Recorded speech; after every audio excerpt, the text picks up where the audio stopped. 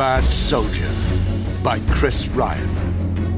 Read by Michael Fenner.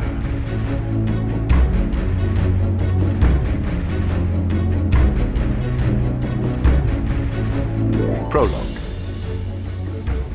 Her people called themselves the Yazidi. Her captors called her a devil worshipper.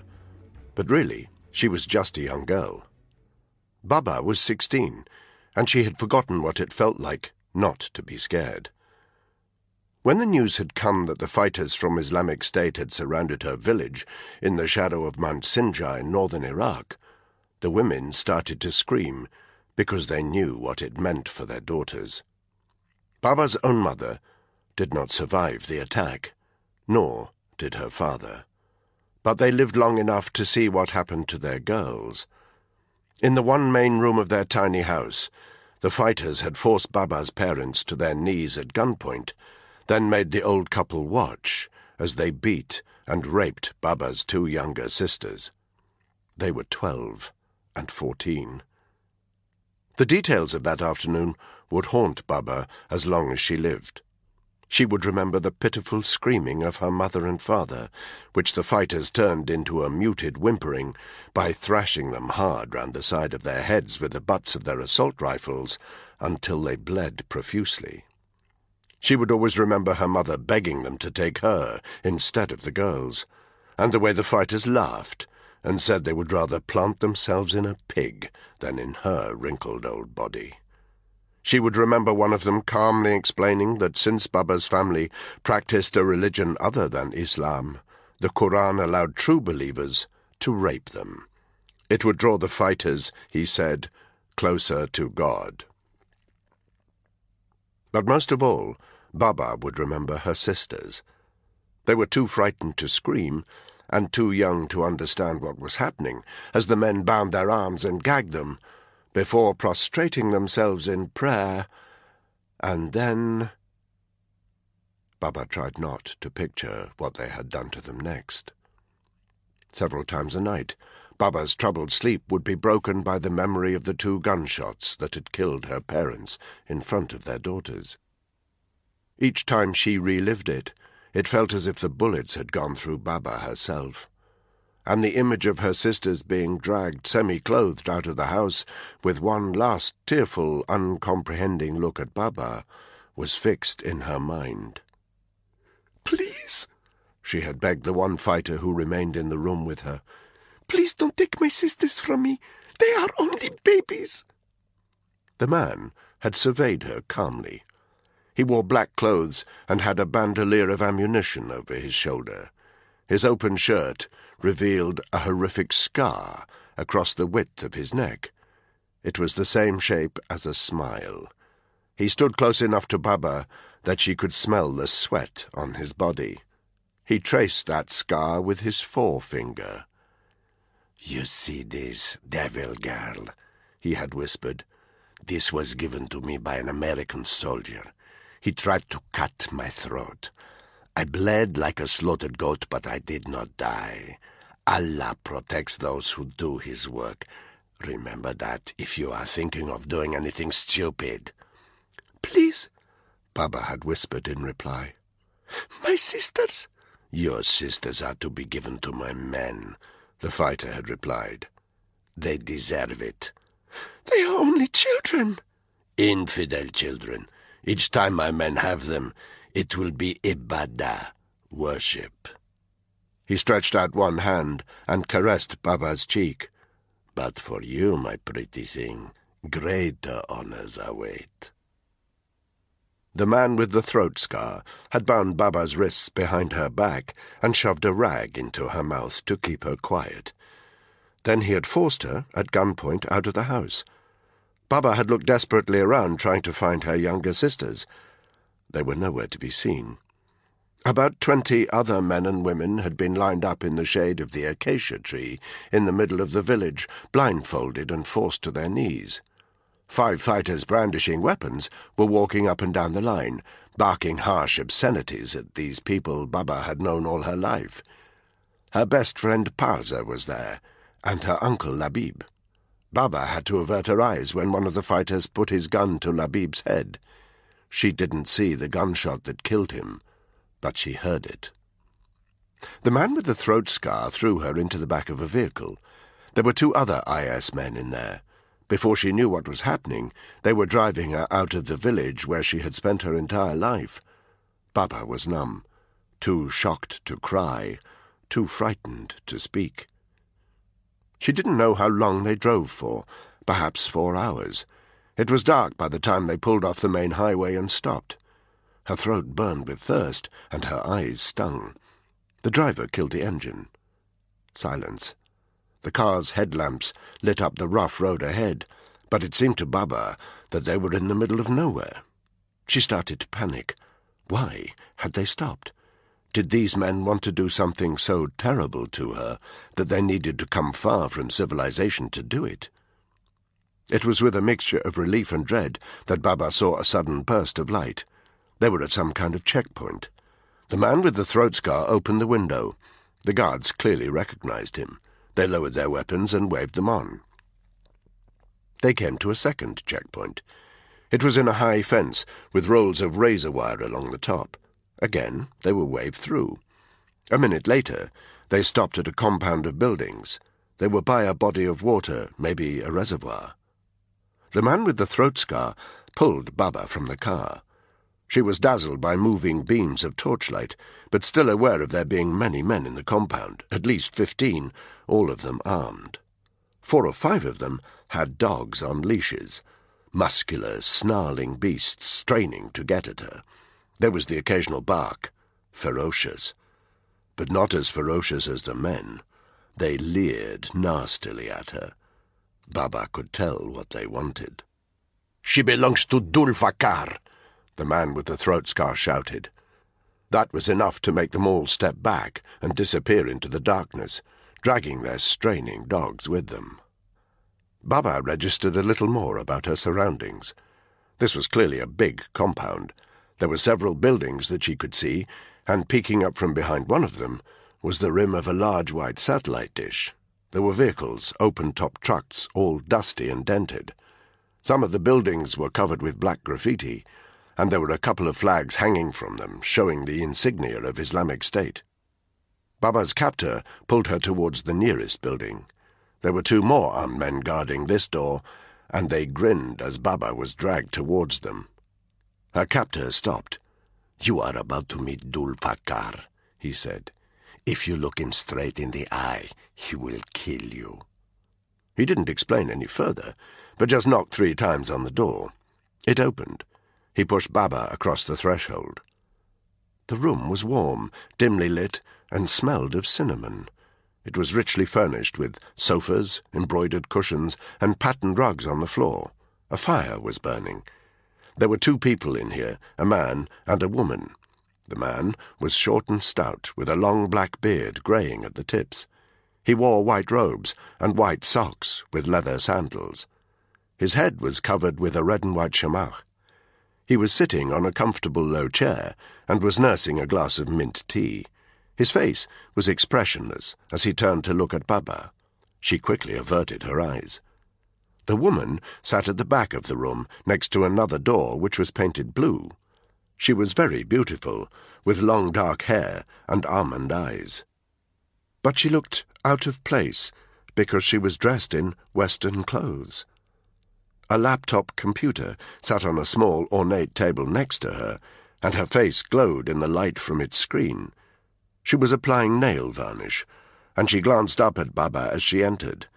There was something in her expression that chilled Baba to the core. "Dulfakar," Baba's captor said, bowing his head slightly. He was also avoiding eye contact. "Mujahid," the man replied. "What is this you've brought us?" "A gift, one of the Yazidi. I gave her sisters to my men, but I thought this one would please you." Dogs barked somewhere outside. The woman walked up to Baba. Baba could smell her perfume, heavy and musky. It made her want to gag. "We can't see her face properly," she whispered. With a rough yank, she pulled the rag from Baba's mouth. Her long nails glistened. Baba inhaled deeply, then tried to swallow, but her mouth was too dry, and it hurt her throat. The woman reached out her hand and brushed it against Baba's cheek, in almost exactly the same way the man called Mujahid had done back in the village. Baba noticed that she wore several large rings on her fingers. "She's a pretty one," the woman purred, and when Baba yanked her face away from that horrible touch, she smiled. "Are you a virgin?" The question caught Baba by surprise. She nodded warily. "You'll enjoy breaking this one in, my love," the woman said, and she muttered, "To the glory of Allah." "Get her cleaned up," Dulfakar said. "She stinks worse than a horse. Mujahid, you stay here. We have things to discuss." The woman turned. "Follow me," she said, as she stepped towards the blue door at the far side of the room. Mujahid pushed Baba in the same direction. She stumbled. The woman stopped and turned. When she saw that Baba had hesitated, she stepped back up to her again. Her eyes narrowed. She looked like she was sizing Baba up. With a sudden, brutal swipe, she hit Baba hard across the face. Baba gasped. The woman's long nails were viciously sharp. Baba felt blood trickling down her stinging cheek, but could not wipe it away because her hands were still tied behind her back. The woman stepped close to her again. She touched Baba's bleeding cheek, then showed her her fingertips. They were smeared with a mixture of deep red blood and slightly lighter nail varnish. "You are nothing," she whispered. "You are less important to me than an insect. I wouldn't think twice about treading on an insect, and I wouldn't think twice about treading on you. Every second that you stay alive, it is only because Dulfakar allows it. You are his to do with as he wants. If you deny him anything, you'll have me to answer to, and I'd rather see you dead. Do you understand?" Baba managed to nod. When the woman continued across the room, she followed, only looking back over her shoulder when she heard the main door open again. She caught a quick glimpse of two more men. They were both unusually tall. One had very dark skin. He almost looked African, not Middle Eastern. The other had a milky patch of discoloured skin on the left-hand side of his face, as if he had been badly burned as a child. They were both averting their eyes from Dulfakar. Baba didn't dare look at these newcomers any longer. The woman had opened the blue door and was disappearing through it. Baba followed. She found herself in a much less comfortable room. It had a stone floor, bare brick walls, and a further door on the far wall. There was no furniture, just a dim light bulb hanging from a single cord in the low ceiling. Baba had a sudden vision of herself hanging from that cord. The woman closed and locked the door behind them. "You will stay here," she told Baba. "You will be completely silent. If you disturb Dulfakar with your whimpering, I will cut out your tongue. If you don't believe me, I invite you to put me to the test. Do you understand?" Baba nodded. The woman left the room. Baba heard the sound of a lock clicking, and knew that there was no way she could escape. Her knees would not support her. She collapsed, a shivering, bleeding, sobbing, terrified mess. As she lay crouched on the floor, she relived the monstrous events of that day, her parents, and her poor, poor sisters. She longed to be close to them, to hug them, to tell them everything would be all right, and hear the same reassurance in return. But deep down, she knew it would not be all right. Nothing would be all right ever again. She heard dogs sniffing and growling by the far door. They terrified her, so she crawled to the opposite end of the room, collapsing again right outside Dulfakar's door. Baba didn't know how long she lay there, lost in that awful waking nightmare. But gradually she became aware of voices on the other side of the room. She recognized Dulfakar and Mujahid, who had the scar on his throat, and although she couldn't work out what they were saying, she could hear certain words. "Attack." She remembered how the IS fighters had attacked her own village that day, how they had killed people without seeming to think about it. Terror. She remembered the terror in her sister's eyes, the way they had begged their rapists to stop because it hurt so much. Jihad. It was a word all the Yazidi knew well. She knew the story of how, when she was just 3 years old, 4 suicide bombers had killed nearly 800 Yazidis. People said it was the second deadliest jihadi attack after the planes that had flown into tall buildings in America. The room started to spin. Baba's exhaustion was catching up with her. She was desperate for a drink, but she dreaded asking that awful woman with the almond eyes. British. She had heard that word before. She knew there was a country called Britain far away. Or was it part of America? Baba wasn't quite sure. Her face was throbbing badly. A curiously hopeful thought crossed her mind. Maybe if the cut made her look ugly, Dul Fakar would not touch her. But another thought followed quickly. It's not your face he wants you for. Westminster. The word meant nothing to Baba. She was hardly listening anyway. She started violently as she heard a key turn on the other side of the far door. Terrified, she lifted her head. The far door opened. The woman appeared. She looked calm, but somehow all the more terrifying for it. "What do you think you're doing, devil girl?" she demanded. "Eavesdropping?" Baba shook her head. "No," she whispered. "I promise. I was just—" But the woman was storming towards her. She bent down, grabbed a clump of Baba's hair, and pulled her harshly to her feet.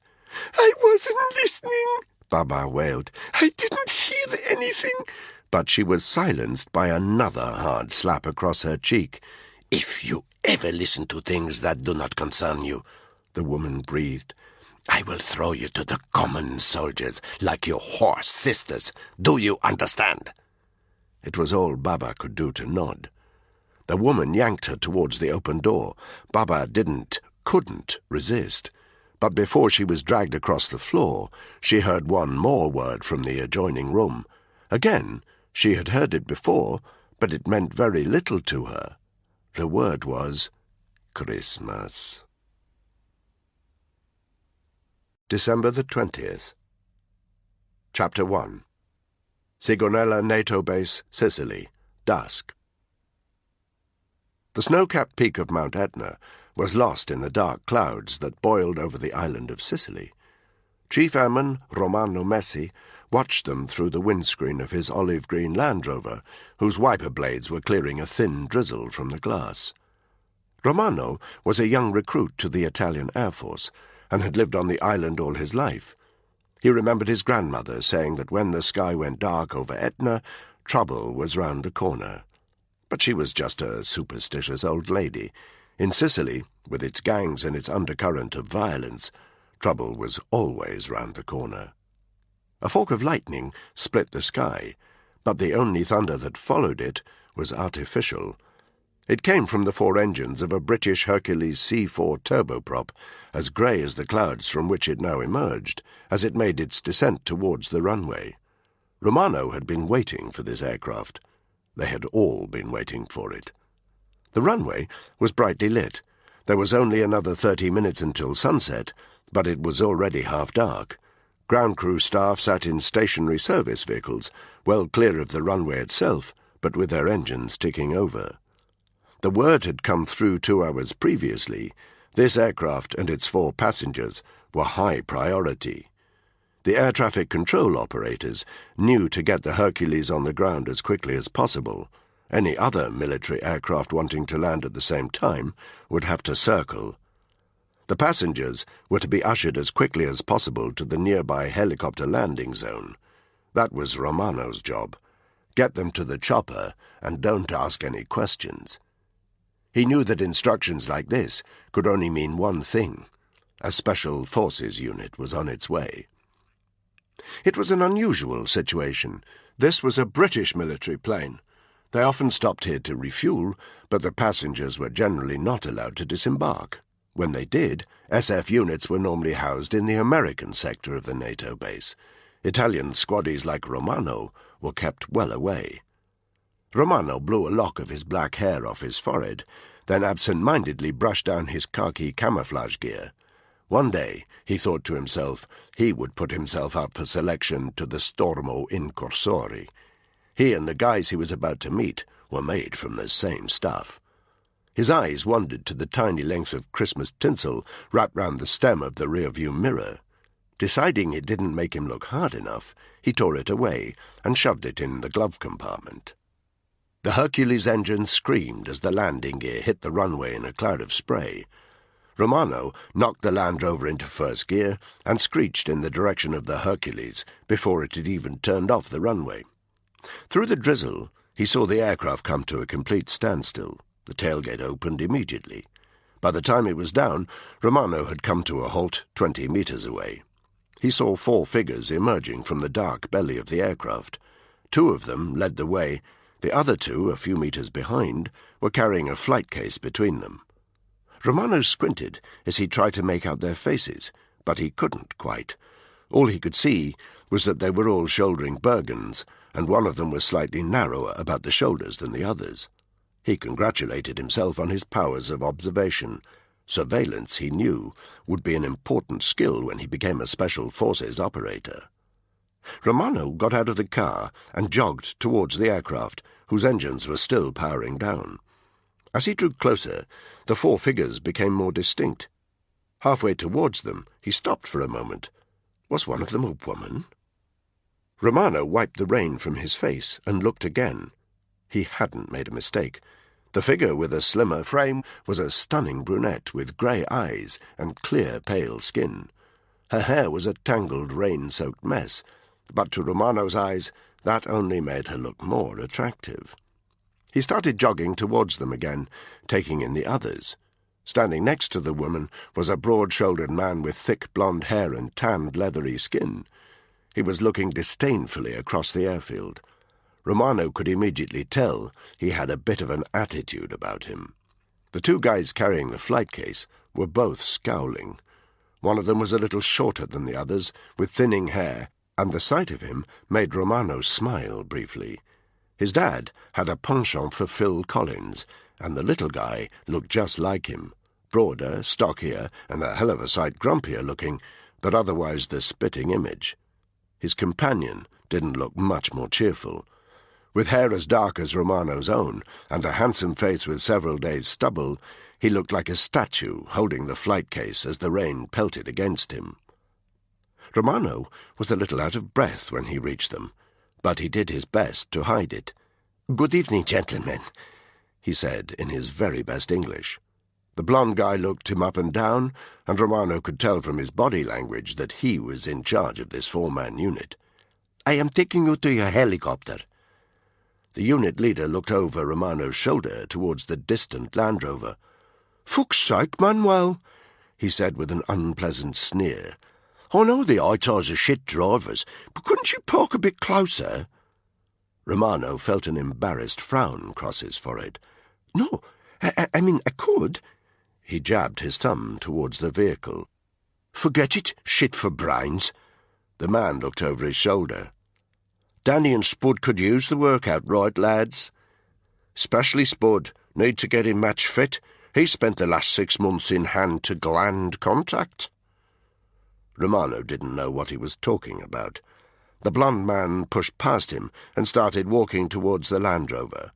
The woman looked at the 2 guys. Danny and Spud, had he called them?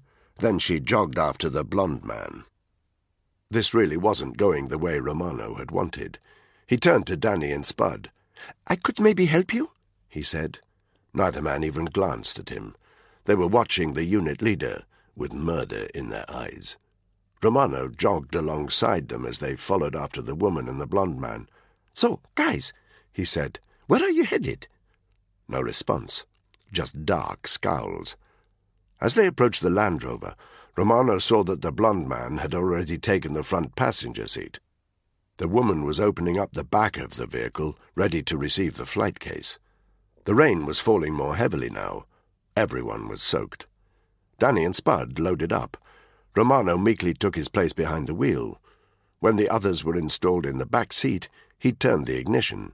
The windscreen wipers flapped noisily as the vehicle trundled across the airfield. "Fucking Sicily," the blonde man said. "I thought it was meant to be all sunshine and sardines." "Unorganised crime," Phil Collins said darkly. "Right up your street here, Tony." Tony, that was obviously the blonde man's name, looked in the rear-view mirror. "Do us a solid, Caitlin, love. Stick a 762 in that bald cunt's skull. Save me messing up me hands." Caitlin, the woman, smiled. "Mind if I do it later?" she said in a very pronounced Australian accent. "Don't want to mess up the upholstery for this two-pot screamer." She jabbed Romano on the shoulder.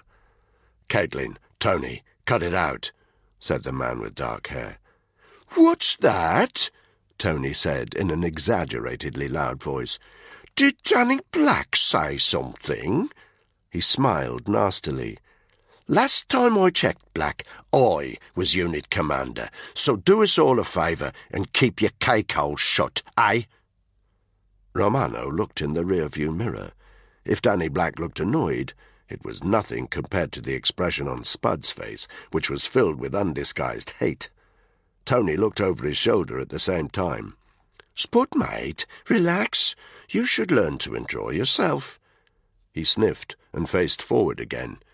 "You could get run over by a boss tomorrow." As he said this, he pulled a handgun from his ops waistcoat and ostentatiously started checking it over. All of a sudden, Romano could barely breathe with the tension. He'd given up wanting to find out what these people were here for. He just wanted them out of his vehicle before the pot boiled over. He even twitched nervously when Tony said, "How far to the chopper, Manuel?" Romano pointed to his 10 o'clock. The LZ was visible 100 metres away through the rainy twilight. A steel-grey RAF chopper, a Wildcat, was there, surrounded by 3 more military vehicles, the beams from their headlamps cutting through the rain. "How about dropping us a little closer than half a mile to the LZ?" Tony said. "Unlike you, we've got a bit more to do than chauffeur people round an airfield all night." He frowned. "Rear echelon, motherfucker," he muttered under his breath. It was a blowy night for a chopper ride. The Med was as rough as Danny had ever seen it, but it wasn't nearly as rough as the atmosphere inside the Wildcat. Danny wanted to be anywhere else but here. Back home, his 3-month-old daughter was waiting for him. Danny had wanted to name her Susan, after his own mother, but the child's mother, Clara, had vetoed it, and they'd named her Rose. Danny and Clara were together, but things were not good between them. It didn't seem to affect the baby, though. She was a good-natured kid with a shock of black hair just like his own. Clara told Danny that babies were supposed to look like their dads because it stopped them from leaving mother and child after the birth. It had led to an argument, of course, with Danny trying to explain that his was not the kind of job that kept him safely behind a desk and back home for bath time. No, Danny's job was the kind that meant that on a blustery December night, 5 days before Christmas, he had to be cruising high above the choppy waves on his way to RV with HMS Enterprise, a Royal Navy Echo-class survey vessel currently on Mediterranean rescue deployment. The waters of the Med were awash with migrant boats, crammed full of frightened, impoverished refugees fleeing the battle zones of the Middle East.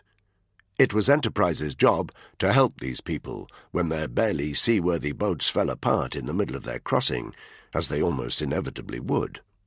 Danny glanced at Tony. The bastard had been insufferable since their OC had taken him to one side in Hereford and given him unit command.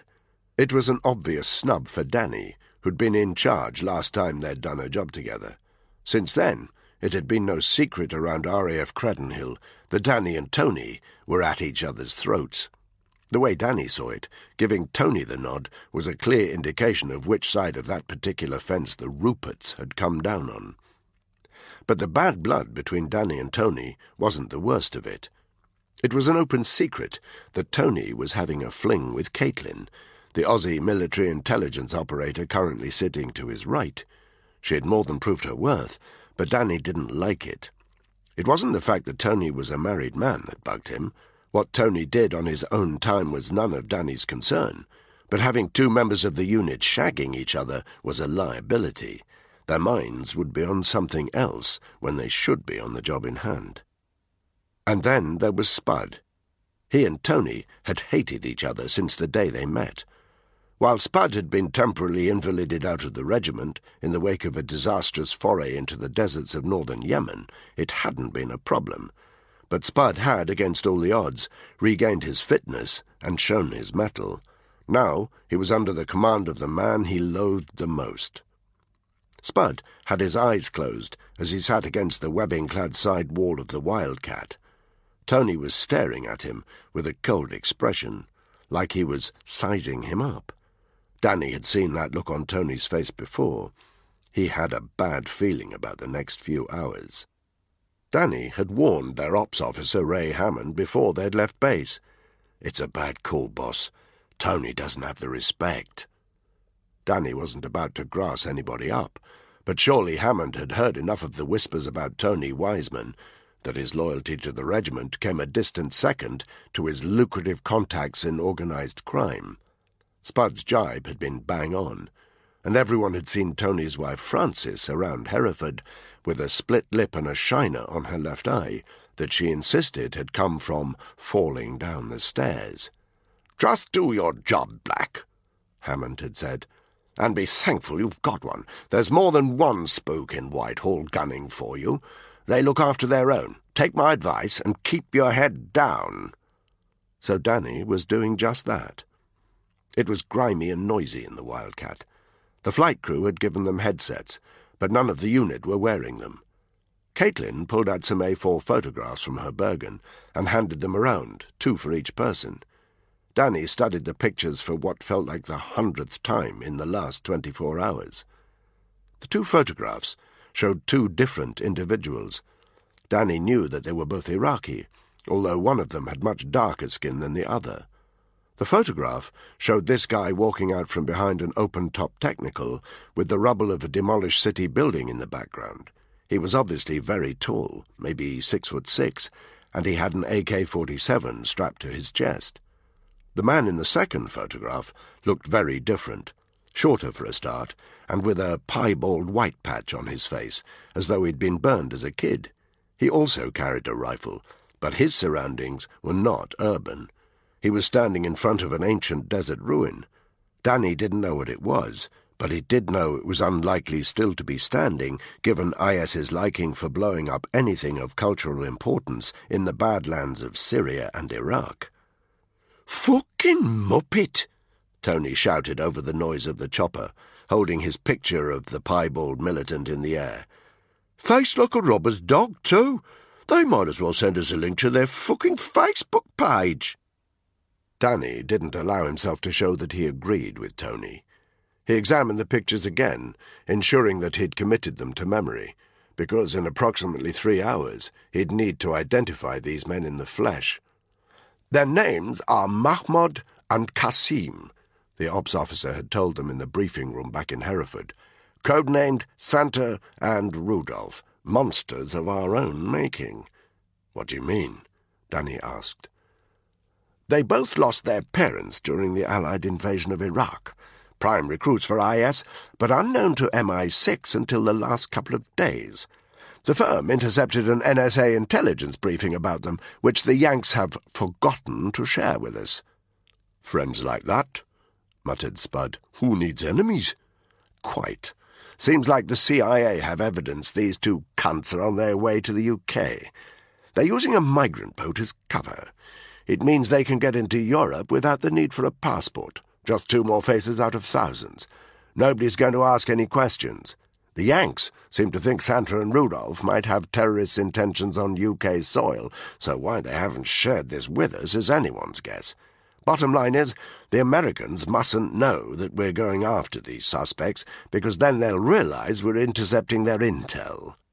You'll forward mount from the Italian section of Sigonella Base, not the American section, and the ship's captain of HMS Enterprise has instructions to keep all non-essential crew below decks when the time comes. We don't want any loose tongues.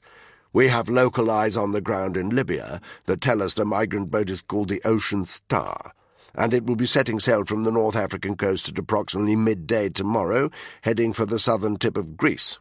You can expect to RV with the ship approximately 200 nautical miles from the Sicilian coast.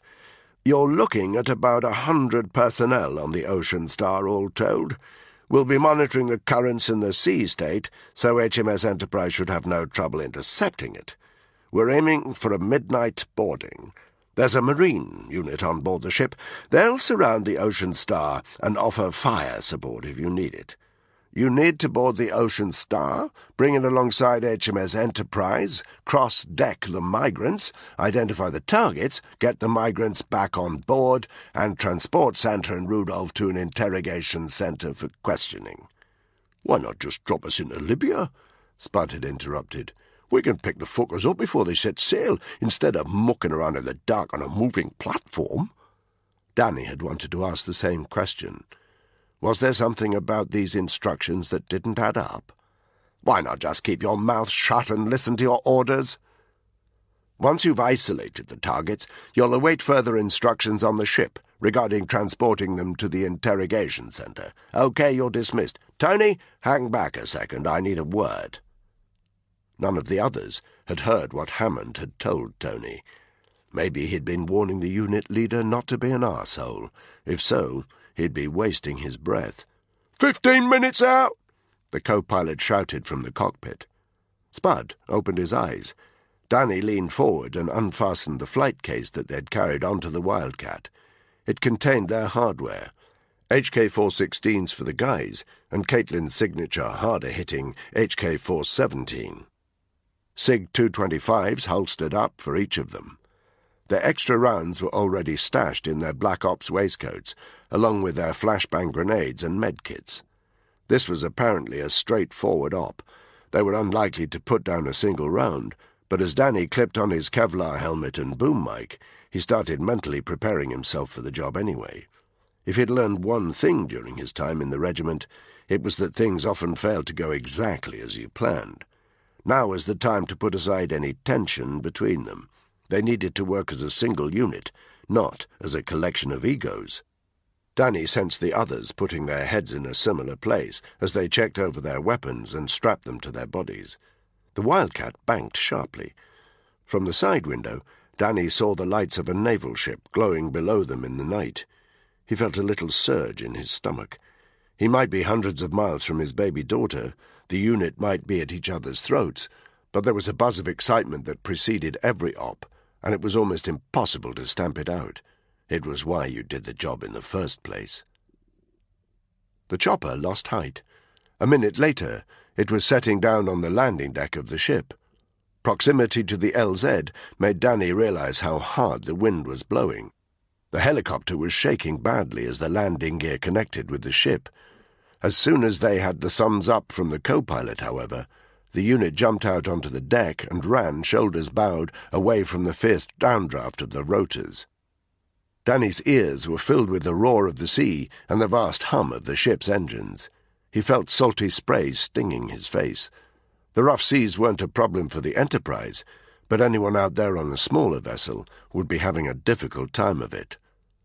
There was a greeting party waiting for them. The ship's captain was immediately identifiable. He had an aquiline nose and pinched lips, and was accompanied by a young leading rating. To his side, there was a group of 10 Royal Marines in camouflage gear and black boots, each sporting the distinctive commando beret and dagger flashes on their arms. Danny knew that they would be permanently stationed on the ship to support the crew should any of their encounters with the migrant boats turn ugly. A boat full of hundreds of exhausted refugees would definitely get nervous at the sight of a Royal Navy ship approaching, whatever its intentions. But tonight they had a new remit: Special Forces support.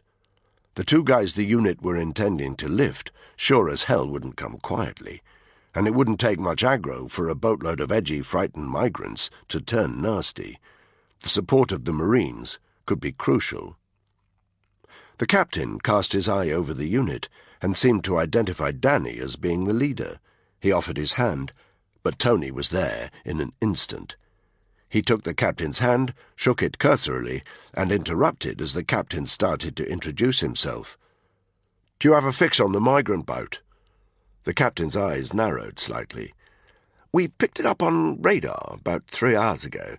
We're tracking it from the horizon. They don't know we're here. We've got 3 rigid inflatables ready to launch. We can intercept as soon as you give the word." "Do it," Tony said. "You've cleared the deck of all non-essential personnel."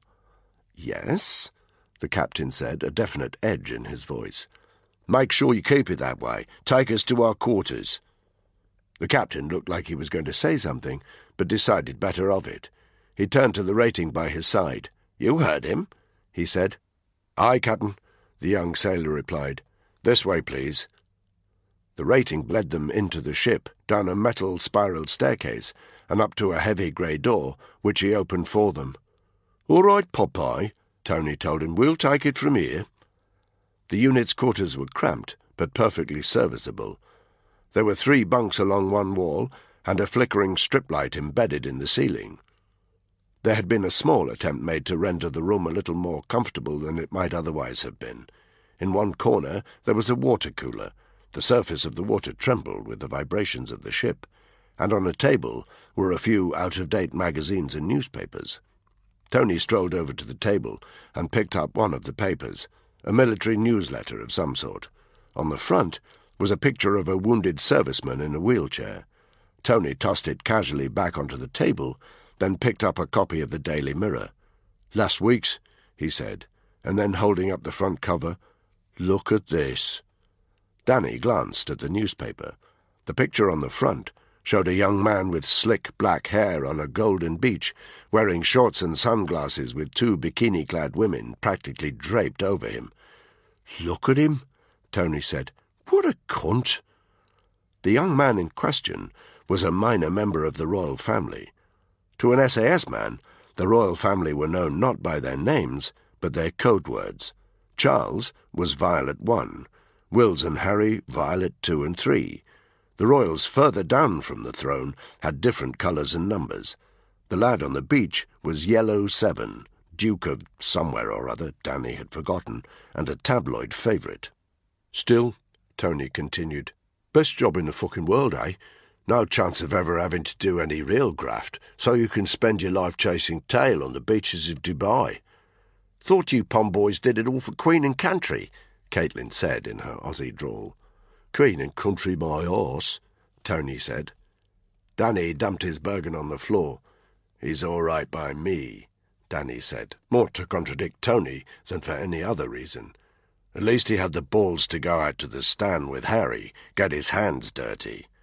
"Oh, yeah, and how many SF guys did it take to make sure their lily white asses got home without a scratch?" Tony tossed the newspaper back onto the table, then joined the others in getting ready. As Danny fitted his radio gear and attached a surefire torch to the frame of his rifle, he noticed Tony taking a smaller black rucksack from his Bergen and slinging it over his back. "What's that?" Danny demanded. "Packed lunch," Tony replied. He looked around the room. "Everyone ready?" Without waiting for an answer, he strode out of the room. "Your boyfriend's on good form," Spud muttered to Caitlin as they approached the spiral staircase. "Got a problem, Spud?" she said. Spud shrugged. "Good." Caitlin clattered up the staircase after Tony.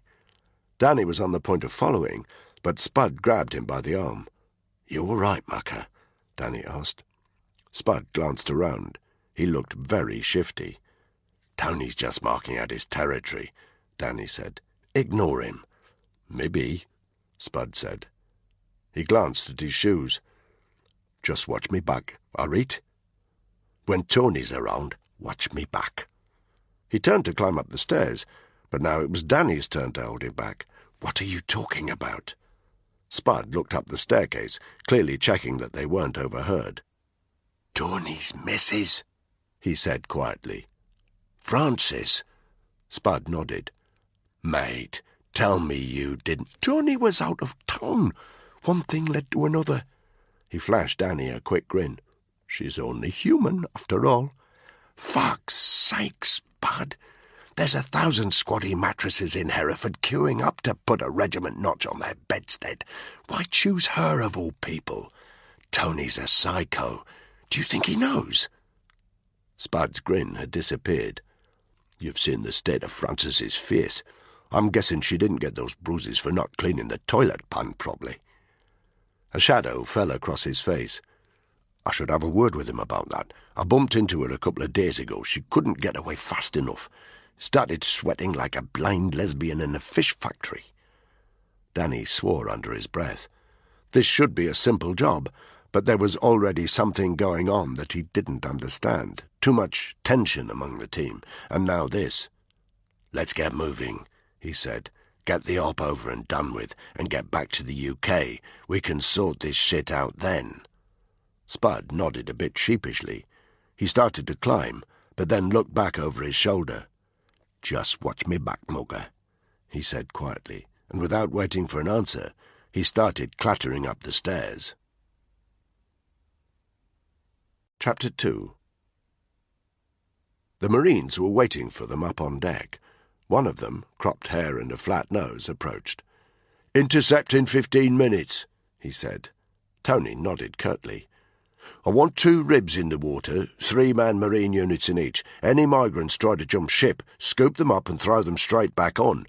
Once you've surrounded the Ocean Star, the 4 of us will board, subdue the passengers and manoeuvre the boat alongside the Enterprise so we can cross-deck them." He turned to Danny and Caitlin. "Get to the bridge," he said. "Tell the captain to lay down warning fire as we approach. I want the migrants to know we're not fucking around. Then get whatever joker's eye see of the Ocean Star to kill the engines and drop anchor. Spud, you stay with me." Spud and Danny exchanged a glance, but nobody argued.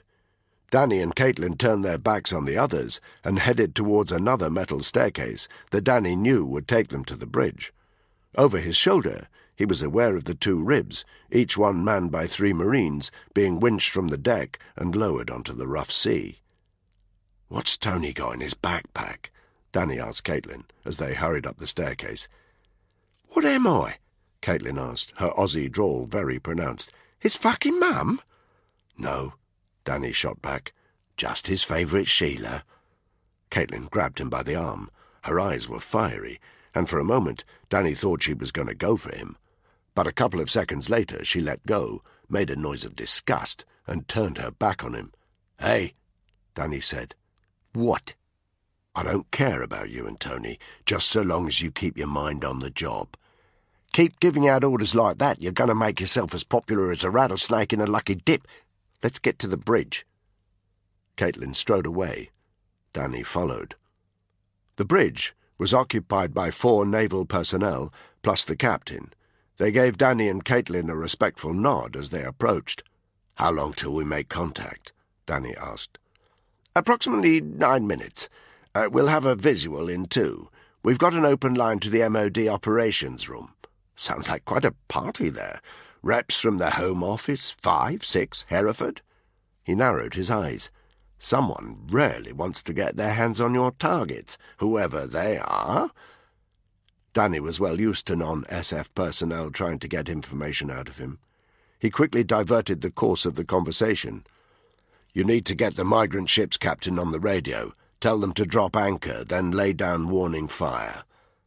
"Threat of force won't be necessary," said the captain.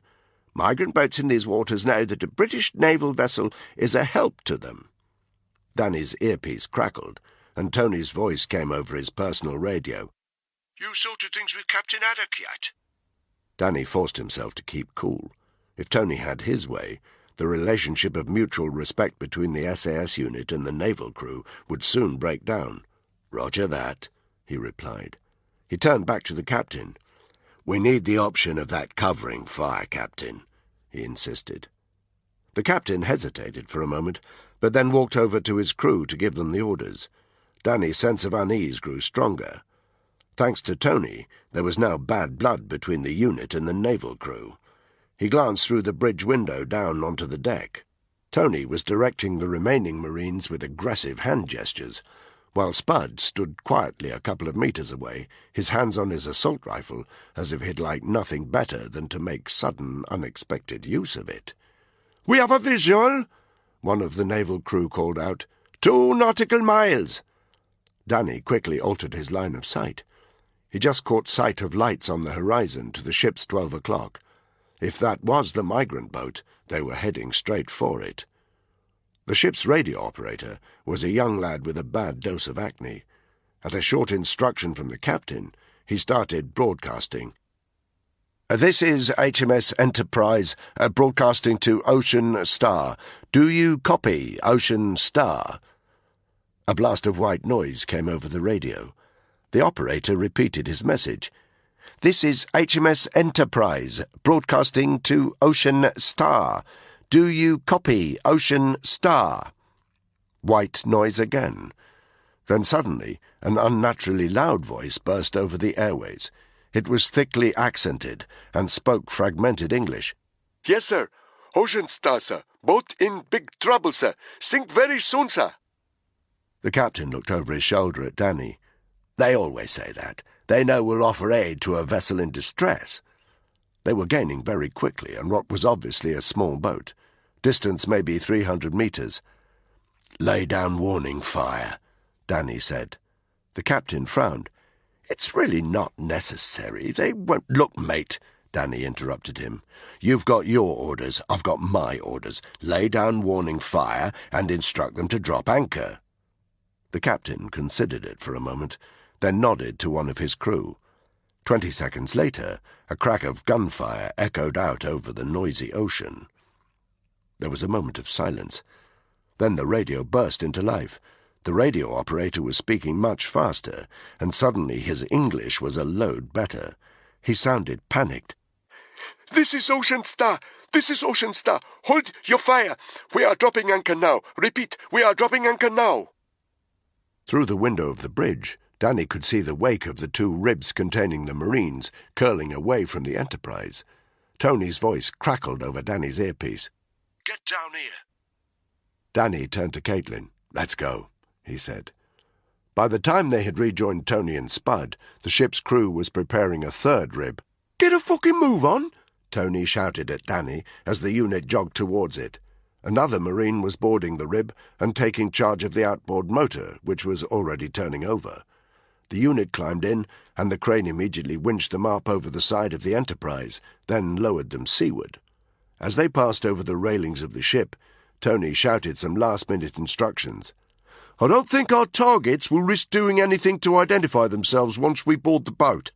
Most of the migrants fucking hate IS. It's them they're running from, and if they suspect they've got a couple among them, they'll most likely send them for a swim.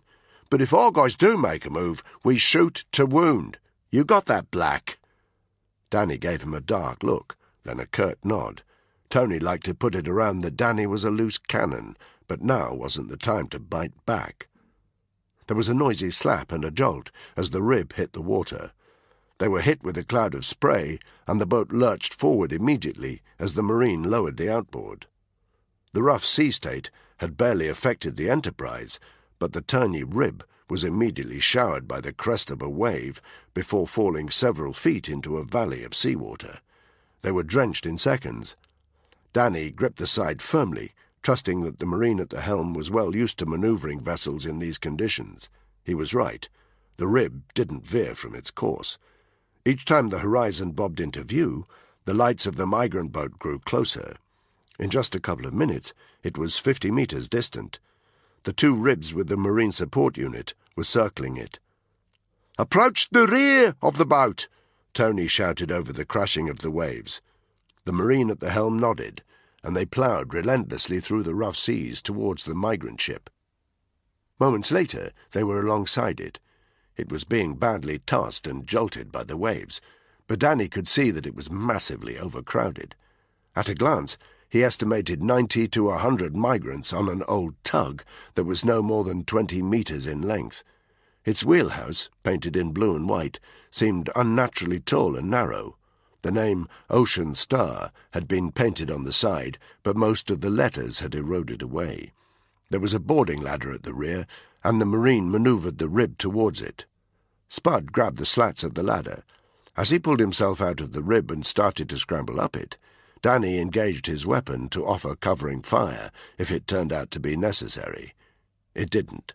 Spud disappeared over the side of the migrant vessel, and over the noise of the sea, Danny could hear him barking instructions, though he couldn't make out the individual words.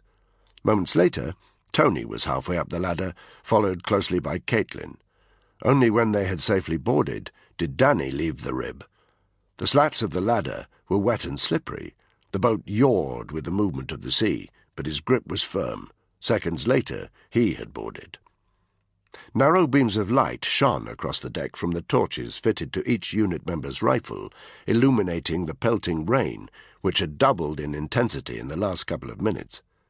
By the light of those torches, Danny could see that in the few seconds they had been on the boat, Spud, Tony and Caitlin had been busy. Almost all the migrants on board had hit the deck. They were now lying on their fronts, with their hands on the backs of their heads. They were all very poorly dressed, in old shorts and tracksuit bottoms. A few lucky ones had hooded tops to keep them warm, but every garment was soaked by the rain. Many of the passengers had no shoes. The sea air was failing to blow away a nasty stench of unwashed bodies. 3 men on the steps that led up to the wheelhouse were still standing, but that was only because there was no room on deck for them to lie down. Tony was stalking towards them, weapon engaged, barking at them to get on their knees. They obviously didn't understand him, and looked confused and frightened. Towards the foredeck, 15 metres from Danny's position, were 5 more migrants also standing. To Danny's eye, they were more of a problem. They were talking quickly and looking out to sea, as though discussing whether or not to jump. Danny surged forward. It was impossible not to step on the arms and legs of some of the crouching migrants, but none of them complained. As he moved, he saw that the central section of the boat, behind the wheelhouse, was not covered with bodies. There was a large rectangular hole cut out of the deck, leading down into the hull. Danny scanned the faces of the 5 men still standing. He didn't recognize any of them from the photos of the IS targets, but that wasn't a reason not to suspect them. "Get to the ground!" he shouted at them, keeping the barrel of his weapon firmly fixed in their direction. "Get on the ground! Now!" 3 of the migrants fell to their knees. The remaining 2 still looked eager to jump, but their mates started yanking at their clothes. Seconds later they had hit the deck too, but were still only kneeling. Danny got close, then forced a couple of them onto the ground with his foot. The remaining 3 followed suit. He looked around the boat. Tony and Caitlin were by the wheelhouse, pointing their weapons up at 2 figures inside, controlling the boat. Spud was 8 metres from Danny, on the edge of the open section at the centre of the boat. He also had his weapon engaged, pointing down into the hull. "Someone's getting their fucking money's worth," he called to Danny. Danny checked the immediate vicinity to identify any particular threats. Now every migrant was cringing, terrified, on the floor. He stepped across the mass of bodies towards Spud's position. As he drew within a metre of the open section, and the beam of his torch joined Spud's, he could see why his mate had such a disgusted look on his face. The hull of the boat was even more crowded than the deck. Danny estimated that there were another 100 people down here, and as he looked closer, he could see that they were all... "Kids," Spud muttered. The children's faces looked up, terrified, blinking against the torchlight. None of them spoke. They were pressed so closely together it was impossible to see any of them below the shoulder. But what clothes Danny could make out were nothing but dirty old rags. A horrible stench of sweat and shit rose from the hull. Danny had to force himself not to gag. He caught sight of one kid with a nasty cut on the side of his face, which had obviously turned septic. For a moment, the image of his own child flashed in front of his eyes. He hardened himself against that thought. If he showed any sign of weakness, there would be men on this ship who would take advantage. And the brutal truth was that, even heavily armed, their 4-man unit would struggle against so many people if they decided to riot. "If we see anyone on their feet," he shouted above the noise of the waves and the rain hitting the deck, "we shoot!" He didn't know how many of them would understand English, but they'd sure as hell understand the intent behind his words. He looked up to see that Tony had entered the wheelhouse and was in the process of forcibly ejecting the 2 men inside, who tumbled down the steps and landed in a heap on top of 2 other migrants. From the corner of his eye, he could see the 2 marine ribs circling. But the greater part of his attention was now on the Enterprise. It was very close now, 30 metres max, and facing into the wind to stabilise itself. It dwarfed the migrant boat entirely. Tony's voice came across Danny's earpiece. Black, Spud, cover the migrants. Anyone kicks up a fuss, give them something to think about. Me and Caitlin will get the boat alongside the Enterprise. Roger that, Danny replied. He turned to Spud. Stay here and cover the foredeck. I'll head aft. Spud nodded. He seemed to drag his gaze away from the kids in the hold as he moved his attention to the migrants on deck. He turned his body threateningly with the turn of his weapon and covered the teeming mass of desperate men and women. Danny could hear the occasional sob as, rain dripping down his face, he moved aft along the deck. He cut them from his mind and focused on what was important. Tony was in the wheelhouse and had already started to manoeuvre the boat alongside the Enterprise. Caitlin stood imperiously on the steps to the wheelhouse, covering the starboard side of the boat. As Danny continued aft, he found himself trying to pick out faces among the crouching migrants, the images from the photos they'd been studying clear in his mind. So far, he couldn't identify Santa or Rudolph, and nobody was acting particularly suspiciously. If the two IS suspects were on board, they were keeping a low profile, just as Tony had predicted. Within 2 minutes, the Ocean Star was alongside the Enterprise, facing into the wind just as the larger ship was. The naval crew on the Enterprise threw ropes down on the smaller boat. Tony and Caitlin moved to the port side of the boat, grabbed the ropes, and started tying them firmly to the railings. Danny sensed the migrants getting restless, so he barked out a further warning to be silent and panned the barrel of his weapon threateningly over them. On the edge of his vision, he was aware of some safety netting being lowered from the Enterprise. Tony and Caitlin clipped it to the railings so it covered a 5-metre-wide section, ready to catch anyone who should fall as the migrants cross-decked. The naval crew unfurled a rope ladder with wooden slats. Tony tugged hard on it to check it was secure. He nodded with satisfaction. They were ready to get the migrants onto the ship. Black, Tony's voice came over the radio. Get onto the ship with Caitlin. Me and Spud will take care of things down here. Danny caught a glance from Spud across the boat. Spud wiped the rain from his face, then nodded at Danny as if to say, "It's okay." I said, get onto the ship, Black, now. Caitlin was already halfway up the ladder. Danny lowered his weapon and negotiated his path across the mass of drenched bodies on the deck. By the time he reached Tony, Caitlin had disappeared over the side of the Enterprise. Danny didn't wait for Tony to say anything else. He grabbed a slat on the rope ladder and started to climb. The ladder lurched slightly with the movement of the vessels. No problem for Danny, who'd encountered far worse, but he knew the migrants were going to be very frightened as Tony forced them up. Danny didn't mind that. Sometimes frightened people were easier to control, but he felt badly for the kids. As soon as Danny hauled himself over the side of the naval vessel, he immediately saw that the remaining Marines had cordoned off a large area on the aft deck, ready to store the migrants as they embarked. Caitlin was standing at the top of the ladder, holding drenched pictures of the two targets. The ship's captain was striding towards them, his uniform soaked and his face a thundercloud. "I've just had a communication from Whitehall," he said. "All migrants except the two you're looking for are to be returned to their boat as soon as you're done, no matter what state they're in." Danny immediately felt himself frowning. "There's kids down there," he said tersely. "They need medical help." The captain drew himself up to his full height. "You've got your orders." He fired Danny's words back at him. "I've got mine." He looked over the side of the ship. Danny did the same. A thin, frightened young man was halfway up the ladder. He looked like he wanted to cry. "I'm not saying I like it," the captain added in a more conciliatory voice.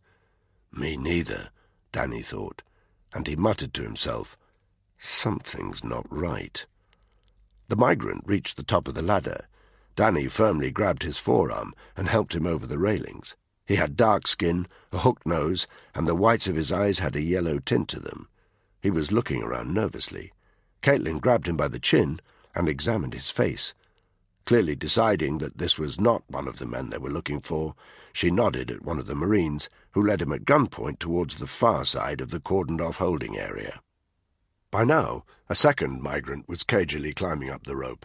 Moments later, having been checked by Caitlin, he was in the holding area too. It was slow work. 30 terrified migrants passed through Caitlin's checkpoint. 40. None of them even remotely resembled the photographs of their targets. It started to rain even more heavily. Several migrants slipped as they climbed, but somehow didn't fall. The deck down below was half empty. Danny was beginning to wonder if they were on a wild goose chase. "Santa!" Caitlin said sharply. Danny moved quickly and decisively. Without even looking at the face of the young man Caitlin had just identified, he hooked his left arm tightly round the suspect's neck and forced him hard to the ground face down. The man tried to struggle, but he was no match for Danny, who pressed one knee hard into the small of the target's back, knocking the wind expertly from his lungs. The target went suddenly limp. Danny grabbed a sturdy plastic cable tie from his ops waistcoat and bound the man's wrists tightly together behind his back. The whole operation had taken less than 5 seconds. Danny rolled the guy over onto his back to examine his face for the first time. There was no doubt that Caitlin had made the right call. It was the tall guy, the one with the much darker skin, who in the photograph had been standing by the open-top technical. Santa had a sour, pained expression, but his attempts to wriggle away from Danny's firm grasp were pathetic. Danny called one of the Marines over to him. "Hood him, isolate him," he said tersely. "Keep the fucker quiet." The Marine nodded. He was carrying a couple of yellow sponge earplugs, which he shoved into the ear canals of the struggling prisoner, before covering them with a set of sturdy ear defenders. He then pulled a dark hood, with a drawstring at the open end, from his pack. He pulled it over the target's head, yanked the drawstring tight, and hauled him staggering to his feet. The target was now effectively blind, deaf, and disorientated, in no position to struggle or run. Danny spoke into the radio. "Santa acquired. Repeat, Santa acquired. Keep 'em coming." "Roger that," Tony said, with the satisfied sound of a soldier whose op was going according to plan. It took 15 minutes to clear the rest of the deck. By now, there were at least 100 migrants in the holding area, but there was still one target down. "We're going to start emptying the hull," Tony said over the radio. "It's mostly kids down there. If we spot Rudolph, we'll send him over first." "Best idea you've had all day," Danny said under his breath. Over the side of the ship, he could see that Spud had lowered a ladder into the hull. He was standing by it while a couple of kids scrambled up. Spud helped them over the top, then pointed them in the direction of Tony, who was standing by the larger ladder that scaled the side of the Enterprise. "They're just children," Caitlin muttered. "They shouldn't be doing this." Danny agreed. He spoke into his radio. "Let's just isolate the kids on the Ocean Star," he said. "We don't need to make them climb up here." "Negative," came Tony's voice. "Everybody leaves the boat. That's an order." He looked up as he spoke. Across the difference in height and through the rain and darkness, Danny caught Tony's scowl. It was full of contempt, and glancing at Caitlin, he saw an aggrieved look on her face as she stared down at her boyfriend. The migrant kids were pitifully terrified as they scrambled, soaked, thin and dirty, over the railings of the Enterprise. Caitlin's face was unreadable as she gently helped them onto the ship and sent them to stand shivering in the isolation area. They were in a shit state, shivering, emaciated, badly clothed. Half of them didn't even have shoes, and Danny could see that many of them were limping. As one of the limping kids passed him, Danny grabbed hold of him and checked out his feet. They hardly looked human, swollen in some places, practically rotting away in others. If they weren't already infected, they would be very soon. Without medicine, the kid would likely be dead in a few weeks. The child looked up at Danny, obviously very frightened. Danny winked at him and tried to look encouraging as he pointed the kid in the direction of the isolation zone. As Danny counted more of the kids onto the ship, 20, 25, His loathing for whoever had crammed them like sardines into that small boat intensified. But then he told himself to stay detached. He was here to do a job, not to right wrongs. "We've got an adult down here." Spud was speaking quietly, and there was an edge of tension to his voice.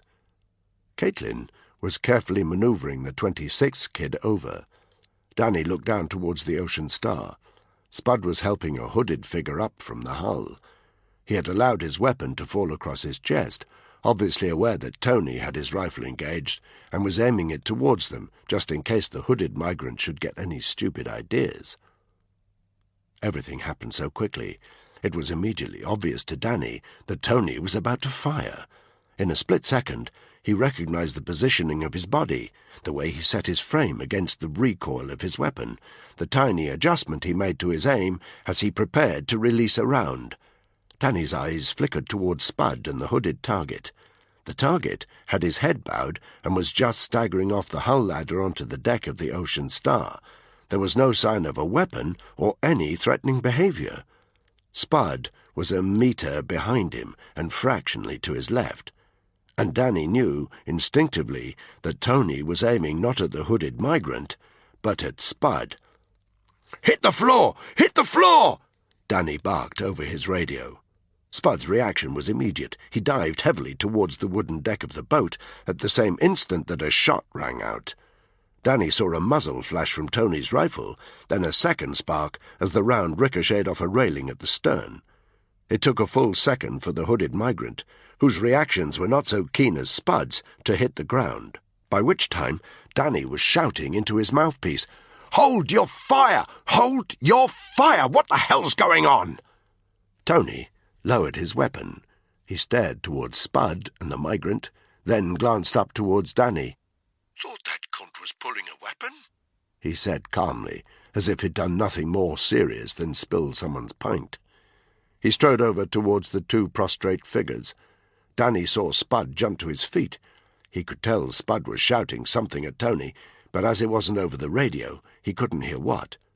As Tony approached, Spud bore down on him and yanked the heel of his hands against Tony's chest. Tony's body language was immediately offensive, and they had both taken their eye off the hooded man. He had jumped to his feet and was running to the stern of the ship. Danny didn't know if he intended to hurl himself overboard, and he didn't intend to wait to find out. He followed the figure swiftly with his rifle.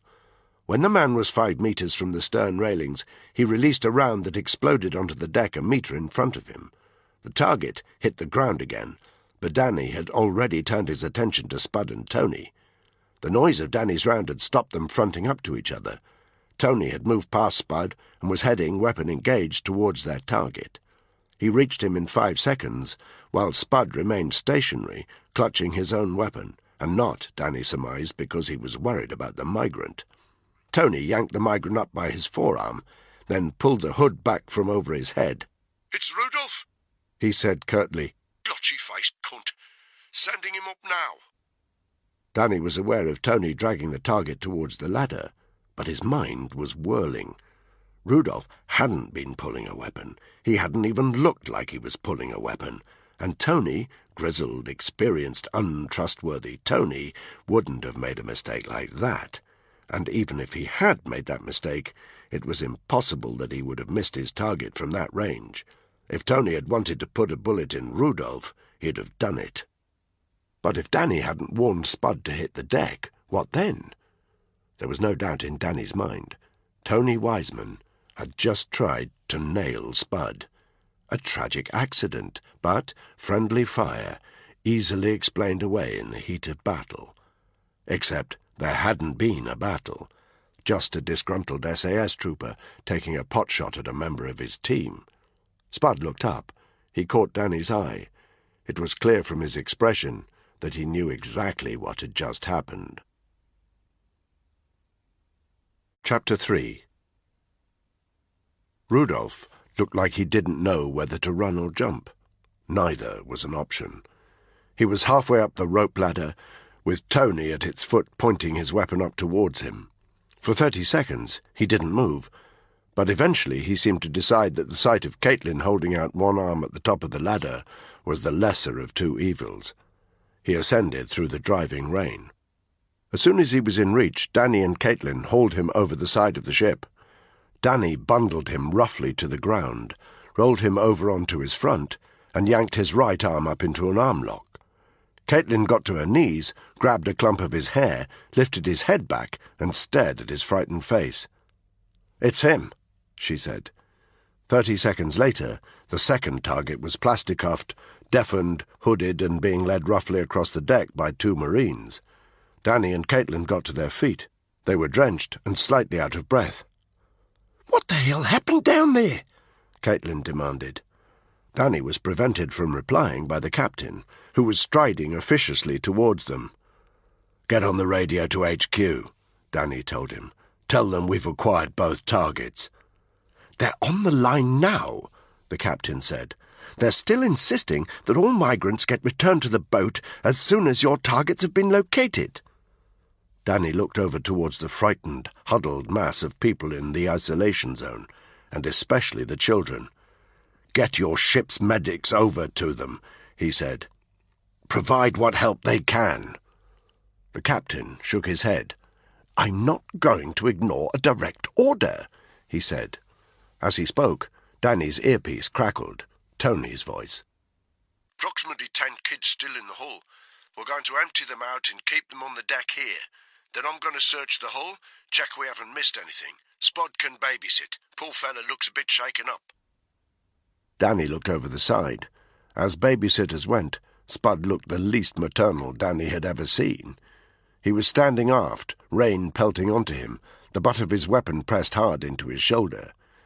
He was covering the open area above the hull, but the beam of his torch was flickering around Tony.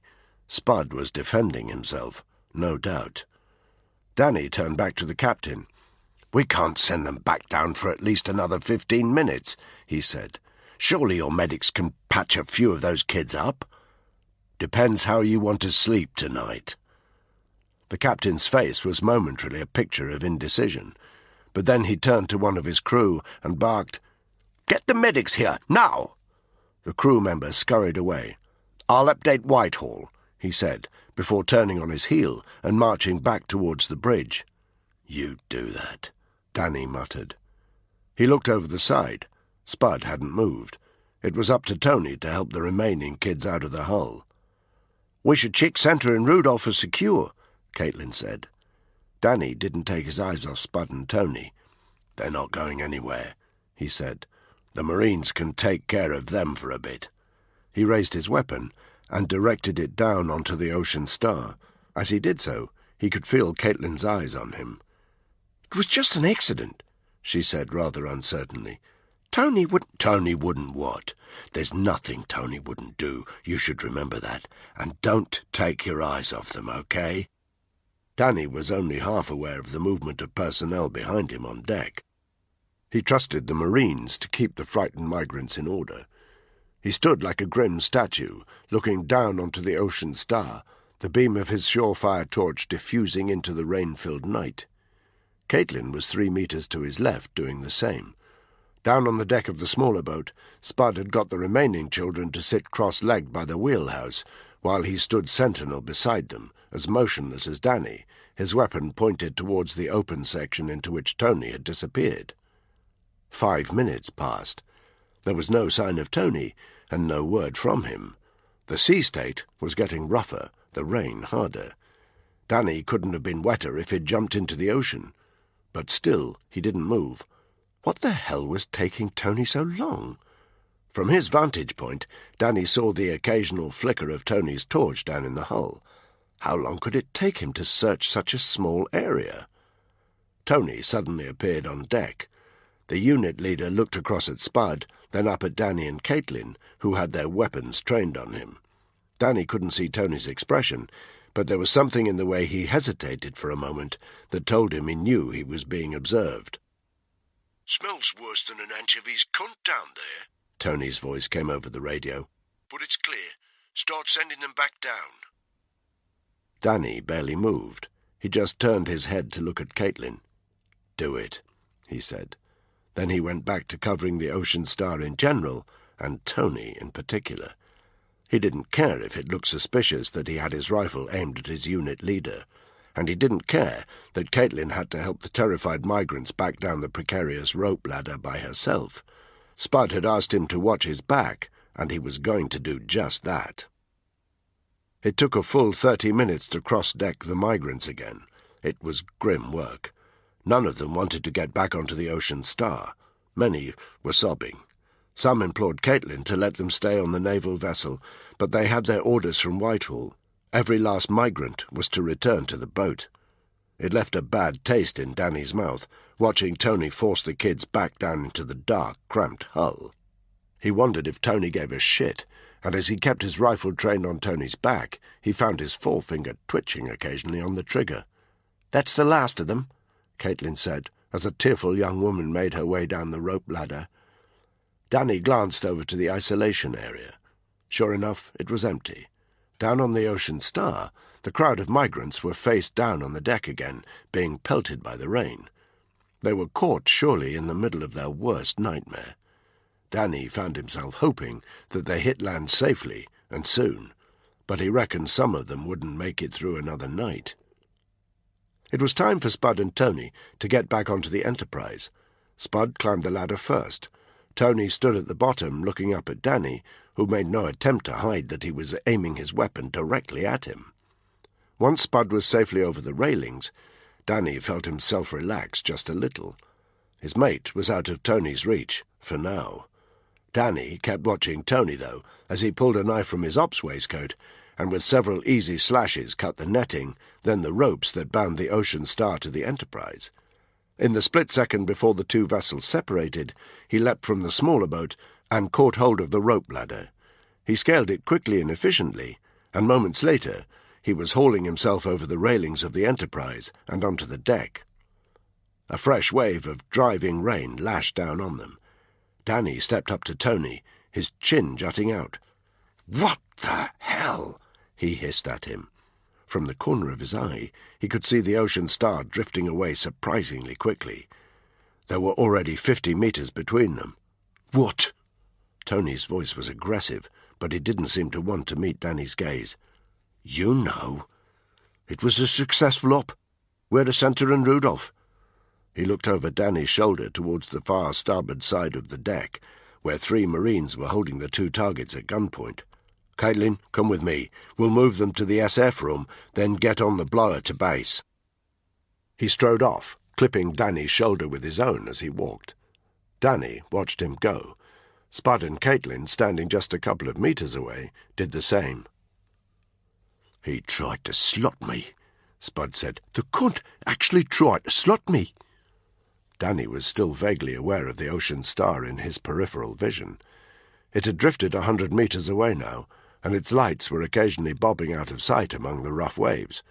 But most of his attention was on Tony, who was striding towards the prisoners with his arrogant swagger, as if nothing untoward had happened. "You joining your boyfriend?" Danny asked Caitlin. "Either of you two calling that again," Caitlin said, "or I'll slot you myself." "Just go with him. Watch the prisoners. We'll go to the bridge, get on the radio to HQ. Hammond needs to know what's—" He was interrupted by the sound of an explosion. It was a distant sonic boom coming from the port side of the ship, and almost drowned out by the competing noise of the rain, the waves, and the hum of the engines. But Danny could instantly tell where its source was. He spun round to look out towards the Ocean Star. Spud and Caitlin did the same thing. There was no sign of the light in the wheelhouse of the boat. Danny yanked a spotting scope from his ops waistcoat and quickly scanned along the horizon. At first, his field of view was taken up by a dark, shadowy confusion of waves and dark, stormy sky, but after a few seconds he located the boat, or what was left of it. "It's sinking," he said tersely. And it was sinking, rapidly. Its stern was completely submerged, and Danny estimated that no more than 5 meters of the aft deck was still peaking above the water. "Those kids!" he heard Caitlin whisper, and by the time she had said it, Danny had lost sight of the Ocean Star completely. He lowered his scope, then turned to look across the deck towards Tony. "What did Tony have in that rucksack?" Danny repeated the question that he knew none of them could answer, and before any of them could speak, he started sprinting across the deck to where Tony was in the middle of roughing up the two prisoners, while their marine guards stood helplessly by. Danny grabbed him just as he was planting a fist into Rudolph's guts and swung him round so that they were facing each other. He instantly saw something wild in Tony's face, and he knew, without doubt, what was coming. Tony jabbed the heel of his hand up towards the centre of Danny's face, but Danny was fast enough to knock it out of the way. "What did you plant on that boat?" Danny hissed. Tony sneered. "What you talking about?" Danny was about to reply, but realised that Spud, Caitlin, and the captain had surrounded him. "What was that explosion?" he barked. "What the hell's going on?" Tony had a maddeningly smug look on his face. "Rudolph and Santa must have had explosives on board. Guess we missed them." He looked at Caitlin, clearly wanting backup. He didn't get it. Caitlin gave him a hard stare. For a moment, Tony's eyes tightened. He bore a fleeting look of genuine madness. Caitlin took a step away from him towards Danny and Spud. "You're out of order, Tony," she said. Silence. Tony gave her a death stare, but she just jutted her chin out. Then Tony shrugged. The death stare gave way to an expression of nonchalance. "Those stinking migrants would have died a shitty death anyway. Rough seas like this, they wouldn't have made it through the night." "Is that all you've got to say about it?"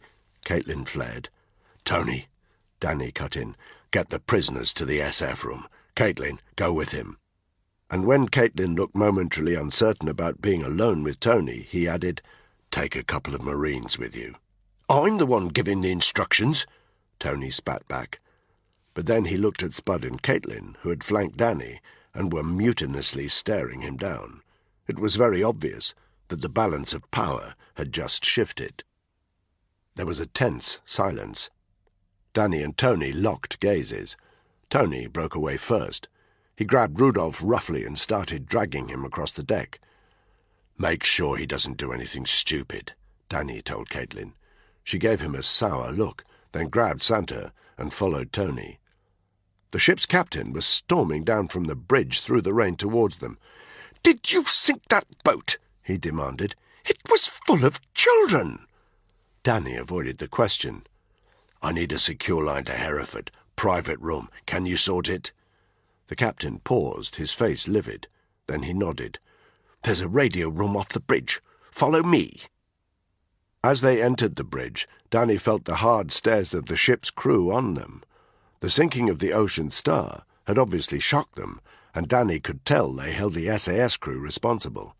Danny shut it out. He and Spud stood to one side of the bridge while the captain took his radio operator into an adjoining room. 2 minutes later, he reappeared and nodded at them. "It's all set up," he said tersely. His opinion of the regiment unit was clearly in line with his crew's. Danny and Spud strode into the adjoining room. It was small, 5 meters by 5, with 2 chairs and a table for the comms equipment. Danny turned to the captain. "Encrypted?" The captain nodded. "We'll call you if we need you," Danny said. The captain's cheek twitched, but he took the hint and left the room. Danny turned to Spud. "Guard the door," he said. "I'll make the call." Spud hesitated for a moment, but then left the room, closing the door behind him. Danny grabbed the radio. "This is Unit Charlie Alpha Zero," he said. There was a hiss. "Go ahead, Charlie Alpha Zero. This is Hereford."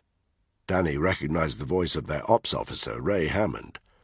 "Okay, boss," he said. "How about telling us what's going on?" "Have you acquired the targets?" "Roger that. We also seem to have sent a boat full of migrants to the bottom of the Med." A pause. "Is Tony there?"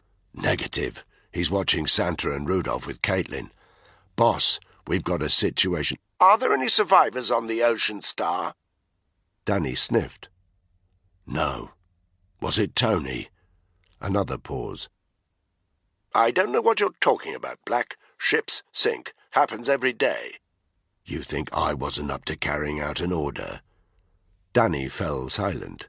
If his suspicions were correct, what he'd just witnessed was a borderline war crime. Sure, the regiment was expected to carry out some dark operations. Danny had done it himself, but there were 100 kids on that boat. Would he have carried out that order? Maybe not. Would Tony? Without question. Did he want Tony on the team? No way. Danny took a moment to gather his thoughts. "We've got a problem." What? "Spud and Tony. This is off the record, but I've just found out Spud's been nailing Tony's missus." Hammond swore. What is it with Spud? Can't he keep his fucking salami to himself? "That's not all, boss. I think Tony just tried to whack Spud and pass it off as an accident." Silence. Danny found himself holding his breath. He knew that if he'd made that accusation of anybody else, nobody would believe him. But everyone knew about Tony Wiseman. "I saw it happen," he pressed, when Hammond failed to reply. "They're at each other's throats, and Caitlin looks like she wants to murder him too. The unit's not functioning." "All right, Black," Hammond retorted suddenly. "I've got the message." There was another brief pause. "You, Spud, and Caitlin are to accompany Santa and Rudolph to the interrogation center in Malta. We're sending instructions through to the Wildcat flight crew to get you there now. When you arrive, you're to stay in on the interrogation. I want you to hear what these fuckers have to say firsthand. And Black..." "What?" "Keep a close eye on Spud. He's been at the receiving end of more than his fair share of field interrogations. The military shrink flagged it up before I put him back on ops. You're heading to a black camp in Malta. He won't like it." "Spud will be fine. What about Tony?" "I'm going to reassign him." "Where?" Danny asked, a feeling of cold satisfaction creeping up on him.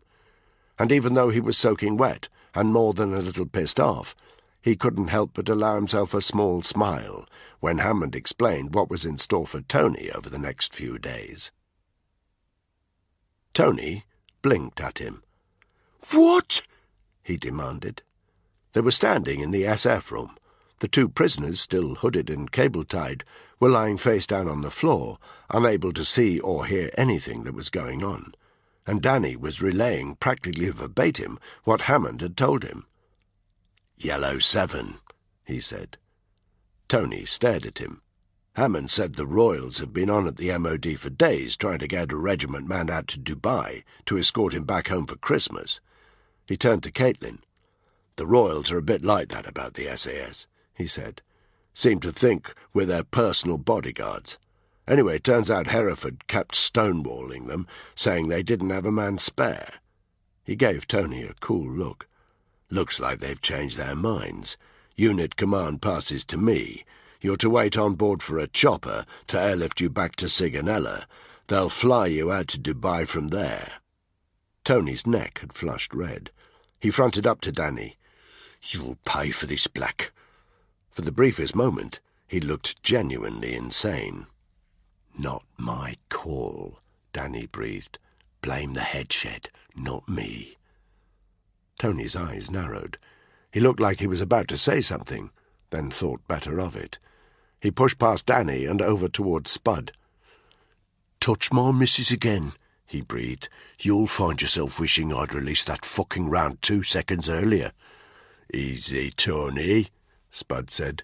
"You're a royal flunky now." Tony turned to Danny and pointed to Caitlin.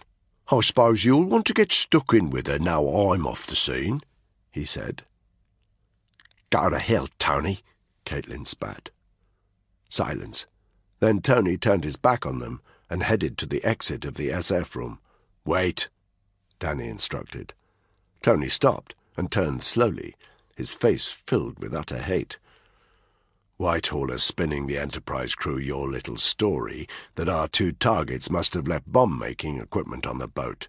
Trouble is, they're not stupid. Take my advice, Tony. Don't wind them up.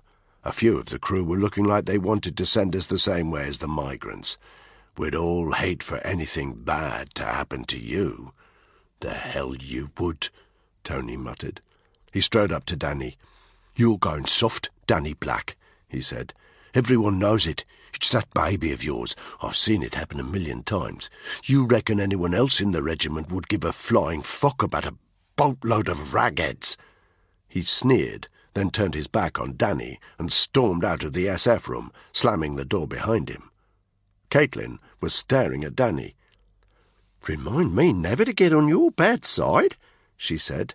"He had it coming," Danny said. "Did he sink that migrant boat?" "I don't know. The head shed stonewalled me."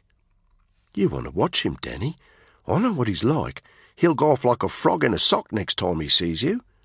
"I can deal with Tony," Danny said. He looked over to where the 2 prisoners were laid out on the floor. "Let's move them to the Wildcat," he said. "The head shed wants us off the ship as soon as." Spud and Caitlin did the honours, pulling the 2 targets up to their feet. One of them said something in muffled Arabic. Spud jabbed him in the stomach with his elbow, just hard enough to wind him. The man doubled over, but didn't speak again as Spud and Caitlin dragged them out of the room, following Danny towards and then up the metal staircase. There was no sign of Tony on deck, which was still clear of regular naval crew. The lights of the Wildcat were beaming, and Danny could see the shapes of the flight crew in the cockpit, ready to leave. The captain was standing to one side of the landing deck, his wet hair blowing in the wind. Danny strode up to him. "We're leaving one of our guys with you," he shouted over the noise of the helicopter's rotors, which were just starting up. The captain nodded. "We just had a communication to say there's a chopper on its way from Sigonella to pick him up." "A word of advice," Danny shouted. "Don't let any of your men rub him up the wrong way." "Noted," the captain replied. He held out one hand. "I owe you an apology. Whitehall explained what happened to that boat. Explosives on board. A bad business." He looked back across the deck to where Spud and Caitlin were bundling Santa and Rudolph into the Wildcat. "I don't know where you're taking those 2, but I hope they get what's coming to them." Danny gave the captain a dark look. "I think I can guarantee that," he said, before giving him a brief nod and running across the deck to join the others in the Wildcat. Chapter 4. Calais, northern France, the same night. A solitary figure stood 20 metres from the side of the main road into Calais. His eyes were half closed against the bright headlamps of the lorries trundling into the port town, interspersed with the occasional smaller car. On the other side of the road was a high fence protecting the railway line. A heavy freight train was trundling noisily past. He wondered if the passengers in the road vehicles could see him standing here, alone. If so, he could well imagine what unfavourable things they would be thinking and saying about him. But he didn't care. He knew what he was running from, and that anyone would do the same in his circumstances. His real name was Yusuf, but on his journey across Europe he had changed it so it sounded more Western, Joseph, Joe for short. He had first heard that name 3 months ago on the southern coast of Greece, fresh from the overcrowded old boat that had deposited him there, scared and hungry, but still alive. It was amazing how much friendlier people were when you gave them a name that didn't sound Muslim. Now Yusuf was so used to it that he had even started thinking of himself as Joe. Joe was tall, thin and lanky. As boys, his friends had always prided themselves on being strong and tough. Joe never was. He had a pronounced Adam's apple, and his dark hair fell in a centre parting. He wore an old pair of thick glasses that his mother had always said made him look very intelligent. He couldn't see without them, but they were scuffed, scratched, and held together with bits of tape. He dreaded the day they broke. Joe could steal most things he needed, but a pair of prescription glasses would be impossible for a 15-year-old impoverished migrant to get hold of. It was a cold night, and Joe shivered. He looked to his right. 30 metres away, set back from the road, a glowing fire burned in an old metal dustbin, with flames licking up from the rim. The silhouettes of several other people were huddled round the fire, but Joe kept his distance, just as he had ever since arriving in Greece. He knew that most migrants making their way across Europe towards the UK preferred to travel in groups. It was safer, they said, and they had more chance of making it if they could help each other. But Joe didn't agree. He had seen the way people looked at these ragtag groups of foreigners, first in Greece, then in the Balkans, and all the way across northern Italy, Switzerland, and now France. He had seen the hatred and mistrust in their eyes. By himself, he could be invisible, and he could move quickly, stowing away in the back of articulated lorries as they trundled across the continent and over borders. On his own, Joe had been able to move freely and easily.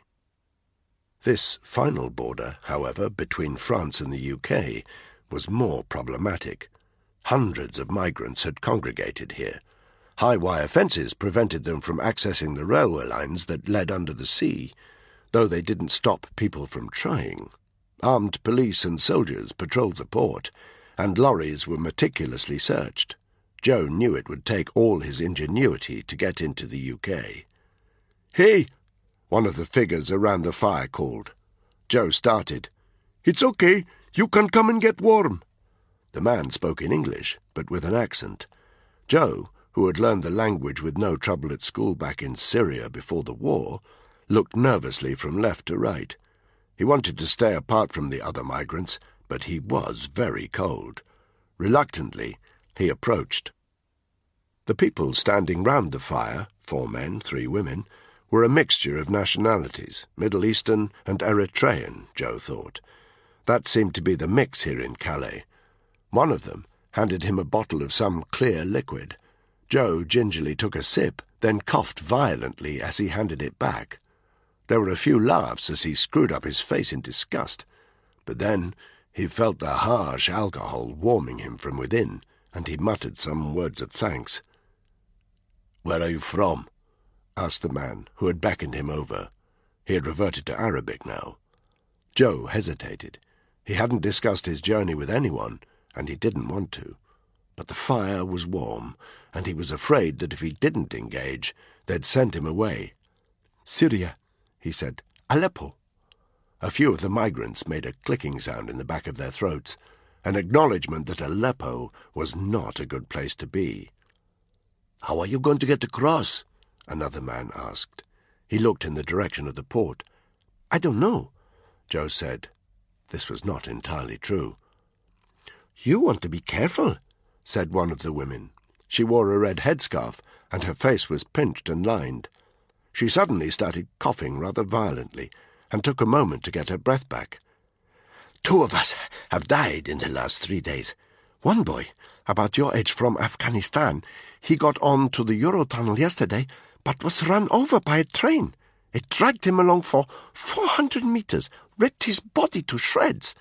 They only knew who he was because he had his real name on a fake passport."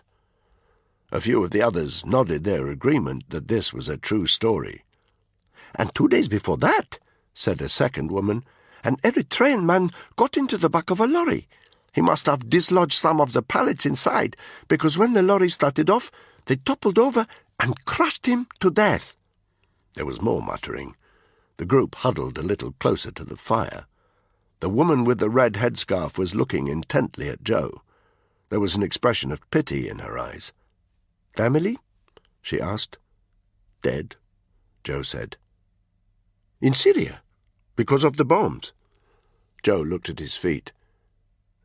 "No," he said quietly. "Not because of the bombs." He looked up again and stuck out his chin aggressively. "Daesh," he said. As he uttered the word, he cursed inwardly. Daesh was a nickname for the group that called themselves Islamic State. It was a nickname they hated, and Joe didn't know where the sympathies of these migrants lay. He needn't have worried. A couple of the migrants spat on the ground. Others muttered swear words. There was clearly no love for Daesh in this little group. Joe relaxed a little. "What happened?" one of the women asked. Joe felt his expression hardening. He hadn't told anybody what had befallen his mum and dad. It seemed too private somehow. Not that he hadn't relived that awful day 1,000 times in his mind. Several times a day he saw his father's body hanging from a tree with a black hood over his head, and he saw his mother bloodied and beaten, being forced to do obscene things with the Daesh fighters. The memory made Joe's stomach boil with nausea and impotent fury. He saw the face of a man who had stood nearby their apartment block. He had a scar running the entire width of his neck, as if his grin had slipped down his face. When his men were finished with Joe's mother, it had been he who had shot her in the head, and it had been under his command that Joe had been taken away and put to work. But that was not a story he was going to share here. "It doesn't matter," he said. He knew that they wouldn't push him any further. Everyone who ended up here had horrors in their past that they didn't want to talk about. The migrants fell silent for a couple of minutes and rubbed their hands warm by the fire. The woman with the headscarf started coughing again. It sounded very bad, as though she had an infection on her chest. "Some of us were thinking of Finland," she said breathlessly when the cough had subsided. "If we can get there." She stared at Joe again across the fire. "You could come with us," she said. "It's safer in groups. And look, you're so thin, there's nothing to you." Joe shook his head. "No thanks," he said. I prefer to stay alone, and anyway, there is somebody in the UK that I need to see." "You have family there?" Everyone round the fire seemed suddenly much more interested in him. "No," Joe told them quickly. "Not family, just this guy." The interest waned as quickly as it had arisen. But Joe felt like he'd said too much. In any case, he had just felt a few drops of rain. He'd been expecting this, having seen a weather report in a discarded newspaper that morning that said that a front of low pressure would be moving northwest from the Mediterranean. He put his hands in his pockets, hunched his shoulders, and stepped away from the fire. He started walking along the road. As a car passed, its headlamps cast not only Joe's shadow, but also a second one. Somebody was following him. He stopped and turned. The woman with the red headscarf was a couple of meters behind him. She looked concerned. "Where are you going to stay tonight?" she asked. "It doesn't matter," Joe said. "You must be careful if you're thinking of trying to cross. I wasn't joking. People die trying to do it, and they're searching the back of every lorry." Joe smiled at her as the rain started to fall harder. "I have a plan," he said. "I think it will work." But he wasn't sure if she heard him, because as he spoke, she started coughing again, a terrible hacking sound. The woman needed medical care, but that was obviously impossible. Joe fished around in his pocket. He pulled out a small pack of paracetamol that he had stolen from a shop in northern Italy. There were only 4 tablets left, but they might make the woman feel a little bit better. He stepped up to her and pressed the packet into her hands. "You should stay warm," he said. "Stay out of the rain. Go back to the fire at least. Don't worry about me. I won't do anything stupid." The woman looked up into his eyes, but didn't argue. With a slight bow, she clasped the tablets to her chest, then turned and started to walk back to the fire. Joe continued along the road, but stopped again when he heard the woman's voice calling, "Young man!" Joe turned. "Yes?" "I hope you find what you're looking for," she said. Joe inclined his head. "Me too," he said under his breath. "Me too." Sending Santa and Rudolph back to the UK was out of the question. Everyone in the unit, or what remained of it, understood that. As soon as the prisoners set foot on British soil, they'd be lawyered up, given medical care, fed, watered, the works. It would take the spooks weeks to get anything out of them, by which time it could be too late. The headshed hadn't even instructed Danny and his unit to conduct the questioning. No. These two were about to be the recipients of what was delicately known in the trade as enhanced interrogation. Santa and Rudolph were in for a long night. Whether they knew this or not, they were utterly compliant. Fear was a good motivator. Hooded, and with their wrists and ankles bound, they lay face down and silent on the floor of the Wildcat. A strong smell of urine wafted up from where they lay, One, or maybe both, had evidently pissed themselves. The unit was silent too. The events of the night had obviously shaken them up. Danny found himself reliving certain moments. The kid with the rotting feet, Tony's near miss, Caitlin standing up to him, and the look of absolute hatred on his face when he heard that the headshed had reassigned him. Flight time to Malta, 50 minutes. It was pitch black outside. The pilot was flying low over the waves, with no external lights but with the aid of a night vision headset. The lights of the coastline came into view through the window of the Wildcat, but quickly disappeared as the chopper headed further inland. Hammond had told them that they were delivering their targets to an interrogation centre. Such places were unlikely to be situated in built-up areas. Danny didn't know what kind of under-the-table dealings had been done between the British and the Maltese government to allow them to fly in under the radar like this, and he didn't much care. He wanted to be back home. The sooner they delivered the two scumbags in the hoods to the creeps who were going to torture the hell out of them for whatever intel they had, the better. There were no lights or sign of habitation as the chopper finally started to lose height. The conditions outside hadn't improved much. The helicopter shakily sat down in the middle of the darkness. Caitlin kicked open the door, and a wave of rain hammered into the interior. It made no difference to Danny, who was still damp and cold after their stint on the ship. He cut the cable ties binding the prisoner's ankles, then grabbed one of them, he wasn't sure which was which, and pulled him roughly from the aircraft, leaving Spud to deal with his mate. The prisoner stumbled as Danny dragged him away from the downdraft, Caitlin at his side, Spud following. Once they were 20 metres from the aircraft, Danny stopped and tried to get his bearings. They seemed to have landed on a flat patch of rough ground at the foot of a steep hill. He detached his torch from the rack of his rifle and shone it up the hillside. It lit up a high wire fence with razor wire at the top, and sturdy uprights every 20 feet. To his 9 o'clock, also at the foot of the hill but further along, was a low building, single-storey and small, little more than a hut. As Danny shone his torch in that direction, a second flashlight appeared outside the building, and Danny could just make out the silhouette of the figure holding it. The rain suddenly intensified. Still dragging his prisoner, Danny led the others towards the figure. When they were 5 metres away, the figure turned and walked through an open door into the building. They followed him in, out of the rain. By the light of his torch, Danny saw that the inside of the building was empty, except for a staircase along the left-hand wall leading downwards. He directed his torch towards the figure, who had now lowered his. He was wearing a hooded raincoat, which was dripping onto the stone floor. Danny couldn't see much of his face. "Penfold," the man introduced himself in a thin, reedy voice. "MI6. Are these the prisoners?"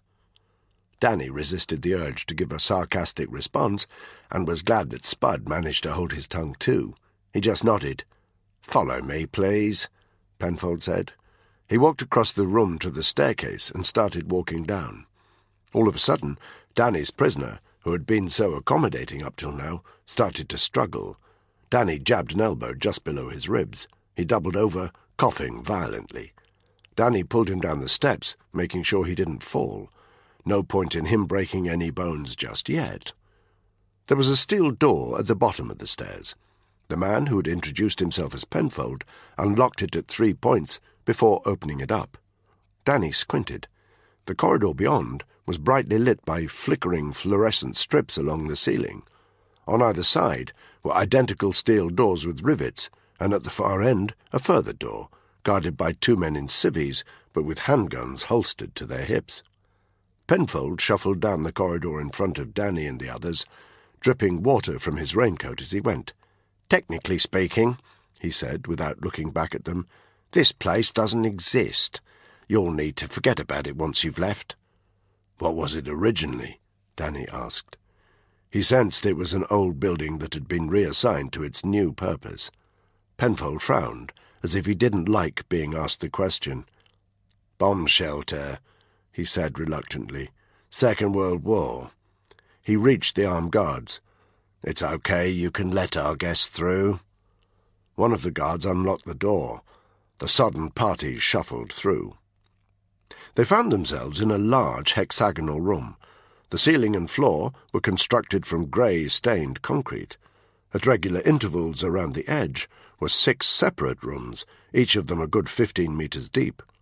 The rooms all had a sturdy door and a toughened glass window about 3 metres by 2, so that it was possible to see inside. Each room had a couple of industrial-looking spotlights set about 3 metres from the front, pointing towards the back walls. Danny understood why. With the spotlights shining in the eyes of the room's occupants, anyone standing behind them would be unidentifiable. One of the rooms contained what looked like a basic dentist's chair. A rubber hose was coiled snake-like next to it. Danny instantly knew that it was a waterboarding facility. The room next to it was empty, except for a 3-metre length of chain attached to the far concrete wall, with what looked like a leather dog collar at the other end. A third room contained a chair similar to the waterboarding room, but instead of the hose, there was a trolley laden with surgical instruments in sterilized, sealed packages. The remaining 3 rooms appeared to be empty, but Danny instantly observed that they all had a drain grate in the centre and a tap on the far wall. There were dark stains on the floor of each room, and the whole area had a faint smell of antiseptic. A further door led out of the hexagonal room, and in the middle of the room was a table with 4 chairs. A set of headphones lay on the table, with a long lead plugged into an audio jack on the floor. Penfold pulled back the hood of his raincoat and unzipped it. For the first time, Danny got a proper look at him. He was completely bald, but not old, mid-30s maybe. He wore a pair of round glasses and was very clean-shaven, although his skin was red and blotchy with razor burn. He reminded Danny of a tyrannical twat of a science teacher who'd made his life hell as a kid. Danny took an instant dislike to him. Penfold laid his wet coat on the table, then walked over to 2 of the empty rooms and opened them up. "You can put them in here," he said. "This one's the cold room. We can get it down to just below freezing. This one's the noise room. Sound-insulated, but bloody noisy inside. Soon gets them talking." "And if it doesn't?" Danny asked. Penfold gave him a thin smile, and his eyes flickered over to the other rooms. "Inside, please," he said. Danny and Spud dragged their guys to the open doors and pushed them carelessly inside. Both of them stumbled and tripped. Penfold had their doors closed and locked within seconds, then beckoned Danny, Spud and Caitlin to the far door. Danny glanced back at the prisoners. They were both on their knees, their hooded heads bowed.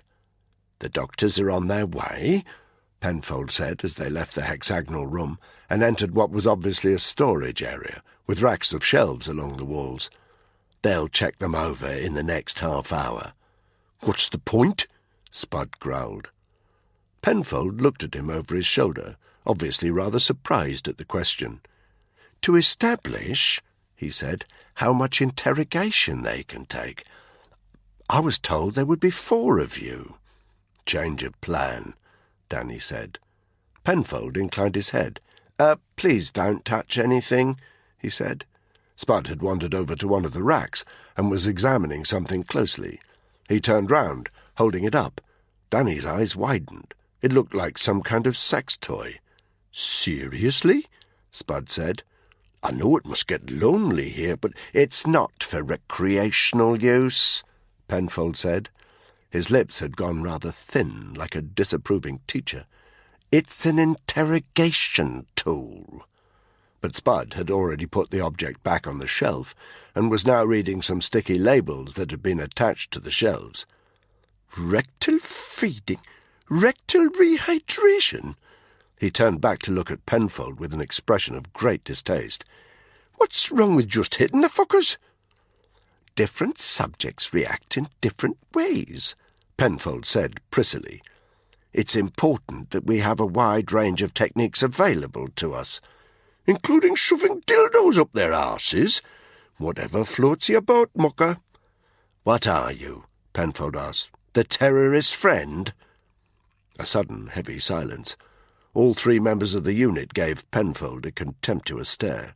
Spud started to pace towards him. "Leave it, Spud," Danny said quietly. Spud stopped and took a deep breath, clearly calming himself down.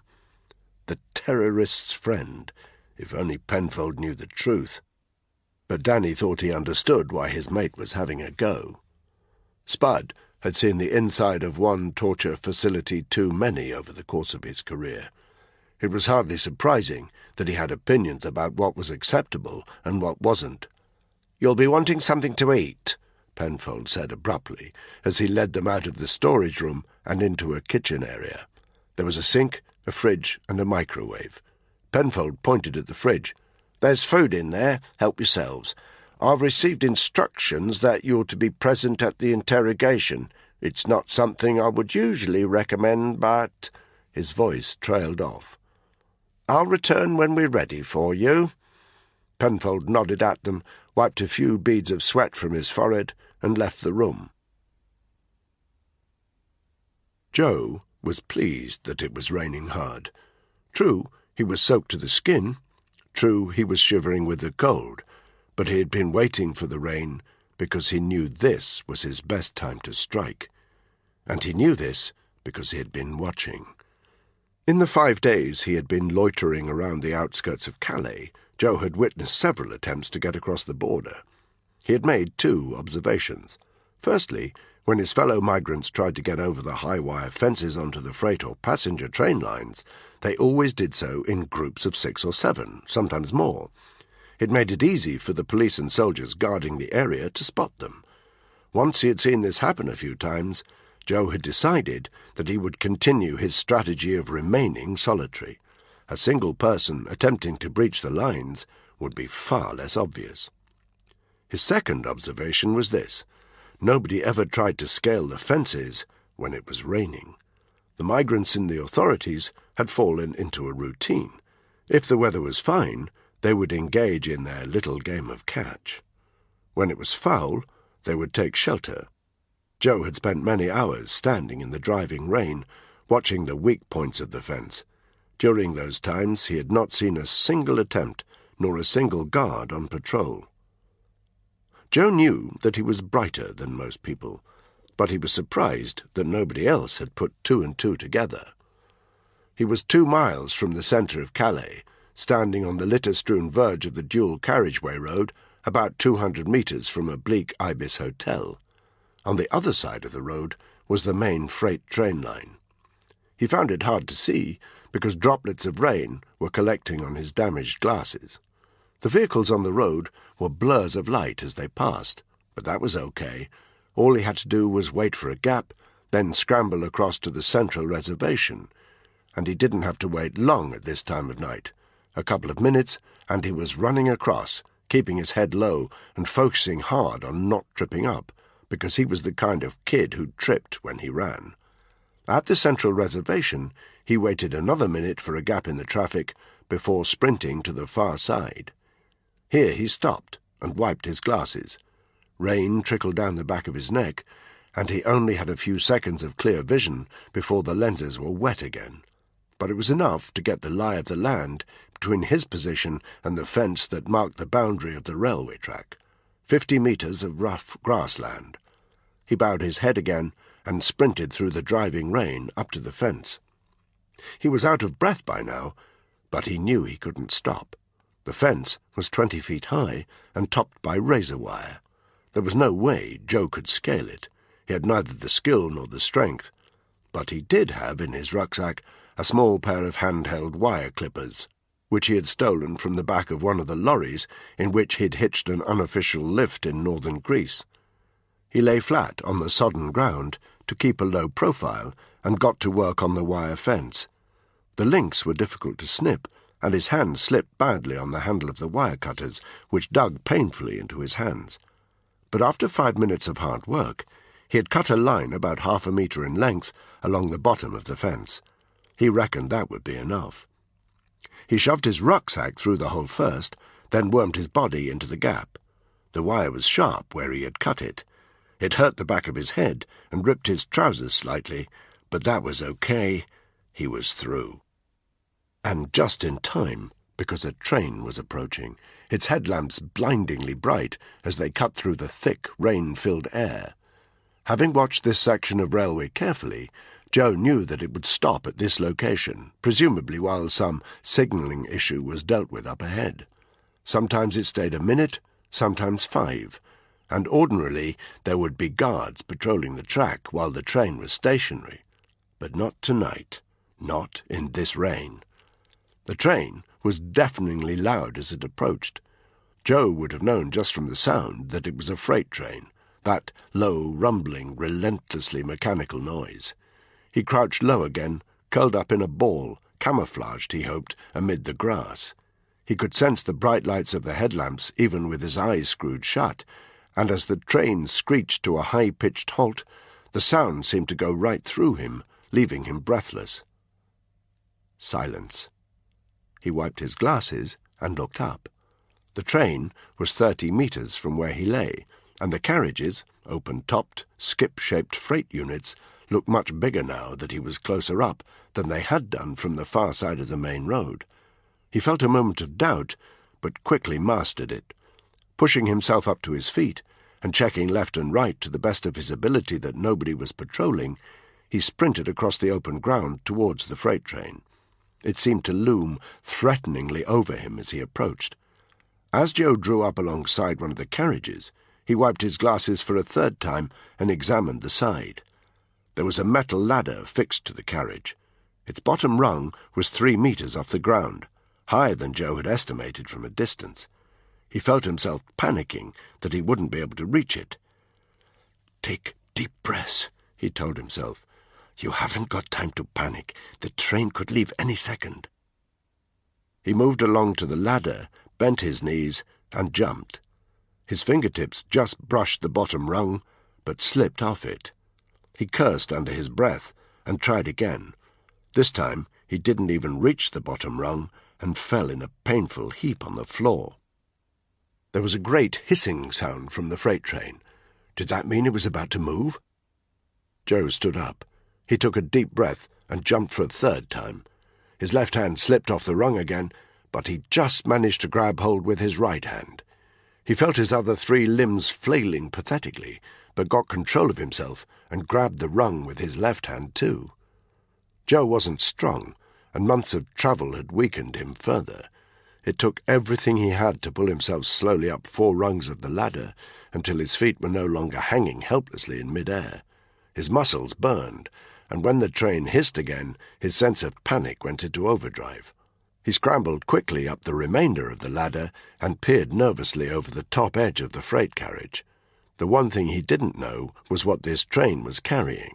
Would it be safe for him to stow away among its contents? He peered through the darkness, and a sense of relief swelled up over him. It was gravel, a great, coarse, wet pile of it, filled to about 1/2 meter below the brim of the container. Joe swung his legs over the edge and landed inelegantly. His glasses fell from his face, and he spent a few seconds scrabbling around in the gravel.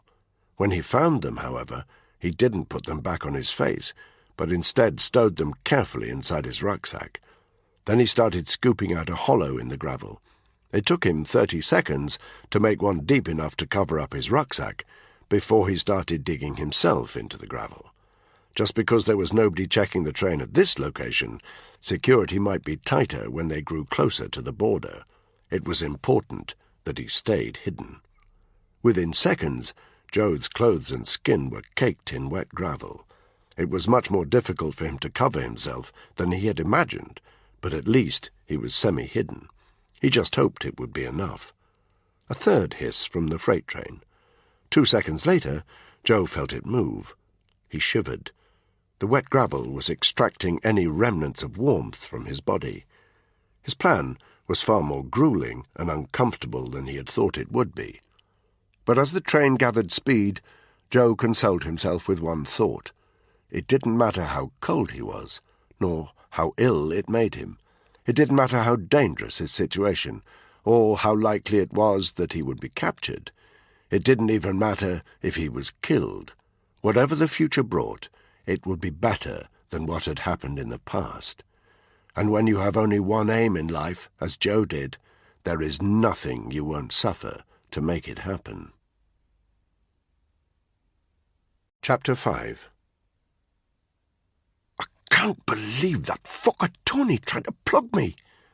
It was the third time Spud had said this in the past 10 minutes, and as on each previous occasion, Danny and Caitlin said nothing, because there was nothing to say. They sat with trays of heated microwave lasagna in front of them. Danny's was half-eaten. He didn't have the stomach for it. Spud had barely touched his food, but Caitlin had wolfed hers down. "Hungry?" Spud said. He sounded slightly aggressive. Caitlin gave him a cool look. "I need some tucker. Got a problem with that?" "Oh, nothing. In fact, I'm really looking forward to witnessing a bit of, what was it? Rectal feeding, whatever the fuck that is. Really sharpens the old appetite." "They'll cark it before morning anyway," Caitlin said matter-of-factly. "Nobody's going to let them live after going to the trouble of getting Tony to kill all those migrants." She seemed quite sure that this was what had happened, and if she was upset at her sudden break-up with Tony, she didn't show it. "They need to get the information out of them somehow." She gave Spud a shrewd look. "If you've got a problem with this kind of thing, get out of the game." Spud's cheek twitched awkwardly. "I'm just saying," he said, bristling like a child losing an argument. "You've got to be pretty keen on your job to come and work in the arse end of nowhere like this for months on end. Don't mind a bit of interrogation. It's when the interrogators start to enjoy it that I get a bad taste in my mouth." What was it Hammond had said? "Keep a close eye on Spud. He's been at the receiving end of more than his fair share of field interrogations. The military shrink flagged it up before I put him back on ops." Danny knew he had to watch his mate. Caitlin, however, gave a callous little shrug. "I just hope that Penfold drongo gets something worth knowing out of them," she said. "I'd hate to have gone through all this for chicken feed." Danny was about to reply, but the sound of someone clearing their throat at the doorway stopped him. Penfold was standing there, and clearly had been for a few seconds. Having heard what Caitlin had called him, his cheeks were slightly flushed. "We're ready for you," he said. "Come this way." Caitlin showed no hint of embarrassment as she stood up and strode towards him. Danny and Spud followed. It was an indication of how shaken up he was that there was no sign of a smirk on Spud's face. The old Spud would have found a situation like that hilarious. "You don't have to watch, mucker," Danny said quietly. Spud just gave him a dead-eyed look. "What are you talking about?" he muttered. He followed Caitlin out of the room. "Spud!" Spud looked back at him. "We leave them to it, even if we don't like what we see." Spud sniffed. "Course," he said. Danny watched him go, concern nagging at him. Spud was unfocused, and had been ever since the incident on the ship. Danny didn't blame him, but he didn't like it either. Penfold led them back into the hexagonal interrogation room. There were 3 more people in here now. One of them wore a white coat and carried a clipboard. A doctor, Danny surmised. A second man was very young, barely in his 20s, and looked Middle Eastern. Danny had him down as a translator. A third guy was broad-shouldered with a shaved head and a cracked front tooth that gave him a brutish expression. The muscle. He looked at Danny, Spud and Caitlin with an undisguised frown as they entered. "Put these on," Penfold said, passing round a handful of black balaclavas to everyone in the room. They all pulled them on, even Penfold himself, whose glasses formed a slight bulge under the black material. The translator looked particularly uncomfortable as he pulled his balaclava on. "Try not to get in the way, please," Penfold told them. He received 3 flinty stares from the unit's eye-holes in return. "OK, Birchall, bring him out." Danny, Spud and Caitlin moved to the edge of the room. The guy with the cracked tooth, Birchall was obviously his name, or anyway the name he preferred to use in this place, walked to the cell containing one of the targets, opened it up, and disappeared inside. He emerged a few seconds later, dragging a thin, naked, shivering man with a bruised torso and shrunken genitals. Santa, the taller and darker of the 2 prisoners. He was still hooded, but his ankles and wrists had been untied. His body was very lean, small muscles but well-defined. A bit of a six-pack. Birchill removed the hood as a blast of cold air came from Santa's cell. Penfold and his team had obviously been making life as uncomfortable as possible for their guests. Santa's dark face looked crazy with fear. All the arrogance visible in the photograph of him was now absent. His eyes were rolling in his head. His whole body was shaking. As Birchill dragged him by one arm towards one of the other chambers, Danny could see a stain of brown on the back of his thigh, a remnant of where his bowels had loosened out of terror. Santa was pathetically trying to cover his genitals with the palm of his free hand. He shouted a couple of words in Arabic that Danny didn't recognize. The translator stepped over to the man with a clipboard and muttered something. The man with the clipboard made a note while Santa was bundled into the room that had the chain attached to the wall and the dog collar at one end. "Seriously?" Spud said quietly, his voice slightly muffled by the balaclava. "Walling? Why not just waterboard him? Get it over with?" Spud sounded disgusted, and Danny silently agreed with him. It wasn't that he felt a moment's real sympathy for the two IS suspects. It was just that there were more efficient ways to interrogate them, and he couldn't help feeling that what was about to happen had something to do with the sick enjoyment of Penfold and his team. He glanced at Spud. His mate's eyes were slightly narrowed. Even Caitlin, who had sounded so matter-of-fact in the other room, now looked a little doubtful. "Our methods are effective," Penfold stated. "You don't need to worry about that." He stepped into the chamber and switched on the spotlights. The prisoner squinted hard. "Birchill," Penfold told the broad-shouldered man, "go ahead. You know the drill. 2 minutes to start with." He looked over at the others and nodded at them to indicate that they could enter the interrogation room.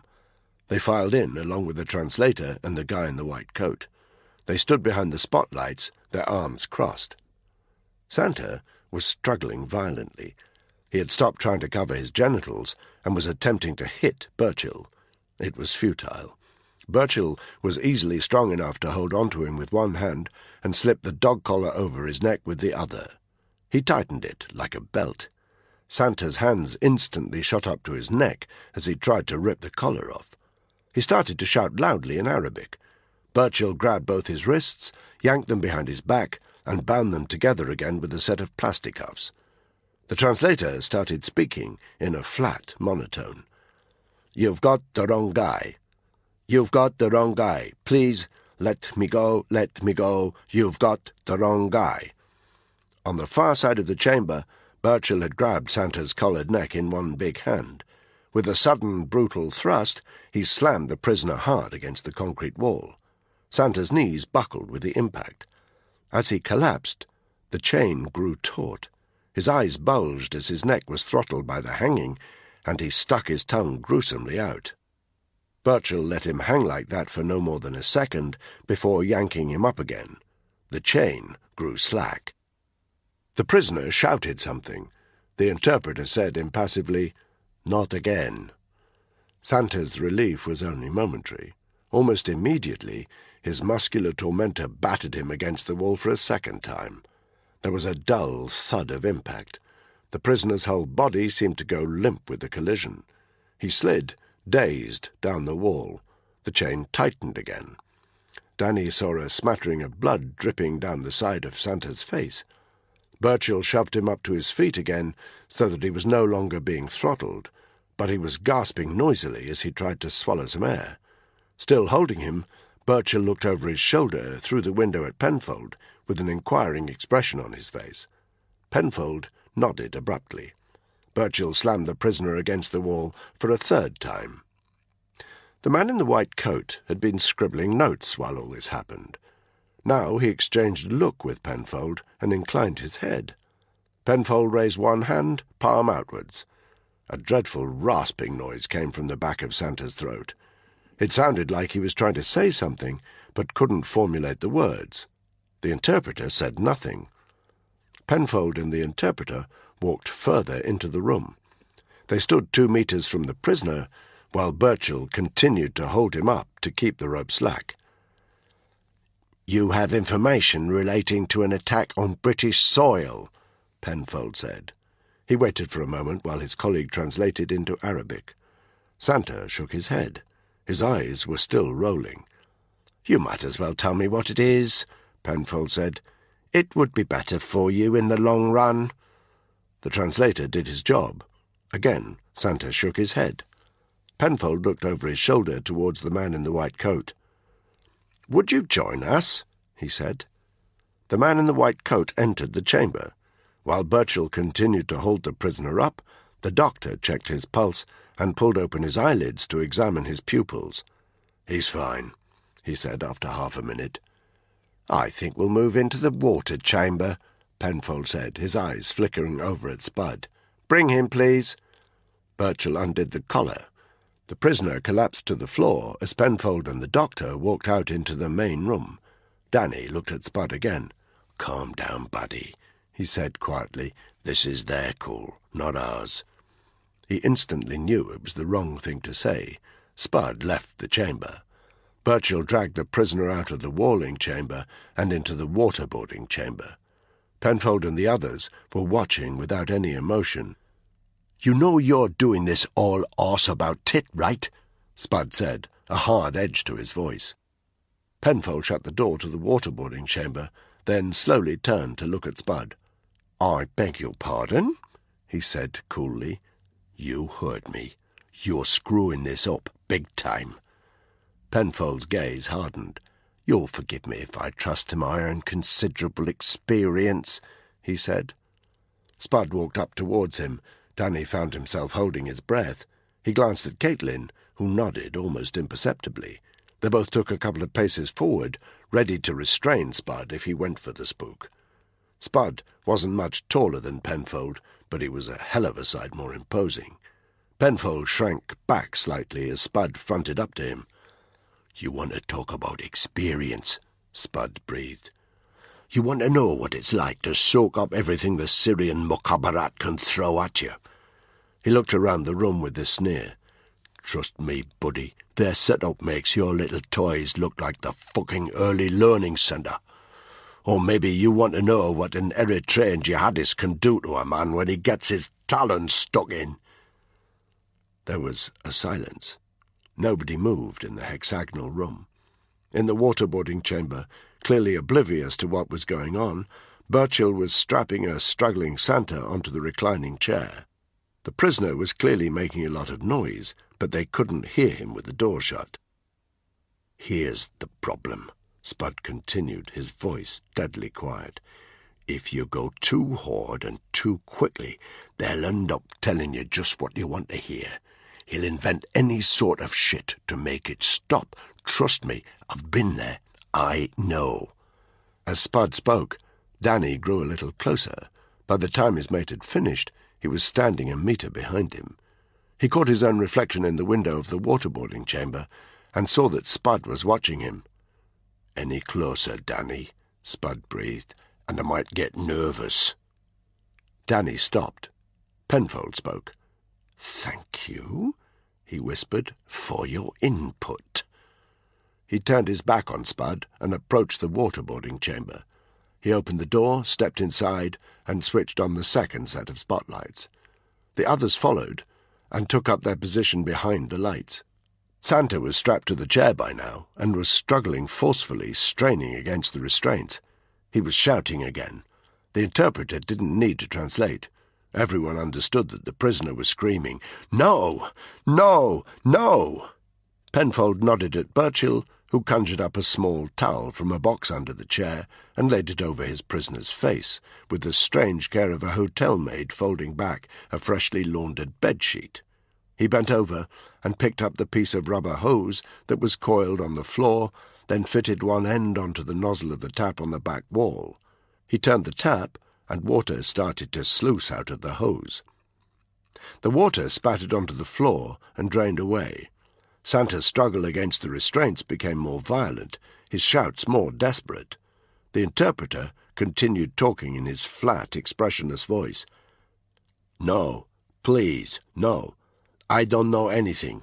"You've got the wrong guy." Birchall approached the prisoner with the hose. Danny could see Penfold's eyes behind his balaclava. They were wide and bright, like some sicko watching their favourite part of a video nasty. Danny felt his distaste for the man growing. What had Spud said? "It's when the interrogators start to enjoy it that I get a bad taste in my mouth." Roger that, Danny thought. But it was still no reason to interfere. The interrogators had a job to do. Birchall raised the hose and allowed the water to fall over the towel onto Santa's face. The prisoner's voice fell silent. He arched his back and stayed in that position rigid while the water continued to sluice over the towel. Danny stared at the scene impassively and found himself counting up in seconds. 7, 8, 9, 10. Birchall removed the hose and tore off the towel. Santa's back remained arched as he tried to get air into his lungs. Penfold stepped forward again. "You have information relating to an attack on British soil," he repeated. Santa started gasping desperate words at him. They tumbled furiously out of his mouth, but the translator's version was as measured and monotone as ever. "I don't know anything. I don't know anything. Please, let me go." Penfold stood at the foot of the waterboarding chair. He was silent for 10 seconds. Then he said, "Do it again." The doctor stepped forward. "I shall check his pulse," he announced. "He took a couple of bad knocks to the head in the walling room. If he's concussed, the sudden oxygen starvation could—" "I said do it again." Penfold's eyes were glinting sharply. He threw both the doctor and Spud a defiant look as he stepped out of the chamber and closed the door behind him. Danny could see Spud's fingers twitching. He half expected his mate to go for Penfold, and knew he'd have to restrain him if he did. But Spud remained where he was. The doctor stepped back too, although Danny could see a vein in his neck going. Birchall laid the towel over Santa's face and started with the water again. Danny didn't count this time, but he could tell that this second session with the hose was at least twice as long as the first. Santa's body arched again, and his limbs trembled against the restraints. "That's too long." Danny looked to one side. To his surprise, it was Caitlin who had spoken. "I said that's too long. If you're too heavy-handed—" "If you haven't got the stomach for it," Penfold said, "feel free to leave." Caitlin took a sudden step towards him. Danny moved to stop her, but suddenly there was a shout from the doctor. "We've got a cardiac arrest!" Danny looked at the prisoner. Santa's body was no longer arched. He was slumped on the chair again and twitching with short, violent movements. Penfold's eyes narrowed, but he said nothing and didn't move.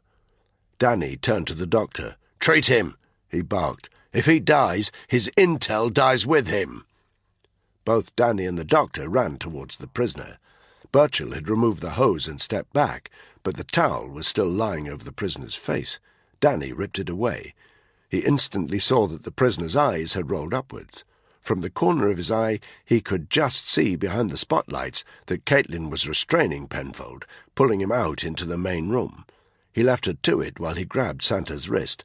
"No pulse," he told the doctor, who had already got the palms of his hands over the prisoner's chest and had started regularly pumping the rib-cage down a good couple of inches. 30 chest compressions.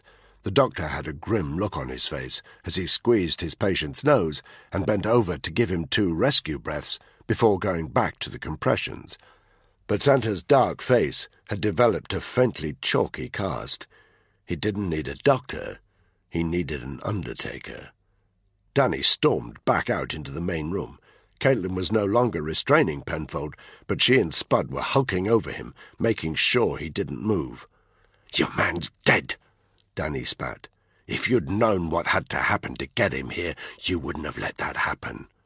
"Don't try and lord it over me," Penfold spat. "I know who you are. Are you trying to pretend you've never done this kind of work?" "No," Danny said flatly, "but there's a difference. We do what's necessary. You're enjoying yourself." Penfold's eyes were darting left and right.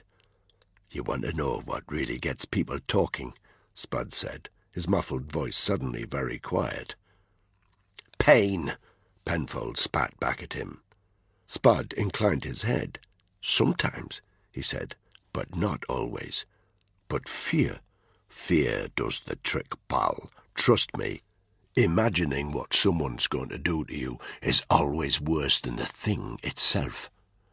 He looked over his shoulder towards the chamber that contained the second prisoner. "Let's bring him out," he said to Danny and Caitlin.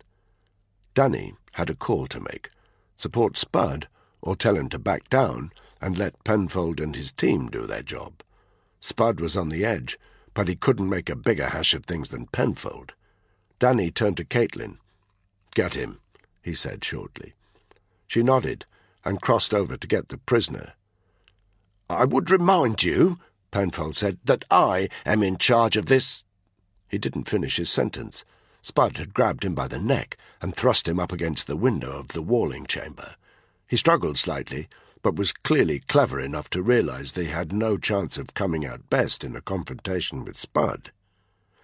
Caitlin dragged Rudolph out into the main room. He was naked too, and the piebald patch on his face extended over his torso. Like his mate, he was trying to cover his shrunken genitals, and he stank of urine. He was still hooded.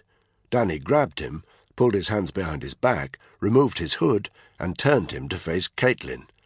"Pathetic, eh?" he growled. Caitlin played her part well. She looked down at his genitals and narrowed her eyes in contempt. "Pathetic," she agreed, her female voice loud and clear. Danny knew from his own resistance to interrogation training that there were few things that weakened a man's resolve like humiliation. He felt him shiver, then spun him round and pushed him across the room to Spud. If anyone really had thought that Spud was the terrorist's friend, the brutality with which he treated the prisoner would soon have disabused them of the notion. He grabbed a clump of Rudolph's hair and dragged him across the room to the waterboarding chamber. Danny turned to the interpreter. "You," he said, "get in." The young man scurried into the chamber. Danny and Caitlin followed. The balaclavaed doctor had stopped trying to revive his patient. The prisoner lay naked, limp and lifeless on the waterboarding chair, his limbs still strapped into their restraints. His eyes were open, and his lower jaw had slumped gruesomely onto his chin. Burchill stood at the back of the chamber. He was holding the hose, which was still spouting water. The floor was soaking wet. Spud had positioned Rudolph right next to his dead mate. His eyes bulged as he looked up and down the naked corpse. He was still shivering violently, and as Danny watched with an impassive stare, he saw yellow liquid trickling down the prisoner's inner thigh. Spud looked over at the interpreter. "Translate," he said. The interpreter nodded nervously. "You're worried we're going to hurt you," Spud growled. He paused to allow the interpreter to render his words into Arabic. "You might be right. We can hurt you in ways you can't even begin to think about. We can start with your fingers, rip them out from the knuckles, and if you're still not singing, go to work on your tiny, stinking dick." Rudolph's shaking grew more violent as the interpreter translated Spud's vicious threats. "We can pull out your teeth. We can strip off your skin. Ever had a nightmare about being buried alive? We can do that, too." Another pause while the interpreter caught up. "See your mate here? We hardly got the chance to get started on him, and look at him now. You're probably wondering if he's dead. He's dead, all right. And that's you in half an hour if you don't give us what we want. Nobody knows you're here. Nobody's coming to save you. So you want to know what the worst thing about your situation is?" He grabbed Rudolph's piebald face and twisted it round so the prisoner was looking directly at him. "If you want to see the outside of this place, we're your best friends." Spud allowed the prisoner to look back at the corpse of his mate. "Take a good look," he breathed. "That's the last time you're going to see him. We'll be burning his body as soon as we've unstrapped him. Don't worry, we'll keep the fire going just in case we need it for you." He let the interpreter catch up. Then he dragged Rudolph out of the room and back into his isolation chamber. The others followed. Spud ripped off his balaclava. "Give him half an hour to sweat on that," he said. He pointed towards the room that led to the kitchen. "We'll be waiting for you in there." He nodded towards Birchill. "Don't let this klutz lay a finger on him. Our man will be singing before you know it." And without another word, Spud stormed out of the main room. Danny and Caitlin removed their own balaclavas and followed. The atmosphere in the kitchen was tense. Spud was staring down Danny and Caitlin as if daring them to criticize what he'd just done. Danny kept quiet. He'd made his decision to support Spud back in the chamber. Caitlin was less restrained.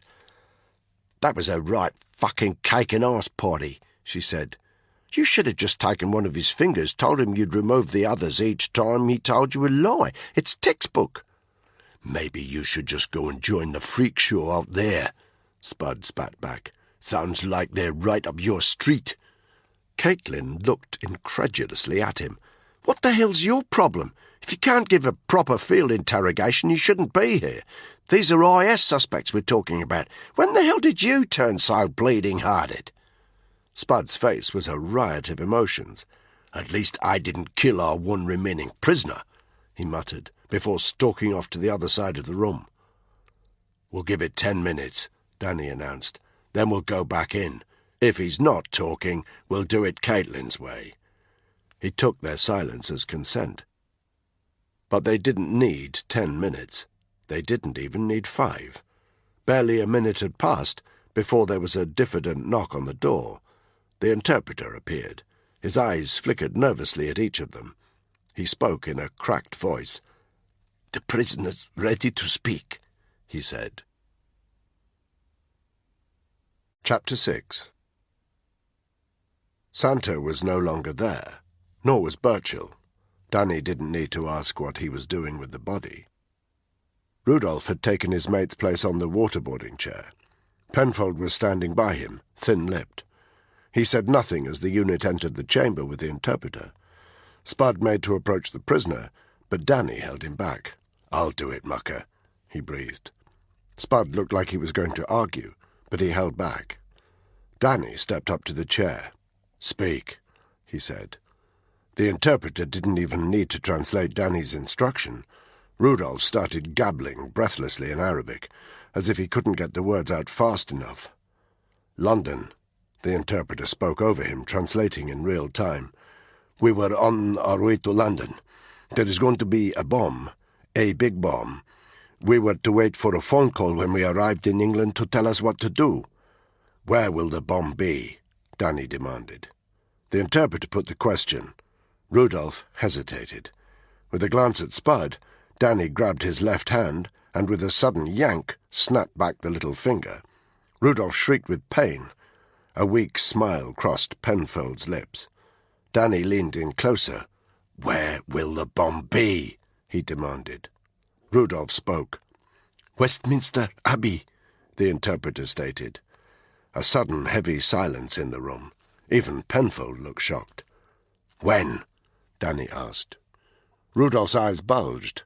Danny made to grab one of his good fingers. Rudolph shouted out again, his voice high-pitched and terrified. "Christmas Day," said the interpreter. "Christmas Day." The silence fell again. Everyone in the room looked at the prisoner in disgust. "We need to get on the line to Hereford," Danny said. "Now!" Looking out from the corner office briefing room on the 7th floor of the MI6 building in Vauxhall, it was clear that London was being battered by a rainstorm.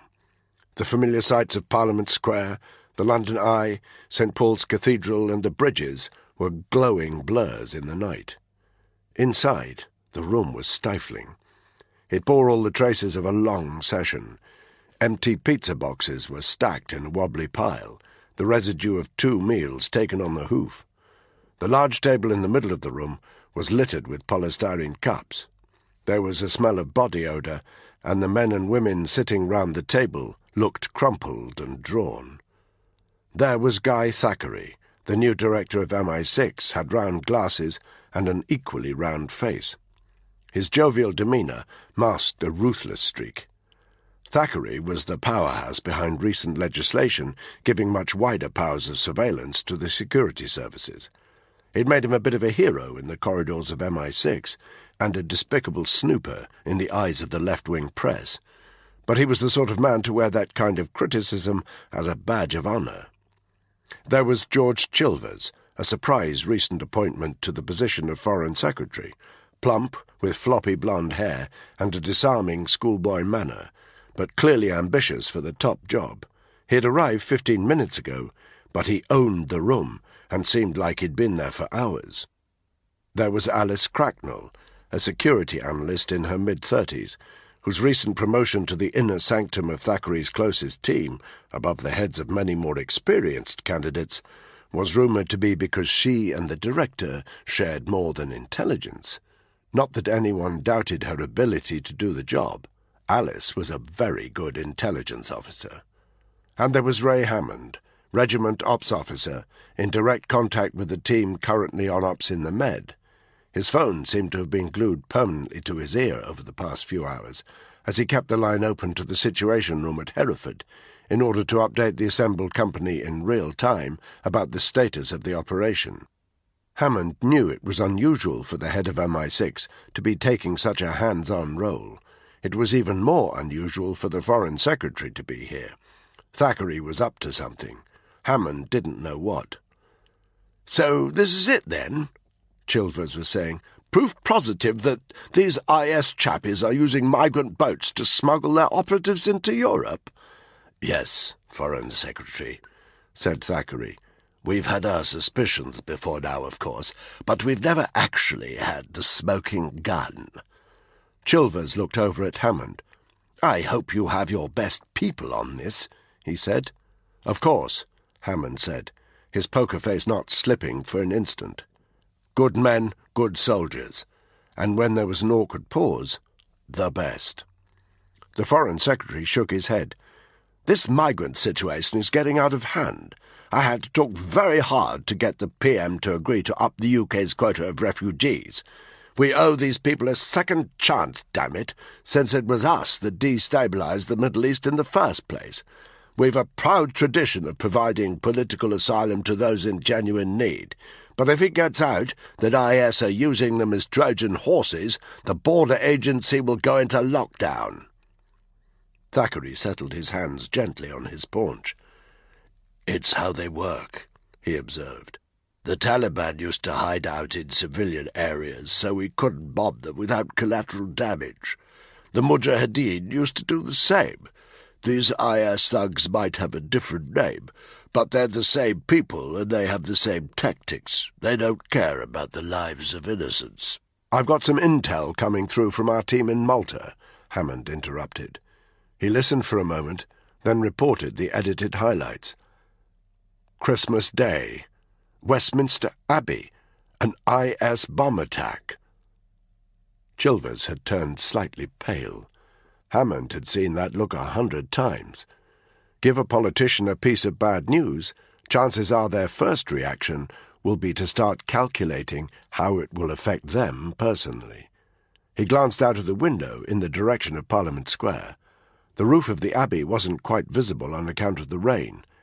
"They wouldn't dare," he said. 3 cool glances made it clear what everyone else in the room thought of that statement. Thackeray turned to Alice Cracknell. "What's happening at Westminster Abbey on Christmas Day?" Cracknell was examining some data on her laptop screen. 10 a.m. service, she said. Normally a full house. We've got the PM attending and his family. The Foreign Secretary gave her a sharp look. "How do you know?" he demanded. "I take it this isn't the sort of information you normally have at your fingertips." "This intelligence corroborates certain whispers we've been hearing from elsewhere," Thackeray said. "What do you mean? Why haven't I heard about this?" Thackeray spread his hands apologetically. "Foreign Secretary, if we informed you of every single lead we're obliged to follow up, there would be precious little time for you to do anything else." He inclined his head. "I will concede, however, that Westminster Abbey has been slightly higher on our radar than any of the other potential attacks. We already have 3, is it, Alice, independent sources suggesting some level of terrorist activity there around the Christmas period. Nothing quite as high-grade as this, however. Internet chatter, Facebook comments, the usual stuff. He looked at his assistant. I think we could consider it copper-bottomed. Don't you, Alice? Alice nodded. Jesus wept, the Foreign Secretary said. They're monsters. Tell us something we don't know, George. The director looked sharply at Hammond. Level 1 security, he instructed. Hammond stared at him. You're going to allow the service to go ahead? He couldn't quite believe what he was hearing. I don't see that we have an option. Cancelling the thing would be a disaster from a PR perspective. Makes us look very weak. Gives IS the upper hand publicity-wise. I'm sure the Foreign Secretary agrees. The Foreign Secretary hesitated, then turned to Hammond. It's up to you to stop this thing happening. What countermeasures can you put in place? Hammond was thinking on his feet now. Round-the-clock, plainclothes surveillance on all entrances by sunrise, obviously. We'll organise a full sweep of the interior and exterior, and we'll check for sniper positions in the surrounding area. We'll need military bomb disposal units. I also recommend full background checks into all ancillary cathedral staff. If someone's planting an explosive device, it's more likely to be a cleaner than a priest. Of course, the director said grimly. Alice, I want the Met's chief commissioner here immediately, and we need to put SCO-19 Specialist Firearm Command on standby. I'll need a full briefing with the directors of MI5 and GCHQ within the hour, and the chief of the defence staff. I need to inform the cabinet, Chilvers said. Absolutely not, the chief replied. Chilvers blinked at him. Now look here. If you imagine, George, that there are members of the wider cabinet who are not being actively monitored by the NSA, then you're badly mistaken.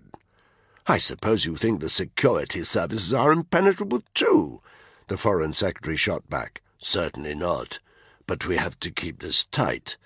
And it's not just to save face.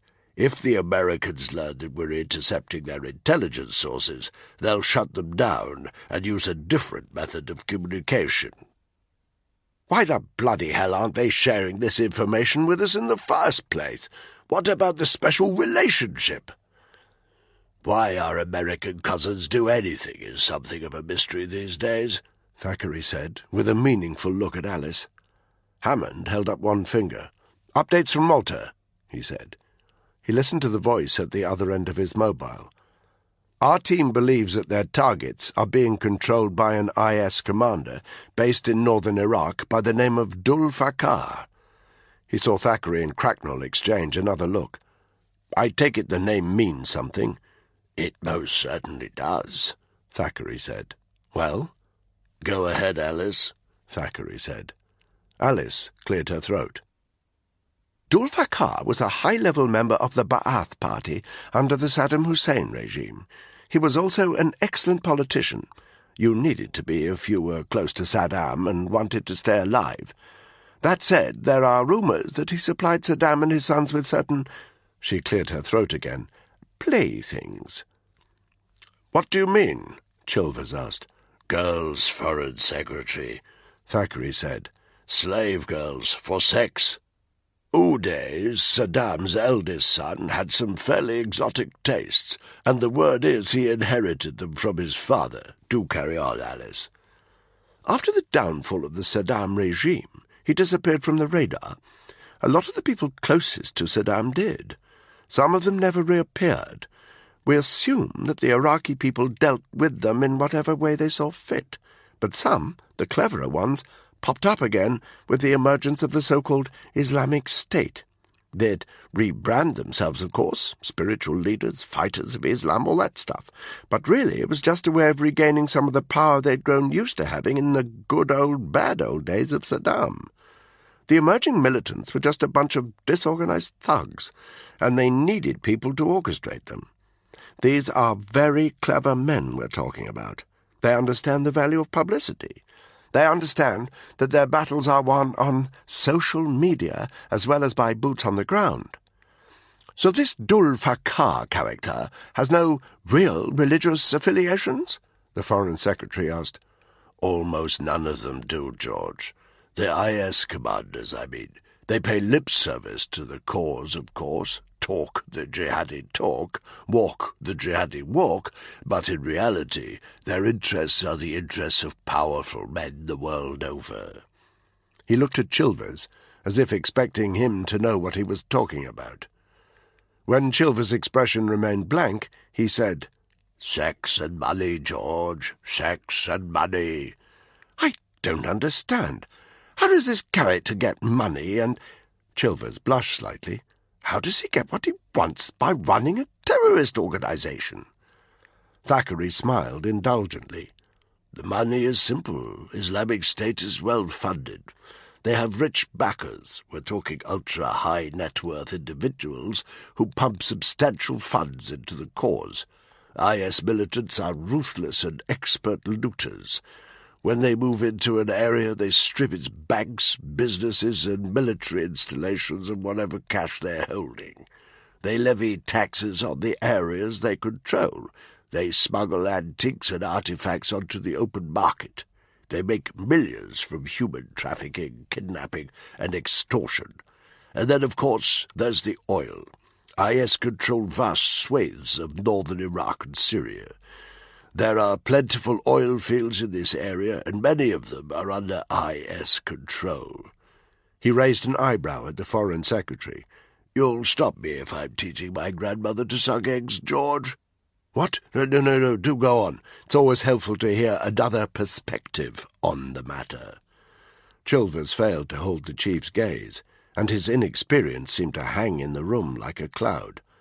"Of course," Thackeray said, and Hammond had the impression that he was choosing his words carefully, "having control of the oil fields and actually being able to sell the oil are two different things, as I'm sure you can appreciate." Chilvers gave no indication of whether he could appreciate this or not, so Thackeray continued. "One doesn't simply walk into the head offices of BP and offer them millions of barrels of crude at an octane rate. IS are obliged to use more elliptical routes to get their product to market." "Go on." "There are certain middlemen who broker the oil for Islamic State on the open market. They launder it, if you will. Nation-states who couldn't be seen to be dealing directly with IS can much more easily buy it from these middlemen, and they're happy to do so because they offer the crude at a discount. It's simple economics, really. IS earn millions of dollars a day from selling the oil they control. They need to, of course. It's a big organization with a lot of mouths to feed and salaries to pay. But it's straightforward for the people higher up the rung to cream a little off the top. Backhanders from the middlemen, that kind of arrangement. A very tiny fraction of IS's daily income represents a substantial fortune for an individual like Abdul Fakkar. The sex is more straightforward. IS routinely take girls hostage to use as sex slaves. Their commanders get the pick of the bunch. There have been a number of special forces raids, British and American, on the compounds these vermin used to keep their harems. We've managed to rescue some of the girls, and they've given us detailed information on how they're being used and abused. The reports make for," Thackeray sniffed, "unedifying reading." "We should be bombing these IS strongholds, us and the Americans," Chilvers said. "I couldn't agree more, Foreign Secretary.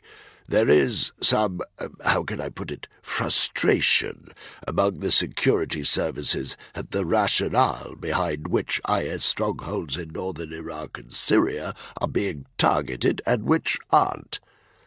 "Your frustration is shared," Chilvers replied darkly.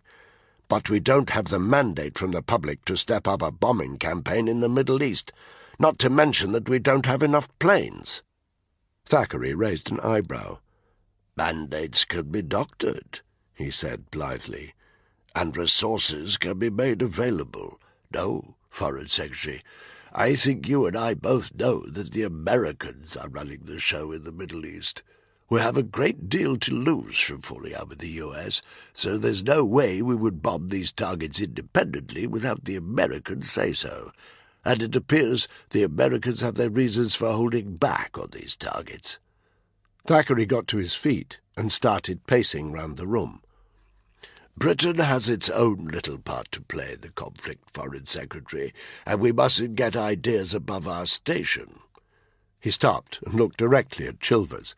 "Of course, there are those who think that Britain should not be playing the part of America's poodle. Whether you yourself are of that frame of mind, I couldn't possibly say." His comment seemed to hang between the two men. Hammond cleared his throat. "Westminster Abbey," he reminded them. Thackeray sat down again. "Westminster Abbey," he repeated placidly. "I have to warn you that we can put all the usual precautions in place, but if a device has already been planted, we might not be able to locate it." "But how can that be possible?" Chilvers demanded. "Don't you have resources for this kind of thing?" "The kind of IEDs we're coming up against these days are incredibly sophisticated," Hammond said. "And the terrorists are fast learners. They're setting explosives into composite blocks, for example, then into concrete. When they do that, it's impossible for dogs to sniff them out. And they're getting skilled at making these things so that metal detectors can't pick them up. Plastic components in the detonators, only tiny bits of metal." Chilvers scratched his blonde hair. "But in Westminster Abbey, how would they—" "The Brighton bomb that targeted Thatcher was in place months before it was detonated. With technology now, digital timers and the like, they can put IEDs in place years beforehand. A couple of rogue concrete slabs when they're doing restorations, the whole place would be an explosion waiting to happen. Then, of course, there's the suicide bomber factor. If somebody wants to walk in there on the day wearing several kilos of C5, there's not a lot we can do." There was an ominous silence as the assembled personnel considered the implication of Hammond's words. Eventually, Chilvers spoke again. "This Dulfakar character," he said. "He would know the identity of whoever's in the UK orchestrating this attack, one presumes." Hammond had to hand it to Thackeray. He was playing Chilvers like an instrument. His reaction was subtle, an imperceptible widening of the eyes, as if he had not previously considered this option, and was impressed at the Foreign Secretary's perceptiveness. "One would assume so," he said. "As I'm sure you're aware, 9/11 was conceived and planned in Afghanistan. The Paris attacks were conceived and planned in Syria. The hard truth is that if you're trying to prevent these atrocities by targeting individuals in the UK, you're already too late." He cleared his throat. "If you're drinking water from a stream that's giving you stomachache, your best bet is to head upstream and remove the animal turd that's poisoning it, if you take my meaning." The Foreign Secretary blinked hard. "Then we must apprehend him." Thackeray inclined his head. "It's a possibility," he said. "But I should warn that the PM is unlikely to give his approval to our going in under the Americans' radar." "Bollocks to the PM," Chilvers snapped. "I'm the Foreign Secretary.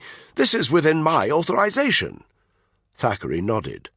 "A bold stance is needed," he said approvingly.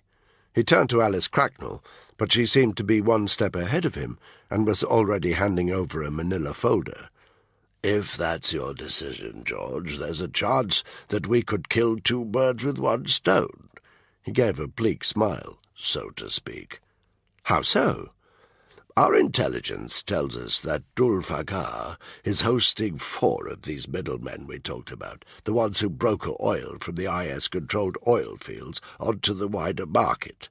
I'm sure I hardly need to point out that the elimination of these individuals would be a serious blow to Islamic State. If they can't broker their oil, a substantial chunk of their funding will be cut off." "You're asking me to authorize an assassination attempt?" the Foreign Secretary said. "It's your decision, of course, but such a course of action will require high-level approval. And like I say, I don't feel comfortable approaching the wider cabinet in case we inadvertently tip off the Americans that we're listening in on their intelligence sources. The PM would almost certainly veto the operation. It needs the authority of somebody with the ability to see the wider picture, and of course the person who supported MI6 in this matter would be assured of our support in the future. He sat back and let his words sink in. The Foreign Secretary made a show of considering the matter, but Hammond could tell that Thackeray's wily flattery had already done its work. "Let us speak plainly," Chilvers said. "You want me to authorize an operation to extract information from Dulfakar and also to assassinate these 4 middlemen?"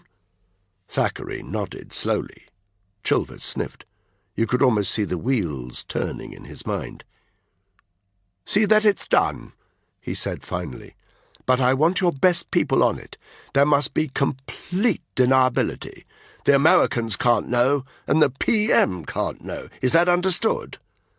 "Perfectly," Thackeray muttered. The 2 men stood up and stiffly shook hands. "I need to get back to my office," Chilvers said. "You'll keep me informed of any progress?" "Of course, Foreign Secretary. You'll be the first to know." Chilvers gave Hammond and Alice Cracknell a cursory nod, then left the room, closing the door noisily behind him. There was a moment's silence. Thackeray turned round to check that the door was indeed shut. Then he breathed out explosively. "That man," he announced, "is a grasping, snivelling, self-absorbed little cunt.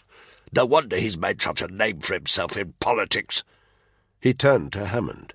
"I've had a whole team researching Dulfakar and his middlemen. It's taken me 6 months to get to this point. Alice will give you everything we have, and Chilvers might be an idiot, but he was right about 2 things: complete deniability and your best men. The team who lifted these 2 migrants in the Med, you said they were your best." Hammond nodded, trying hard not to let any expression of doubt show in his face. "Do they have names, old boy?" Hammond inclined his head and shuffled through the papers in front of him. He pulled out a file and handed 3 documents over to the chief. Thackeray glanced through them. "Danny Black," he murmured. "Spud Glover, Caitlin Wallace. I wasn't aware you had females on the books, as it were." "Australian," Hammond said, "on secondment. I have every confidence in her." "Good," Thackeray said, adding the documents to his own pile of papers. "Assign them to the task. They're to take out the middlemen, apprehend Dulfakar, and squeeze every last drop of information about this Westminster Abbey hit out of him." He frowned. "I've had my eye on that monster for a long time. We'll all sleep safer in our beds once Dulfakar's crossed off our to-do list." Hammond nodded. "We need to make a decision about the remaining IS target in Malta." Thackeray gave him a sharp look. "I understood there were 2 of them." "One didn't make it through the interrogation process." And before Thackeray could ask the obvious question, he added, "It happened under the authority of the MI6 team. The regiment personnel took over and successfully extracted the intel from the second man. I suggest they accompany him out of Malta. I don't know who you've got running that place, but prisoners have a habit of ending up dead there." Hammond knew he was overstepping the mark, but the MI6 chief didn't seem to mind. In fact, he appeared lost in thought. "Sir?" Hammond nudged him. Thackeray blinked.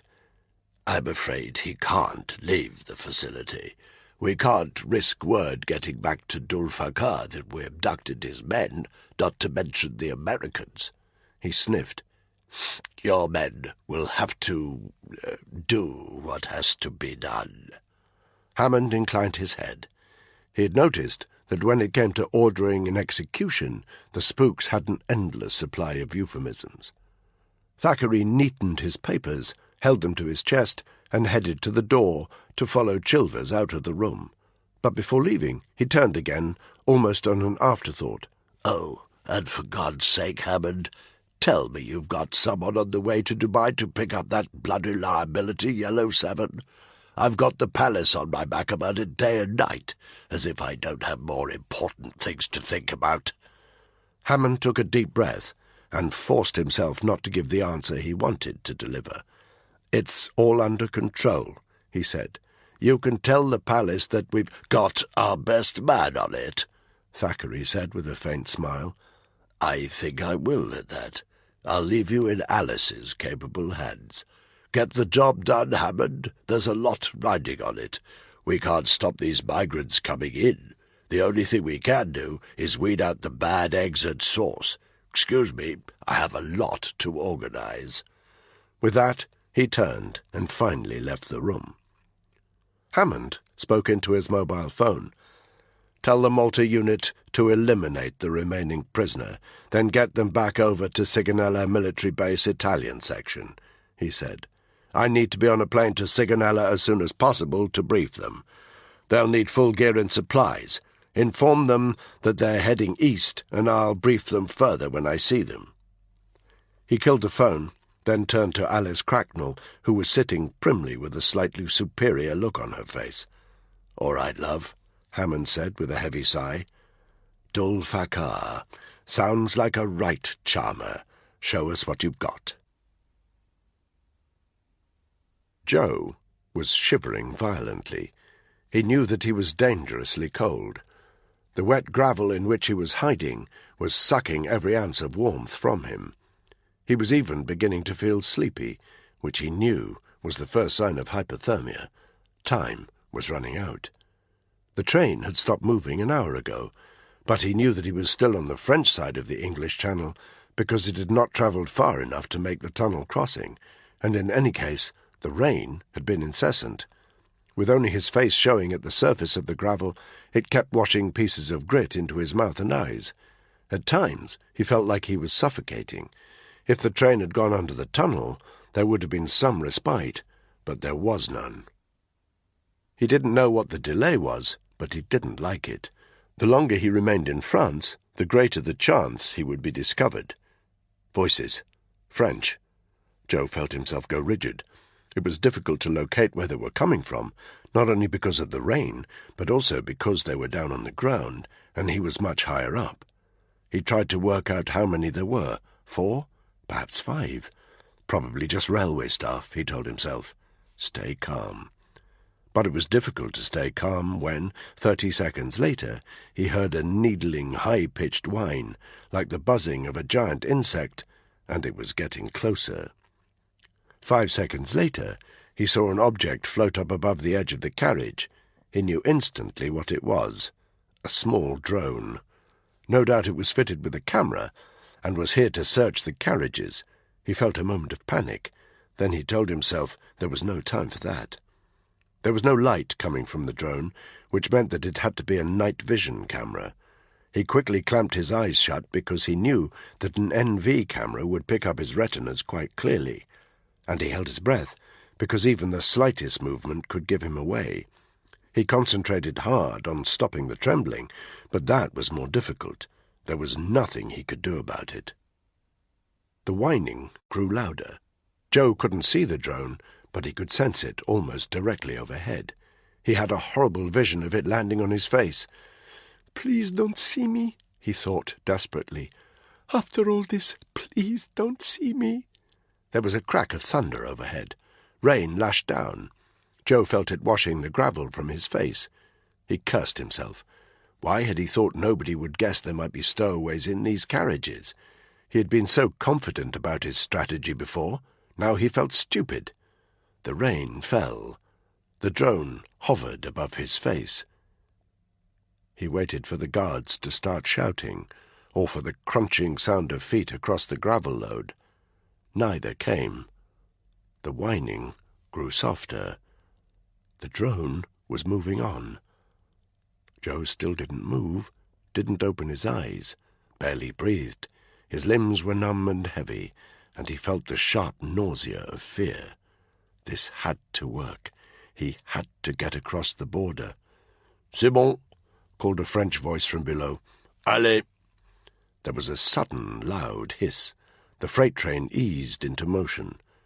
Joe's pulse started to race. The train gathered speed, and a minute later, the sensation of hard rain across his face came to a halt. He opened his eyes. Total darkness. He knew he was in the tunnel. He felt a sense of elation. He forced himself to move. His body ached, and the inside of his mouth was caked with grit. He didn't know how high the roof of the tunnel was, so he kept low, hunched in a little ball as the wind and the noise rushed past his ears. He thought of how far he had come, the dangerous sea crossing on a tiny boat full of desperate migrants, the long journey through Europe, stowing away in the back of more lorries than he could remember. He ignored the hunger gnawing at his stomach, and the thirst that burned the back of his throat, and the pain in his muscles, and the piercing cold. He was about to enter the UK, and that was all that mattered. Lights. Rain. The train had suddenly emerged from the tunnel. Joe flung himself onto his back again, breathing heavily as the brakes gave a loud, ear-piercing squeak. Even up here, he could tell that the wheels were sparking against the rails because there was a faintly blue light in the air. He uncovered his rucksack and pulled out his glasses. They were smeared from being stuffed in his rucksack, but he placed them carefully on his face. Smudged vision was better than blurred vision. He crawled to the edge of the carriage and waited for the train to come to a halt. Silence. Joe put his hands up over his head and grabbed the edge of the carriage. The wet metal bit against his hands as he pulled himself up. The thin muscles in his arms burned. He peered gingerly over the side of the carriage. The train had pulled into a railway siding. In the distance, he could see a network of wire fences, telegraph towers, and solitary freight carriages. There was a road, maybe 150 metres away, with car headlamps burning through the torrential rain. Joe was breathing heavily. He had a call to make. Did he climb out of the train here, or wait for it to travel further into the UK? He made his decision quickly. It was dangerous to be stowed away in a carriage full of gravel.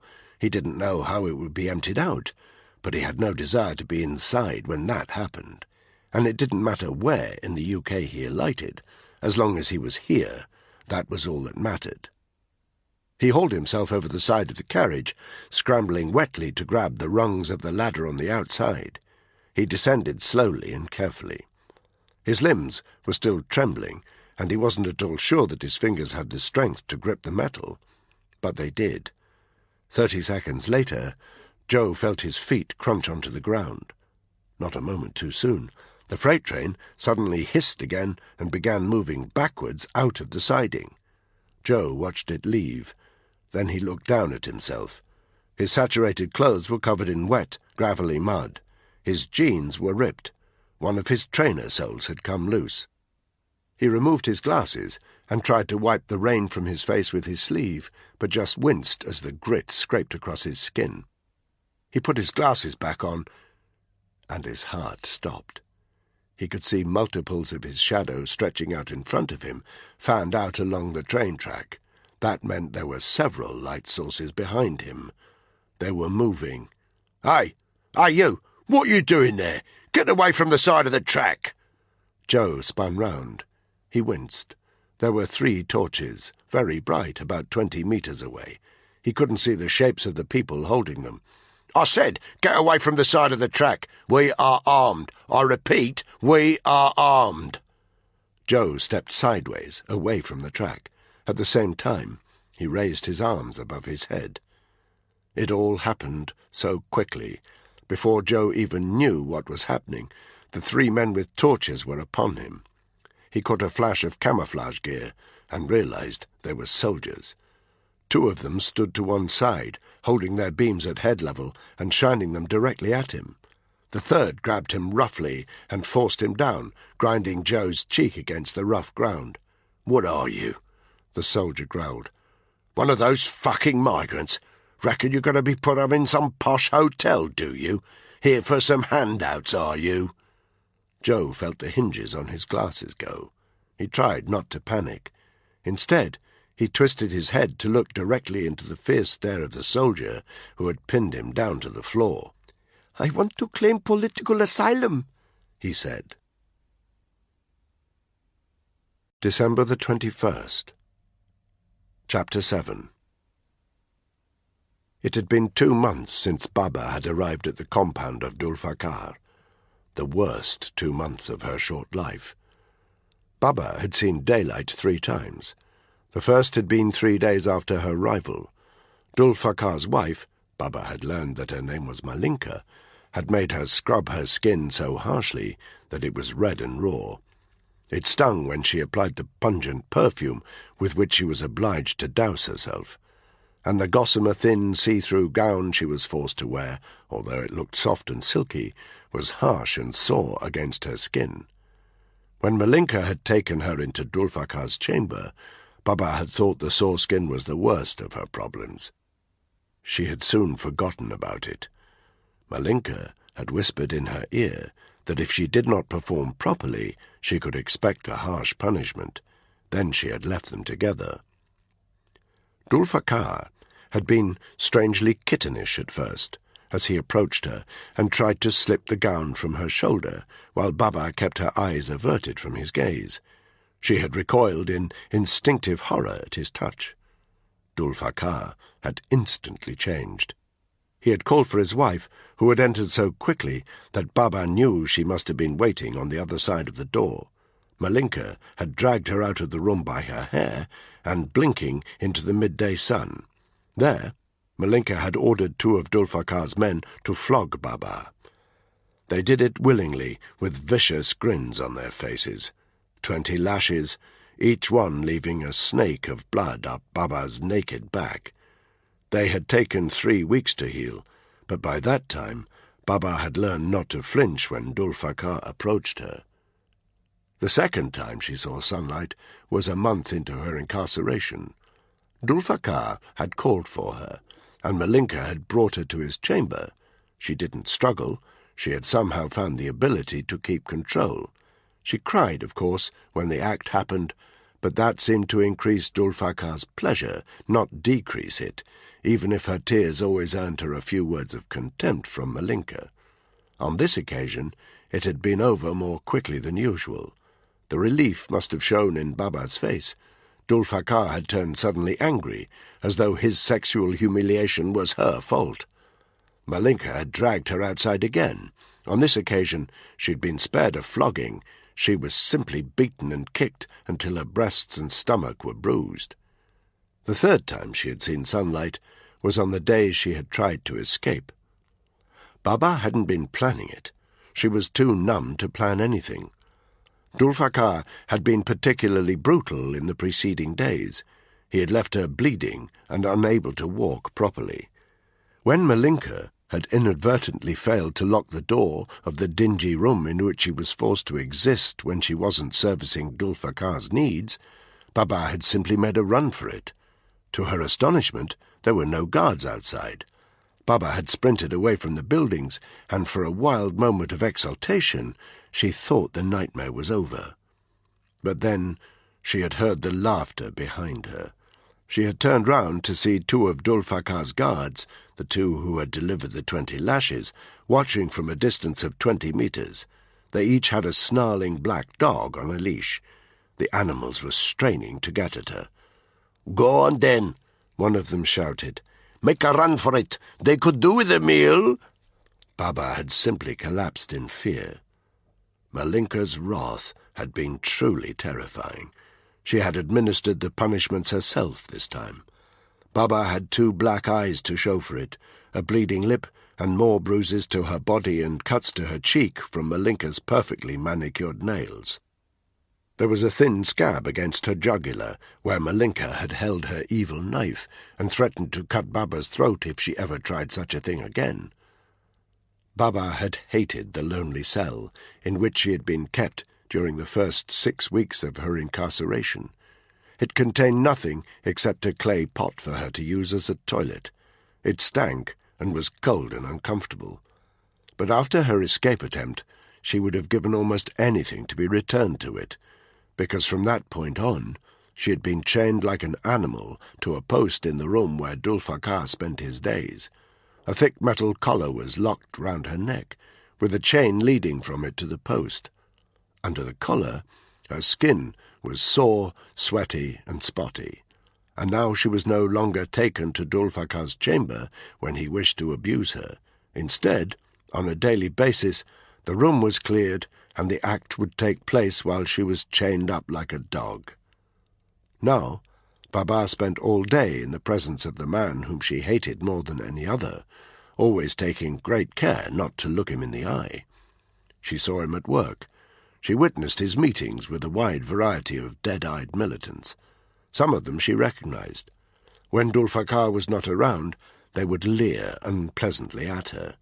When he was there, however, they did not dare.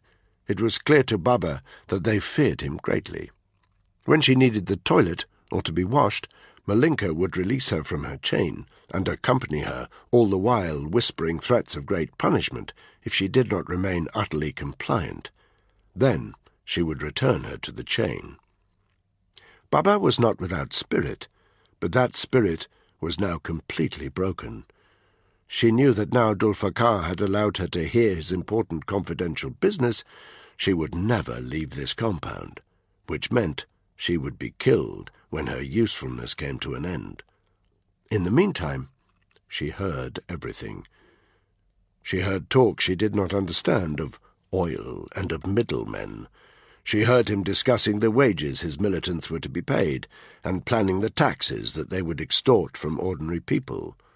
With a taste of bile in the back of her throat, she heard him encourage his commanders, none of whom dared look him in the eye, to give young women to their men as rewards for their loyalty and as a means of spreading the fear that would keep the people under control. And today she heard him revealing the identity of one of his men in a far-off country. "His name is Yaqub Hakim," Dulfakar told the fighter who was sitting opposite with his gaze averted. It was one of the men who had flogged Baba, and she noticed how his eyes kept flickering towards her. He was sitting at a low table with his boss, and they were drinking mint tea out of small, handleless cups. "He lives in London. We are sure that the British security services do not know his identity. He will be of great service to us in the events that are to come. I am telling you this because when the time comes, he will need to leave the UK and come to live with us here. I will expect you to welcome him as a brother. But for now, you must keep this a secret, do you understand? Only you and I will know that we have spoken of this." The fighter nodded. "Yes, Dulfakar," he said, before taking a sip of his mint tea. Dulfakar stood up. The fighter scrambled to his feet, clearly understanding that the interview was at an end. He bowed clumsily, his weapon clunking, then scurried out of the room. Dulfakar had an oddly satisfied look on his face. He picked up the fighter's half-drunk mint tea and carried it over to Baba, who quickly averted her eyes. He handed it to her. Baba, who was very thirsty, gulped it down while he surveyed her quietly, his head cocked. She handed the cup back to him as the door opened. Malinka appeared. She had a second man with her.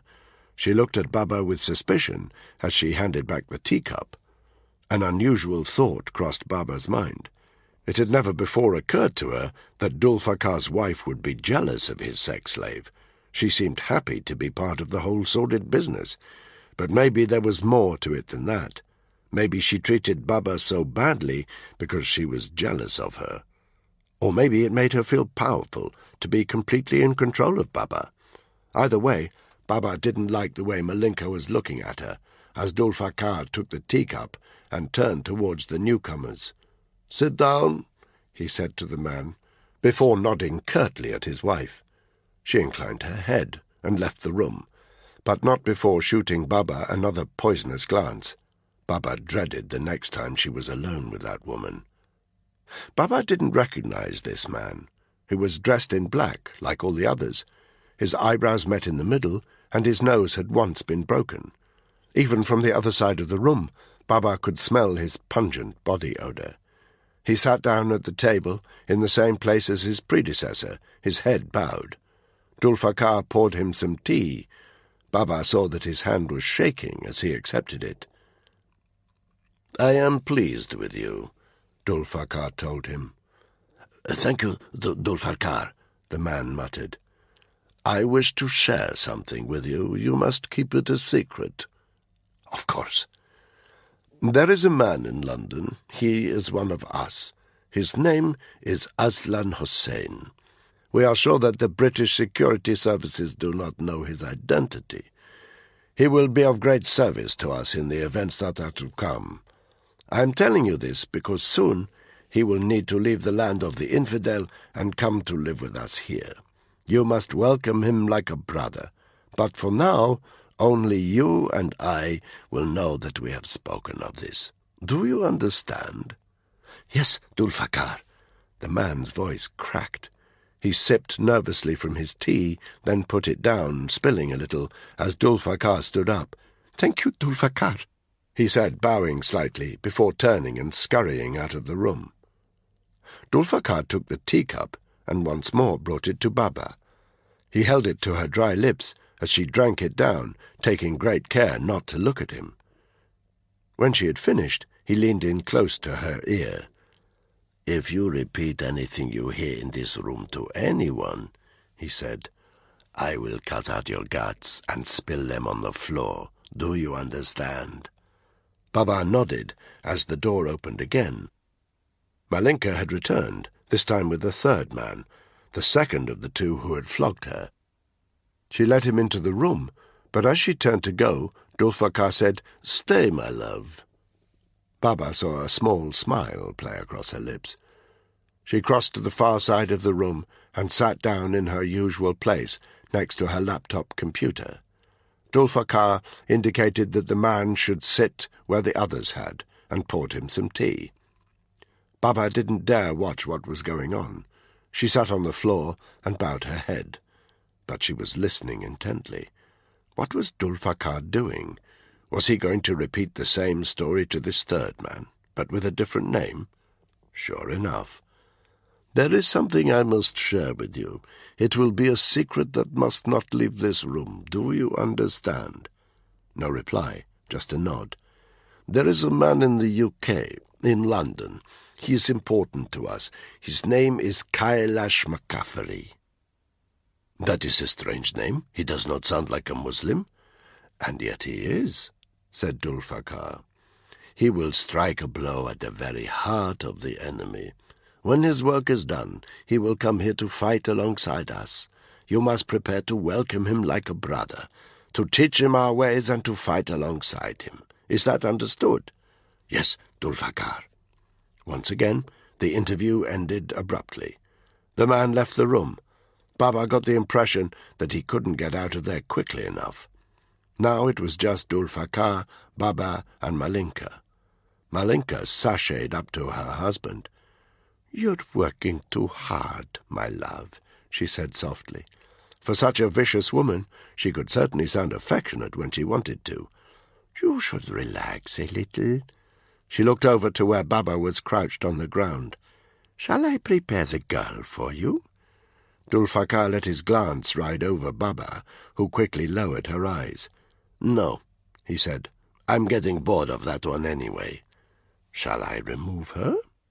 Baba's heart iced over with terror. She knew what Malinka meant by the word remove, and the cold smile with which she said it made Baba shiver. "Not yet. I might change my mind." Relief crashed over her. She wanted to weep, but she didn't let it show. She knew that any sign of emotion could be punished. It was better to remain still, crouched on the floor, and hope they forgot about her for a while. But Baba was unable to stop her mind from working. What had she just witnessed? Why had Dulfakar given slightly different information to 3 of his trusted lieutenants? Were there indeed 3 different individuals planning atrocities in that country so far away? Or was there some sleight of hand at play? Baba hated Dulfakar, but she knew he was a clever man. She thought he was preparing some kind of trap, like the hunters back in her village, who would lay several snares at a time in the hope that one of them would provide a meal. That thought reminded Baba how hungry she was. She had eaten nothing but a few scraps that morning. She told herself to forget about Dulfakar's schemes. She needed to concentrate on herself, on her own safety and well-being. She needed to remain compliant, uncomplaining, no trouble, if, that was, she wanted to stay alive. A grey, damp dawn crept slowly across the Med, and outside a faceless concrete facility on an uninhabited part of the island of Malta, 3 figures emerged into the half-light, their shoulders hunched, their bodies heavy with tiredness. It had been a long night. The Wildcat helicopter that had deposited them outside this black camp had long since been deployed elsewhere. Danny doubted it had spent more than 5 minutes on the ground. The area where it had landed was empty. The rain had stopped, but a thick mist had descended, which seemed to cling to the soldiers and to the building. Penfold appeared from inside the building. "Do you want to see it happen?" he said. Danny nodded. He turned to Spud and Caitlin. "Make contact with the chopper," he said. Then he followed Penfold back into the building, down the stairs and into the interrogation room. None of the others were there, just Danny, Penfold, and the prisoner. Rudolph was strapped, still naked, to the waterboarding chair. He had a rag stuffed in his mouth to muffle his shouts, and was straining worse than ever against the restraints. On a small trolley next to him was a steel case with a hypodermic syringe full of a clear liquid. The prisoner was glancing, terrified, at that syringe. He clearly knew what it was. Penfold licked his lips. He gently picked up the syringe, held it to the light, and squirted a small amount of the liquid out of it. Rudolph suddenly fell silent. Then, just as suddenly, he started his muffled whimpering again. With a glance at Danny, Penfold approached the prisoner. He inserted the needle into Rudolph's straining right upper arm with practised ease. It took a few seconds to inject the liquid, but it had an immediate effect. Rudolph stopped straining. His body juddered involuntarily. His muffled shouts became slightly higher-pitched, more uncontrolled. Penfold laid the empty syringe back on its trolley, then stepped back to watch the lethal injection do its work. It was not a quick death. Rudolph writhed in apparent agony for a full 2 minutes before the spasm stopped and the infrequent squeaks of pain finally fell silent. His eyes rolled up into his head. Danny stepped forward and checked his pulse. Nothing. He let the wrist fall and looked at Penfold. The 2 men stared at each other, but were silent. Danny turned his back on the bald man and left him with his corpse. Outside, in the early morning, there was the thunder of a helicopter rotor. A sea cat had touched down on the makeshift landing zone, the downdraft of its rotors making the surrounding mist swirl. Spud and Caitlin were already running towards it. Danny joined them. None of them looked back as the side door of the chopper opened up to reveal a Lodi in standard camouflage gear beckoning them inside. They simply jogged up to the chopper and clambered in. Moments later, they were back in the air again. Danny glanced once out of the window. He saw the concrete entrance to the black camp and the figure of Penfold standing outside, looking up at them. Then the chopper banked and eased up through the cloud line. Danny closed his eyes and pretended to be getting some shut-eye. In reality, he was avoiding the stares from Caitlin and Spud. There was tension in the team. Tony's departure hadn't entirely got rid of it. Tony. Danny wondered where he was now. Hereford had told them to return to Sigonella Air Base and await further instructions. It sounded very much to Danny as though their mission was not yet over. He was glad that Tony was no longer part of the team. He knew only too well that sometimes it was hard to tell the difference between your friends and your enemies.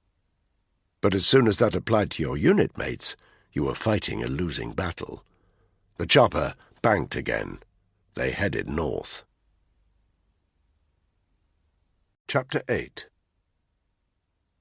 Tony Wiseman was the only passenger in the business-class section of the Alitalia 747 who was not dressed in either a suit or a traditional Arab dish-dash. He was also the only guy pissed at 10:30 in the morning. He had managed to change out of his stinking wet gear at Sigonella Base, where he had been dropped before dawn that morning. But there had been no time to clean up properly. Another military chopper was already waiting to take him to Palermo Airport. Obviously the desk jockeys back at Hereford had received the instruction to get Tony's ass out to Dubai as quickly as possible. Those motherfuckers hadn't been idle.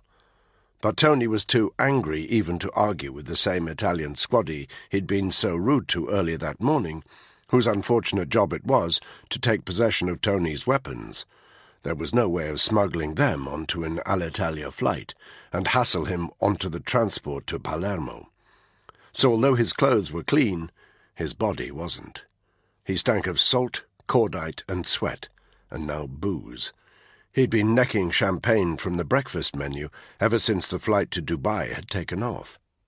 And the more the prissy Italian air hostesses gave him dark looks and wrinkled their noses at his stink, the more he'd been inclined to keep necking it.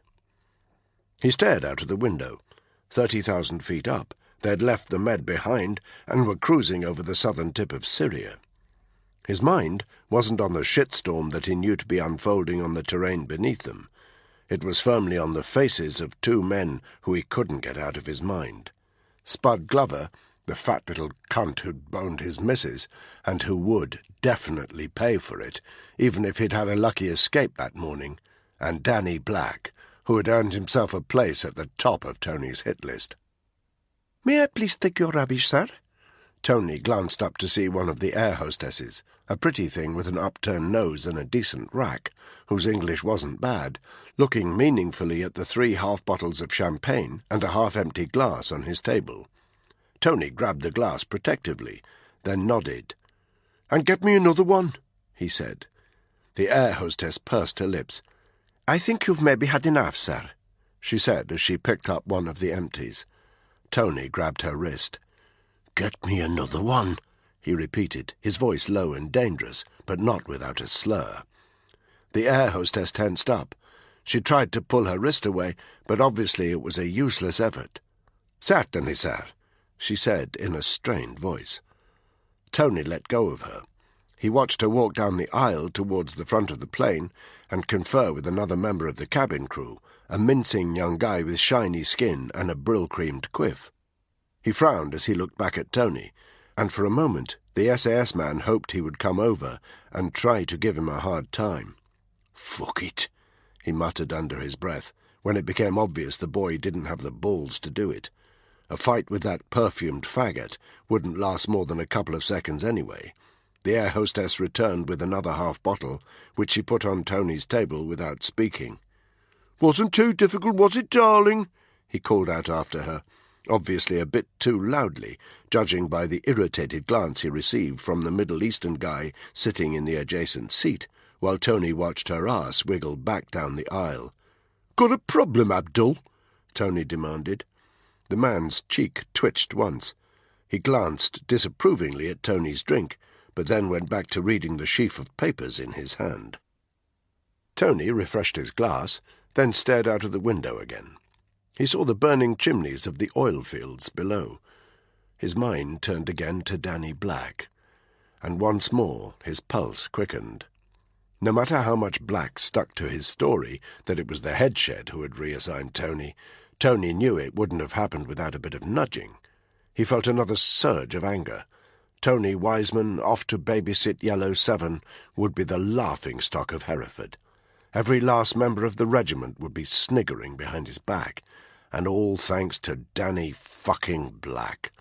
That boy was a bad soldier, a shit soldier, and now he was a fucking narc. He had it coming to him, no doubt. One day, when he was least expecting it, an accident on the range, a fragmentation grenade gone wrong. There were 1,000 ways to hurt a man surrounded by ammo and explosives. It wouldn't take much. He thought of Caitlin, and his face soured a little more. She was a dumb bitch, but a good lay. Tony wasn't blind, though. He'd seen the way she looked at Danny Black when she thought Tony, wasn't watching. Tony had already considered the possibility that she was shagging him just to make Black feel envious. It certainly wasn't a relationship based on enduring love and mutual respect, but the thought of her and Black on an op together made him even madder. Tony wasn't the type to let another man take his squeeze. He took a long pull on his drink, then decided he needed a piss. He clambered out of his seat and walked unsteadily down the aisle to the bathroom. Once inside, he pissed thunderously into the tiny chemical toilet. He looked at himself in the mirror. He had a smudge of dirt on his face and a streak of salt. He didn't bother to wipe them off. As he left the bathroom, a man in Arabic dress was waiting outside. Tony gave him a death stare as he pushed past him. Back along the aisle, 5 seats from his own, the same air hostess was leaning towards another passenger. Tony caught the disapproving sidelong glance she gave him. It almost made him want to spit with laughter. He slapped one hand against her arse. "Lighten up, love," he said. The air hostess spun round. She looked very angry. It just made Tony want to laugh. "Please don't touch me, sir," she said. Tony sneered. He went for her arse again, but suddenly the guy she'd been dealing with was on his feet. He was older, in his 60s, with a neatly cut suit and a receding hairline. "There is no need for—" he started to say, in a pronounced Italian accent. He didn't finish his sentence. Tony saw red. He didn't even bother to use his fists. He simply headbutted the guy squarely in the centre of his face. There was a cracking sound as the Italian man's nose went. He crumpled back down into his seat, clutching his nose to stem the sudden flow of blood. The air hostess gasped, but there was an acute silence from the other passengers. It was clear none of them wanted to get involved. Tony spat at the feet of the old Italian man, then wiped a smear of blood from his forehead. Staggering slightly from the booze, he started making his way back to his own seat. But he stopped before he reached it. 4 air stewards were approaching, 2 from either end of the aisle. Tony found himself wanting to laugh again at these ponced-up pretty boys with their clean-cut collars and perfect haircuts. Did they really think that they would be able to restrain Tony? Didn't they know who the hell he was? "Tossers," he muttered under his breath. Then he looked up at them. "Seriously, fellas," he said, "don't even fucking go there." Tony took his seat. 2 of the air stewards were standing right by him. They were glancing uncertainly at each other, as if this was a situation they'd never encountered, and they didn't know quite what to do. Tony grabbed his drink, raised it to them in a toast, then downed it in one. He belched loudly. "Wake me up when we get to Ragged Land," he said, before reclining in his seat and closing his eyes. He knew the air stewards were still standing over him, and probably would be for the rest of the flight. That was their problem, he thought. Tony had some booze to sleep off. "Why the hell aren't we on a plane back home?" Spud demanded. It was midday. The Italians at Sigonella Base had given them a large porter cabin for their personal use, but it was hardly the lap of luxury. 4 chairs, no table, and a TV in one corner with an Italian football game, sound turned down low. "You know as much as I do," Danny said. "We're heading east. Hammond's on his way. He'll brief us when he's here." He kept his voice level, but he was just as peeved as Spud, and he found Hammond's insistence that they stay in situ just as mysterious. Surely the operation was over. He wanted to get back home, see the kid, buy her a Christmas present. Not that he'd have admitted that to his unit mates. At least they'd had a chance to clean up and put on the dry camouflage gear supplied by the Italians. Apart from that, they'd stayed hidden in the porter cabin, out of sight of anyone else on the base, eating rations from their saturated packs, grabbing what sleep they could, sitting on the hard chairs, and waiting. There was a constant sound from the base of aircraft leaving and arriving. It was so regular that Danny barely noticed it as he stared unseeingly at the footy. It was 12:30 hours precisely, however, when a sound shook him out of his trance. He'd heard a Hercules coming into land often enough to recognize the distinctive roar of its engines. He walked to the window of the porter-cabin, lifted the metal shutters, and peered out. He just had line of sight towards the runway. Sure enough, a C-130K was descending shakily towards the base. It could even have been the same aircraft that had dropped them at the base the previous night. Whatever, it was definitely a Special Forces flight, no doubt flown by the guys from 47 Squadron. He let the blind fall and turned to the others. "He's here," he said. Sure enough, 10 minutes later, the door to the porter-cabin opened. Ray Hammond appeared. It was a joke among the lads in the regiment that the more stressed out Ray Hammond was, the darker the rings under his eyes. Right now, he looked like he hadn't slept in days. He was a tough, grizzled soldier, a veteran of both Gulf Wars. Danny didn't think he'd ever seen him smile. He had a relentlessly hangdog expression that normally seemed to hide any emotion, whether positive or negative. Today, however, his frown was more pronounced than usual. It matched those rings under his eyes. There were no greetings, just a curt, "This way." Danny, Spud and Caitlin grabbed their packs. "Face like a drop pie," Caitlin muttered as they followed Hammond out onto the tarmac. The rain had finally stopped, but the ground was still wet and the sky still boiled overhead. The peak of Mount Etna was still covered in cloud. The Hercules had come to a halt on the tarmac and its tailgate was open. The team jogged towards it, led by Hammond. They ran up into its belly, their footsteps echoing against the tailgate's iron floor. The familiar stench of grease and aviation gas hit Danny's senses. Up ahead, dull strip lighting illuminated the front end of the aircraft. He saw an RAF Lodi and a couple of signallers moving about up there, but they showed no sign that they'd even noticed the team come aboard. There was also a woman, black hair cut into a bob, mid-30s. She looked totally out of place in what were obviously office clothes. Danny immediately knew she was a spook. "We stay in here from now until it's time to leave," Hammond told them over his shoulder as they continued up to the front of the aircraft. "How long will that be?" Danny asked. "As long as it takes to get permission from the Turkish authorities to fly a military aircraft through their airspace towards Armenia." "We're going to Armenia?" Caitlin said. The woman with a black bob gave her a withering look. "No," she said, "you're not going to Armenia. We're going to Armenia. But we're dropping you off on the way." She sniffed. "Literally." Caitlin gave her a look. "Who's the wombat?" she asked. "Alice Cracknell, MI6. Hammond unenthusiastically introduced the bristling spook. "Danny Black, Spud Glover, Caitlin Wallace." Caitlin gave the woman a faux friendly smile. Danny left them to it. He looked to his right. There were a number of large, scuffed flight cases here. One of them had already been opened, revealing some of its contents. Danny immediately recognized freefall equipment and the matte curve of a halo helmet with its glossy black visor attached. He knew what that meant. Wherever they were headed, they could expect an airborne insertion. He turned to Caitlin. "You okay jumping?" She didn't reply, but Danny thought he saw a flicker of anxiety in her face. He reminded himself that, good as she was, their Aussie colleague was not regiment-trained. "All right, listen up," Hammond said. They had congregated around a single row of airline seats bolted to the floor. In front of them was a long metal table, also bolted, with signalling equipment, a couple of laptops and their attendant wires snaking all over the place. There was an unfolded military map of the Middle East and several unopened files. It was clear that for Hammond this had been a working flight.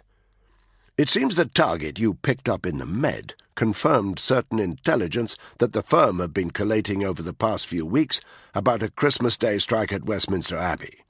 It goes without saying that if they manage it, it'll be the Ismailist biggest PR coup since 9/11. We're mobilizing all our personnel into the capital, throwing everything we've got at it. But we've got no handle on the identity of the bombers. That's where you guys come in." All of a sudden, any tiredness Danny might have been feeling simply fell away. His mind was tuned in exactly, ready to receive every word Hammond had to say. "I'm not going to bullshit you. This is one of the most sensitive ops I've been involved with. Perhaps the most dangerous, too. You know what the stakes are if things go tits up." He paused. "Your target, Rudolph, mentioned an IS commander by the name of Dul-Fakar. We already knew that this attack was being planned in Syria or northern Iraq, and we think he's the mastermind behind the operation. So we're going straight to the source. We think he's holed up in a compound to the northwest of Mosul.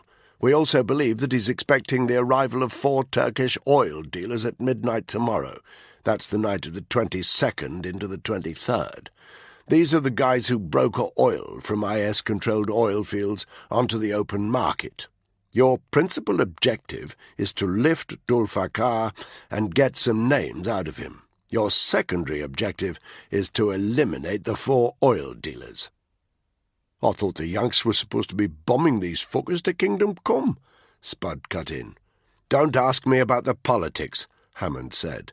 "All I know is the Americans are holding back from attacking certain targets, and as you know, GCHQ are hacking into certain American intelligence communications, and the firm are paranoid about them finding out." "It's not paranoia," said Alice Cracknell. "It's operational security." "You call it what you want," Hammond said. "The bottom line is that we don't know the full story, so this whole op is strictly covert, strictly deniable. The Yanks must not find out what we're doing." "What's the matter, Spud?" "I'm just trying to decide," Spud muttered, "if I'd rather go straight back on ops into northern Iraq, or drape me wet bollocks over an electric fence." "You want to be back in a desk job? Just say the word." Spud's expression darkened as Hammond turned to the mapping that was spread out on the comms table. He traced his forefinger along the southern Turkish border, where it met Syria on the west and Iraq on the south. "We can't fly in over Syrian or Iraqi airspace. The Yanks and the Russians are monitoring it too closely. They'd pick us up within minutes and start asking questions. That's why we're seeking permission from the Turkish authorities to enter their airspace. We'll drop you at a prearranged location close to the northern Iraqi border. Once you've inserted, we head north on a dummy errand into Armenia." "What's the plan for crossing into Iraq, boss?" Spud asked. "That area's crawling with IS." "It is," Hammond replied, "but it's also crawling with Kurdish fighters, Peshmerga, whose hobby is basically to kill as many IS militants as they can." "Good hobby," Caitlin said. "You might not like the way they play it," Hammond said. "They're easily as brutal as IS. Beheadings, crucifixions, all the usual shit. MI6 have an open line of communication with them, but it's impossible to say where their real loyalties lie." "With themselves," Danny muttered. "We've made contact with one of these Kurdish groups in the past couple of hours," Alice Cracknell said. "They're expecting you at midnight tonight. They're very well acquainted with the border crossings. They'll get you into northern Iraq and drive you to Dul-Fakar's expected location." Danny frowned. "We make contact at midnight tonight. These oil middlemen arrive at midnight tomorrow. How far is it from the border to the contact point?" "About 75 miles, Cracknell said. "That gives us hardly any time to put in an OP or conduct surveillance on the target." Danny turned to Hammond. "We need 24-hour surveillance minimum." "It is what it is," Hammond said. "If we give you another 24 hours, you won't lift Dul-Fakar until Christmas Eve itself. That's too late. It won't give us any time to act on any intel you uncover. In any case, we're in the hands of these Kurds." "And are you seriously telling me that we're to expect a bunch of Kurdish militants to smuggle us over a heavily defended international border in a war zone out of the goodness of their hearts?" "Of course not," Hammond interrupted. He walked over to where all the flight cases were piled and banged his hand on the top of a cylindrical metal drum. "Do the Kurds have Christmas?" he said. "Well, you're taking them a present anyway." The unit walked over to Hammond and the drum. Danny twisted the top open and looked inside. It was tightly packed with 5 long items of weaponry. Danny instantly recognized them as surface-to-air missile launchers. "Stingers?" he said. "And up-to-date radio equipment," Alice Cracknell said. "Western governments have been trying to supply the Kurds with small arms ever since the ISIS offensive began. Hardly any of them get where they're supposed to. Most go AWOL in Baghdad. They've been trying to get us and the Americans to put these sorts of assets directly in their hands. They'll be very pleased to have them." These were big boy toys, the sort of gear a loose band of badly funded Kurdish militants would go out of their way to get their hands on. They could cause a whole load of damage, but that still didn't make the Kurds trustworthy. Danny rapped on the side of the drum. "So that ensures that they turn up. What makes us think they'll carry on helping us once we've handed over the hardware?" "You'll just have to charm them, Black," Hammond said, sarcasm dripping from his voice. Charm was seldom the first weapon in an SAS operative's arsenal. "What about extraction?" Danny asked. "How do we get out of the country when the op's complete?" "As soon as you've gleaned any intel from Dul Fakar, you radio it through to us. If possible, you extract Dul Fakar himself, but his information is your primary priority. The Kurds will wait for you, then take you back across the Turkish border to a prearranged pickup point. You'll have to dig in there until we can get transport to you. It could take a few days, so it's critical that you get that intel radioed through to us the moment you have it. You'll have a sat phone for that purpose, but you need to keep all other transmissions to a minimum. The Yanks will be scanning the airways constantly, the Ruskies too." The loadmaster stepped up to Hammond.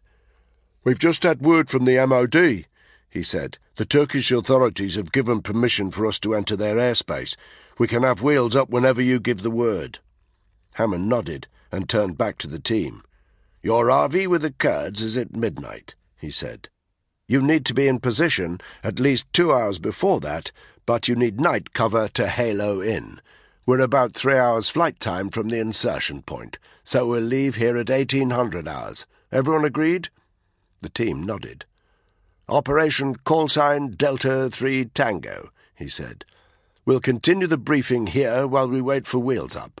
We've got details of your Kurdish contacts, mapping of Dul Fakar's compound. You'll need to commit it to memory by this evening. Dul Fakar's a real piece of work by the sound of it. Got a thing about people looking him in the eye. Anyone who does it gets strung up. Tosser. Intelligence suggests that he lets his men rape whichever captured women take their fancy, so long as they leave the choicest specimens for him. You can expect some pretty brutalized sex slaves in the stronghold. Don't start getting chivalrous. Nothing's more important than getting Dul Fakar alive and pumping him for intel." Hammond looked over at Alice Cracknell, who was busying herself with piles of paper, to continue the briefing. "We're not going to stop this attack in London. We're going to stop it at source. You're going to stop it at source." He turned back to the briefing table. Danny, Spud, and Caitlin exchanged a long glance, then joined him. Tony had a splitting hangover as the Alitalia flight touched down at Dubai International Airport. He had woken up half an hour previously to see one of the pretty boy air stewards still loitering in the aisle, eyeing him uncomfortably. He'd sneered unpleasantly at him, but now that the booze had worn off, he'd decided not to give him any more aggro. There'd be enough of that when they landed. Instead, he stared out of the window, watching the scorched desert landscape become the glittering sea of buildings that was Dubai. As the aircraft reached the end of the runway and turned left onto the taxi route towards the terminal, he saw the flashing lights of 2 police cars waiting on the tarmac. He touched his hand to his forehead. There was still dried blood there from where he'd headbutted the old guy. He didn't bother to wipe it off. The whole cabin had seen it happen, so there would be no point denying it. As soon as the plane came to a halt, 3 members of the Dubai police force boarded. They had tan-coloured short-sleeved shirts and aviator shades.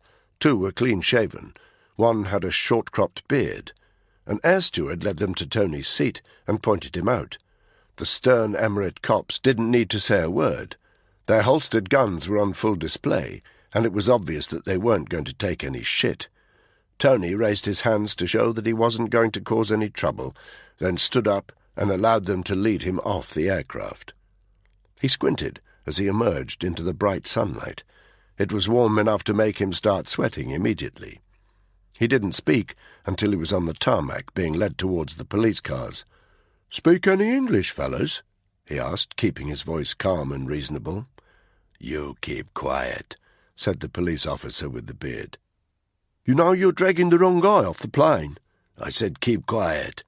"That old guy they saw me go for. You want to know what he did?"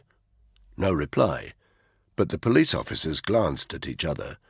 Tony could tell he had their interest. He stopped walking, and they did the same. "Touched my dick," he said. "Fucking faggot, tried to feel me up. You should be leading him off the plane, not me." He watched the officers carefully. He could already see the disgust in their faces. Tony knew this was a country where such activities were harshly punished. "Get to the car," said the officer, who had already spoken, but he sounded less aggressive now. Tony nodded and started walking again. "Seriously, fellas," he said, "you don't want dirty old guys like that wandering around Dubai, do you?" "Do you know his name?" the officer asked. "Didn't ask, mate. Didn't want to stay too close." From the corner of his eye, he saw a black Mercedes screeching across the tarmac towards him. "Here comes the fucking cavalry," he thought to himself. By the time they reached the police cars, the black Merc had screeched up alongside them. A Western man in his late 50s, wearing a charcoal-grey business suit, jumped out of the back. He looked very harassed as he strode up towards the 3 Emirate police officers, holding up an ID card. "Dominic Copeland," he wheezed. "British Embassy. We had permission to accompany this gentleman off the premises." The officers looked warily at him. One of them got into his car. Tony saw him speaking into his radio, while the rest of them stood awkwardly on the tarmac. He could sense that the cops didn't like this sudden change of authority, but their hostility was directed more towards the guy in the suit than to Tony himself. Their colleague emerged from the car a minute later and spoke a few short words in Arabic to them. They inclined their heads, then turned to Tony. "You're free to go," said the police officer with the beard. Tony saw him glance back towards the plane. He leaned in towards him. "You want to take that guy in?" he said. "Ask him a few questions. Give him the old—" He made a gesture with his right hand to indicate someone being slapped around, and he could tell by the stony expression on the officer's face that he intended to do just that. "Get in the car, please," the embassy guy said in a not-too-friendly tone of voice. Tony gave him a pleasant smile and got into the back of the Merc. The embassy guy sat next to him. As they pulled away across the tarmac, Tony saw the 3 police officers heading back to the aircraft. He figured that the day of the old guy with the broken nose was about to get a lot worse. Served him right for getting involved. The embassy guy was looking at him like he was a piece of shit on the sole of his shoe. He was wrinkling his nose. It was obvious that Tony stank. "I don't know what the bloody hell you think you've been playing at," the guy said. "If you'd been anyone else, you'd be on your way to an Emirate holding cell by now." Tony stared out of his window. "Maybe," he said. "Maybe not." "You should be grateful to the embassy for getting you out of this," the man snapped. "The phone lines between here and London have been red-hot. We're extremely busy, and we're not here to—" "Do me a favour, mate, and shut the fuck up. I've had a long 24 hours. Tony could sense the waves of outrage emanating from the embassy man, but he did at least keep quiet for the next couple of minutes, while the car was waved through an external passport control post on account of its diplomatic status. Soon enough, they were speeding along a raised section of highway, heading towards the heart of the Dubai metropolis. It occurred to Tony that the last time he had been in the region had been on a mission with Danny Black that had taken them into Doha, the capital of Oman. The 2 cities looked very similar, ostentatious displays of great wealth. Tony reckoned he could enjoy himself here, given the right company and a few grand in his back pocket. But the thought of Danny Black put any idea of enjoyment from his mind. He felt a physical surge of intense dislike in his gut. He looked at his hands and saw they were shaking. "You'll need to clean yourself up," the embassy man said suddenly. Tony snapped out of his thoughts and turned to him. "What?" "I said you'll need to clean up, man. You look and smell like a tramp. I'll be surprised if they let you into the hotel in that state." "Fancy one, is it?" "We have a room set aside for you and a change of clothes, but for heaven's sake have a wash first. The residents of Dubai are very particular about outward appearance. You're representing Her Majesty's government, and I will not have you letting the side down." He seemed almost to shudder at the thought. "And besides, you're going to be in the company of royalty. It's not too much to ask that you look the part, is it?" And then, almost under his breath, "Even if he is a damned liability to the rest of us." The ghost of a smile crossed Tony's lips as the black Mercedes turned onto a raised causeway heading out into the glittering sea towards a tall skyscraper of a hotel, its mirrored windows glittering brightly in the sun. Chapter 9. Joe felt warm for the first time in days. The soldiers who had found him on the railway track had been rough and unpleasant. One of them had called him a wog. Another had laughed when, as they led him from the track, he had fallen over and twisted his ankle. They had dragged him into the back of a military truck, where he had crouched huddled, his muscles aching with the cold, and his skin sore from the abrasive grit in which he had hidden himself. And yet, despite all this, he couldn't help but feel elated.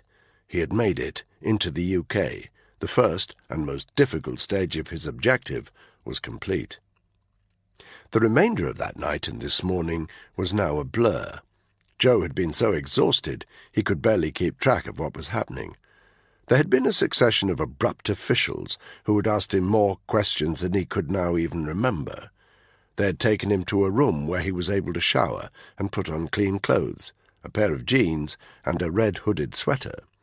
They had taken his photograph and recorded his fingerprints. They had given him lukewarm, sweet, milky tea in a plastic cup, which he had guzzled down as if it were the finest drink known to man. Now he was sitting in a stark, brightly lit room. It had windows on 3 sides that looked out into a busy open-plan office.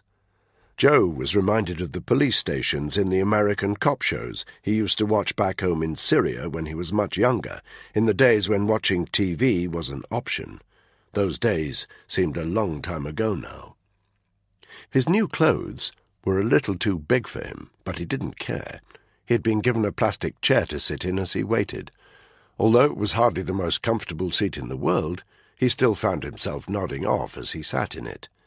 In his drowsy state, the humming lights in the room somehow merged with the memory of the drone that had nearly picked him out as he hid in the train carriage. He relived the crushing claustrophobia of being hidden in the grit and started suddenly awake. A woman had entered the room. She was tall and thin, with what seemed to Joe to be an abnormally long neck. Her lips were pursed almost disapprovingly as she pulled up another chair and sat opposite him, clipboard in hand. But when she spoke, it was not unkindly.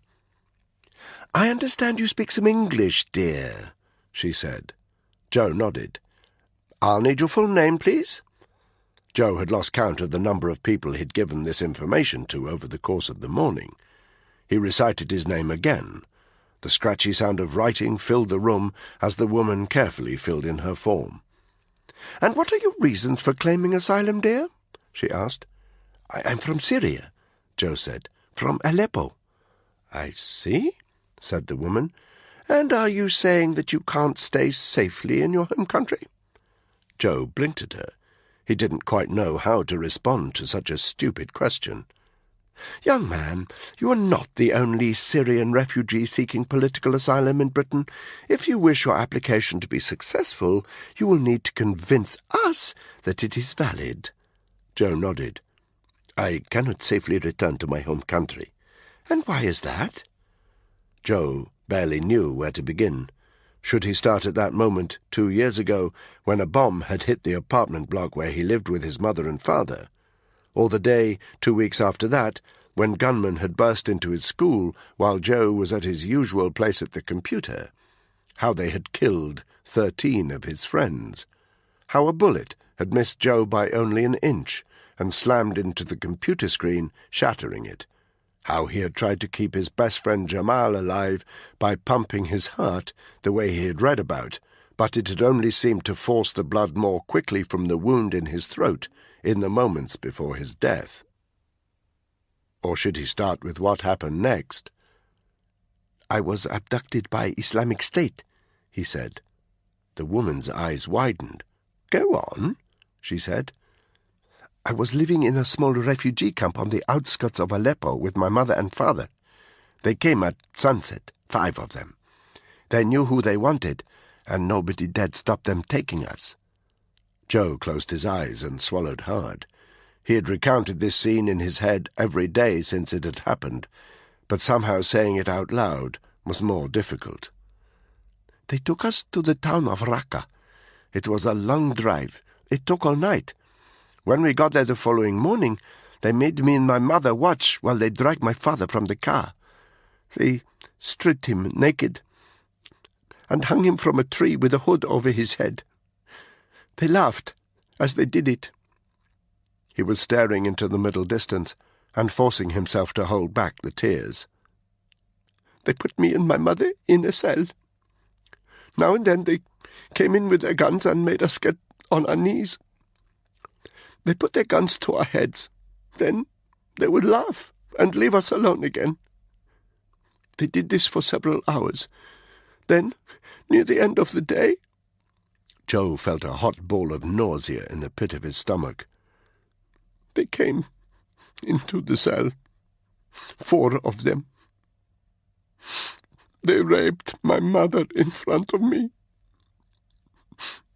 Then they killed her." He looked straight at the woman as he said this, and saw the horror in her face. But he didn't tell her everything. He didn't tell her that he knew the name of the leader of the 4 men, Mujahid, who had a scar carved into his throat in the shape of a smile. There were, after all, some things he needed to keep to himself. "You poor boy," the woman whispered. "Why did they do this?" "Because of me," Joe said. "What do you mean?" "They wanted me to know what would happen if I didn't do what they said." "But why you?" Joe managed a weak smile. "Because they had heard that I was clever." "You certainly speak very good English." "It was not English they wanted me for. It was because I know about computers, electronics, coding, that kind of thing." "I'm not sure I understand," the woman said. "Could I have a glass of water?" Joe asked. The woman nodded and left the room for a minute. Joe watched her through the window. She crossed the office to a water cooler. While she had her back to him, several people passed the office and glanced in at Joe. Without exception, they looked hostile. Joe didn't mind. He was used to it. He drew a deep breath and organized his thoughts. It was important that he told her enough to gain her sympathy, but not so much that she might guess why he was really here. When she returned with a plastic cup of water, he drank it gratefully, then picked at the edge of the cup with his fingernails as he continued. "Islamic State like publicity," he said. He searched around for the correct word. They thrive on it.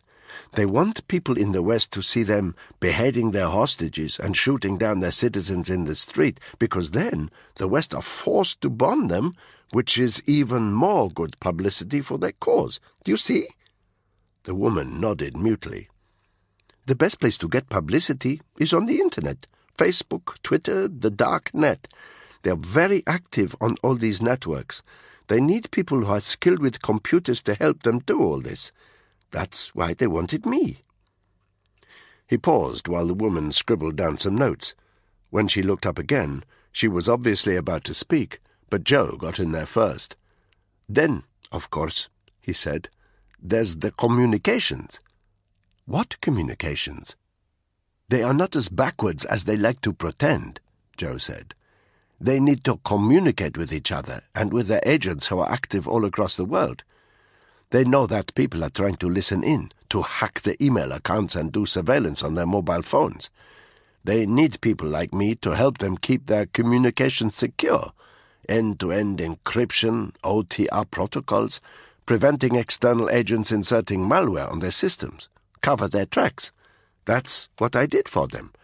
Every day they put a gun to my head and told me that if I failed in my duty, I would join my mother and father in the ground. What choice did I have?" He hung his head and continued to pick at the edge of his cup, which was beginning to split. "Why did they let you go?" the woman asked. Joe couldn't help looking astonished at the question. "Let me go?" he said. "They didn't let me go. Why would they do that?" he sniffed. "I escaped." The woman was staring at him in astonishment. She scribbled a few more notes. "How did you escape?" she asked finally. But before Joe could answer, she held up one finger. "Just a minute," she said. "Are you telling me that you were party to Islamic State communications into and out of Syria?" Joe fixed her with a calm stare. Then he nodded. The woman scraped back her chair and stood up. "Excuse me for a moment," she said. "Please wait here." Joe sat still as she left the room for a second time. He noticed that his hands were trembling. He crushed the plastic cup in an attempt to stop it happening. Looking through the window, he saw the woman approach one of her colleagues, an older man in a slightly crumpled suit, who was sitting on the edge of a desk reading a piece of paper. He looked over at Joe as she spoke. When she had finished, he seemed to think about what she had said for a moment.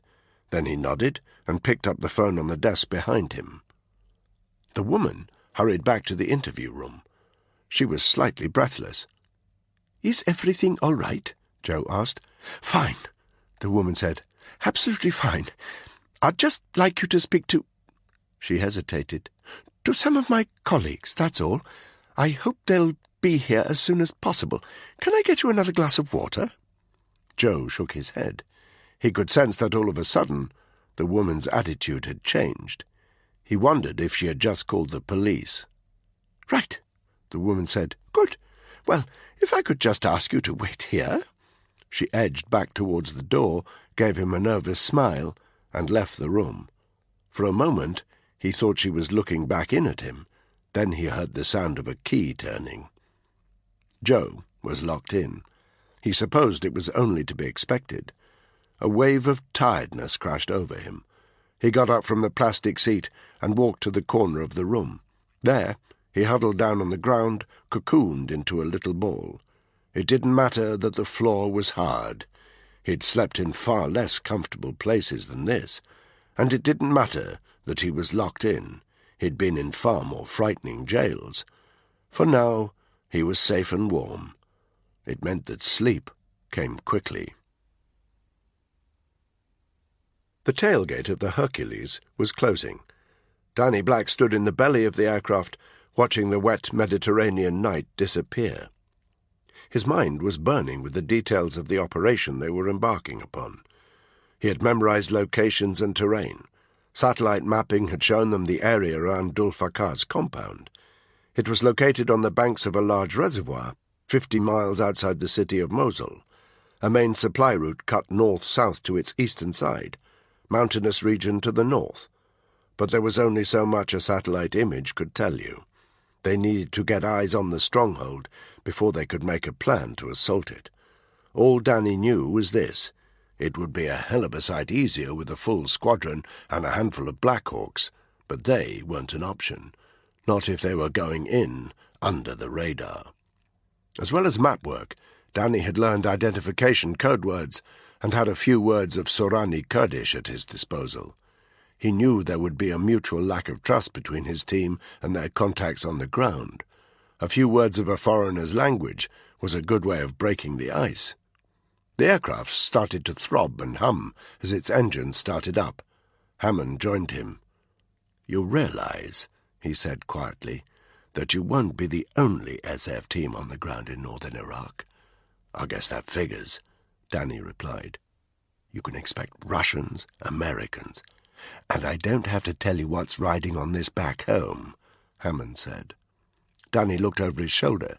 Spud and Caitlin were still at the briefing table, poring over Alice Cracknell's maps. "It'll be a gang fuck in London if you don't get to this Dul Fakar character."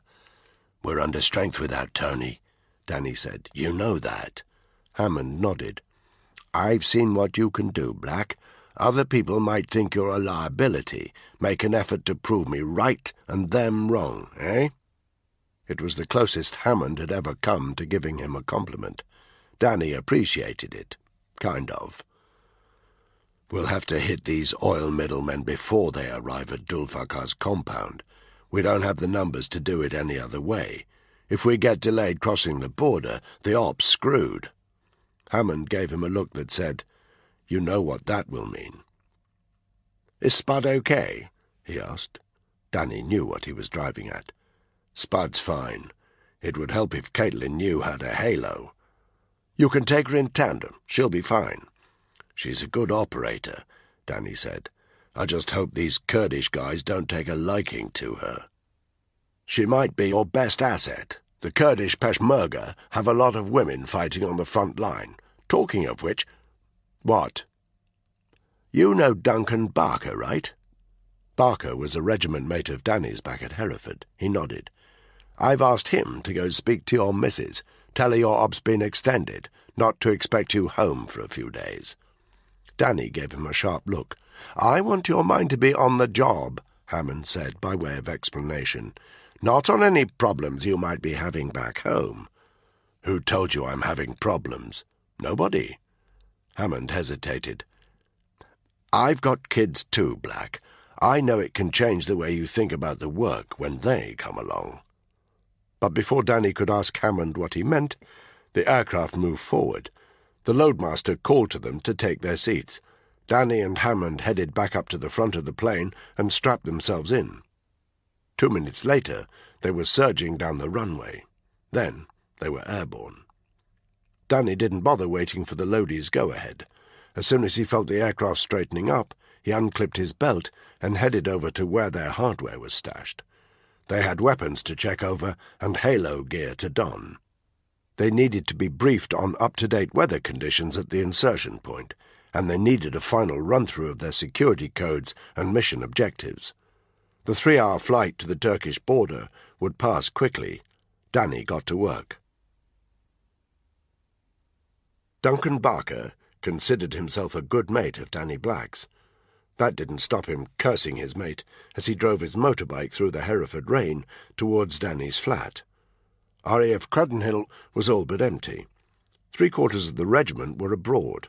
Those that remained in the UK on standby had been called into camp and given their marching orders down to London. Barker himself was heading to the smoke that evening. Something big was going down. Why, then, was it so important that Barker should be knocking on the door of Danny's flat to give his bird a message? What was wrong with the fucking telephone? Rain was streaming off him as he rang the bell to the ground-floor flat. As he stood, waiting for an answer, he could hear the faint wail of a baby from inside. Through the glass of the front door, he watched someone approach. When the door opened, and the someone became a real face, he found himself talking to a woman who looked like she hadn't slept for 48 hours. "Are you Clara?" he asked. "Who's asking?" "My name's Barker, mate of Danny's from, work." She stared at him. "Yeah, so the head shed asked me to come round, let you know that Danny's not going to be back for a few days." Nothing registered on her face. It was only when Barker was about to excuse himself that she spoke. "Oh, will you come in?" "Nah, you're okay. I'd better—" But Clara looked so crestfallen that he changed direction mid-sentence. "Yeah, all right then, for a minute." Barker was a big guy. It was awkward for him to manoeuvre past the pram that was blocking the hallway. He knocked a colourful soft toy from the handle, and Clara immediately scrambled to pick it up and tie it back onto the pram. "Danny bought it." She smiled apologetically. "From Mother Care. You should have seen him." Barker didn't know what to say. His boots left a line of wet footprints all the way down the hallway and into the front room.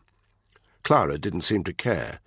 Her baby was here, lying in a wicker Moses basket, bawling her eyes out. Her mother lifted her from the basket, and she immediately stopped crying. Barker wasn't really a baby person, but even he had to admit the girl was a cute little kid, a shock of dark hair like a mini version of Danny Black. "Why is he delayed?" Clara asked. Barker gave her an apologetic look. "Sorry, love," he said. "Can't really talk about it, I know." she started rocking the baby and humming very gently. 30 seconds passed. Barker started to feel awkward. "Right," he said. "Well, I'd better—" "Is he safe?" Clara asked. Barker smiled. "Danny, don't worry about him, love. He can take care of himself." He paused. "You know, he's the guy that everyone in the regiment looks up to." He narrowed his eyes. "Me included. I wish I had half Danny Black's skills. He's a good soldier, a born soldier. Danny'll be fine." He sniffed. "It's the rest of us that need to worry." "What do you mean?" she asked quickly. "You've not got any plans to go to London?" "No." "Keep it that way. Take my advice and stay home. It's the safest place right now." She blinked, then carefully laid the baby back into her Moses basket. "Look, I've got to go," he said, which was true. He nodded at Clara, then turned and left, closing the front door behind him. And as he started up his motorbike in the street outside the flat, he looked back through the thin curtains into the front room. He could see Clara in silhouette. He had the impression that she was holding the baby to her chest once more and was pacing up and down the room. As he drove away, Barker couldn't shake the suspicion that she'd still be pacing when Danny returned home, whenever that might be. Tony's hotel room was bigger than most people's apartments and unbelievably opulent. It was littered with comfortable armchairs and rich embroidered soft furnishings. It had a massive vista looking out onto the Gulf, where the lights of countless yachts glittered like jewels in the night. His bathroom was marble-clad, with gold-leaf taps, 2 sinks, and a separate jacuzzi. He'd spent the best part of 45 minutes under the shower. Once he'd got changed into the clean clothes that had been provided for him, leaving the bathroom blood and dirt-stained, he'd ordered the most expensive meal available on the room service menu and wolfed it down in the separate dining-room suite. He spared a thought for Black, that bitch Caitlin, and that fat bastard Spud, who was lucky not to have had his bollocks shot off. He didn't know what shitty little quarters they'd be slumming it in now, but it sure as hell wouldn't match this.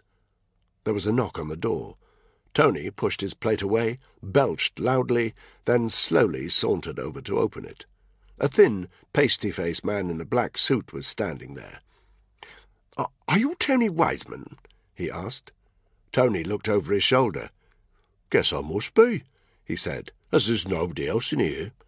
The man offered his hand. "Good to meet you, old chap. My name's Hughes. His Grace is ready for you." "I'll be out in a minute." The flunky blinked at him in astonishment.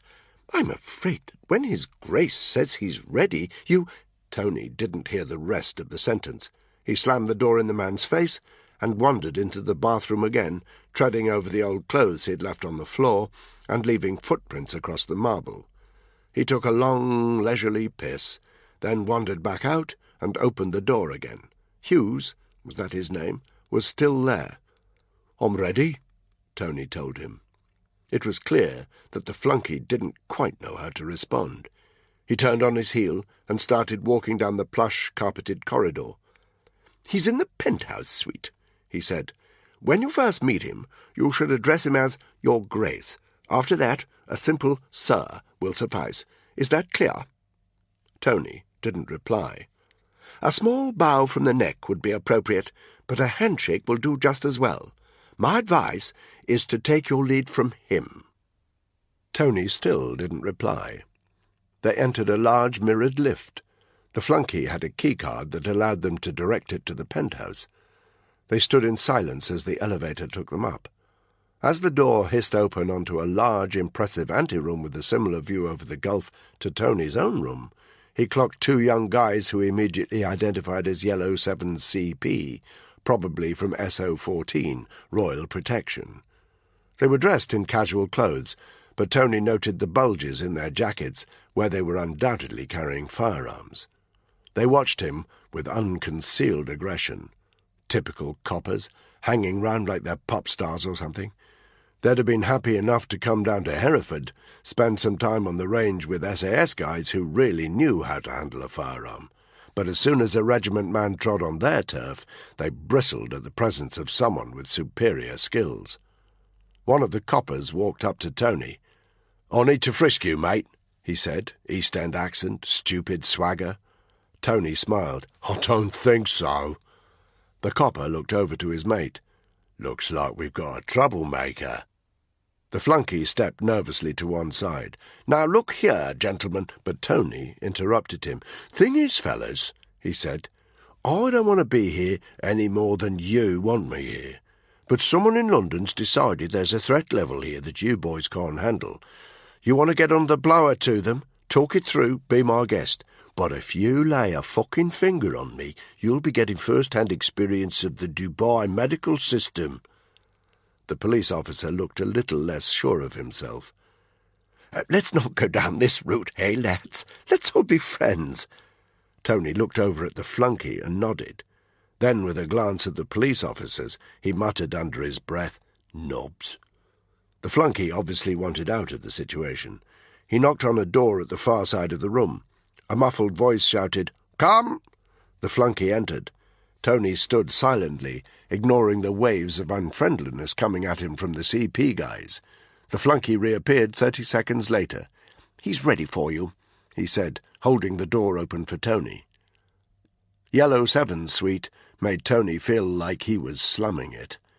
He found himself in a plush living room, all sofas and fresh-cut flowers. There was a fully stocked cocktail bar on one side, and a TV on the far wall the size of a small cinema screen. But there was no Yellow 7. A door at the far side was open. Tony wondered if he should go through. He looked over his shoulder towards the flunky for guidance, but there was no sign of him. He'd shut the door. Tony moved over to the cocktail bar. There were maybe 100 bottles neatly arranged against a gleaming mirror. The bar itself was made of burnished oak. Tony immediately saw the remnants of a white powder. He dabbed his finger on it, then touched the powder to the tip of his tongue. He immediately felt the familiar numbness and smiled. Looked like his grace was living up to his reputation. He heard footsteps and turned round. A figure appeared in the open doorway. Yellow 7 was wearing a white toweling robe. His black hair was dishevelled, and he had bags under his eyes. It was very obvious that he'd only just got up. He peered at Tony with a frown. "Who are you again?" he asked in a cracked voice. "Tony Wiseman, from Hereford. I'm with 2-2. Yellow 7 rolled his eyes. "My babysitter," he muttered. He looked across the room. "Where's that tit Hughes?" Tony couldn't stop himself from smiling. "Outside," he said.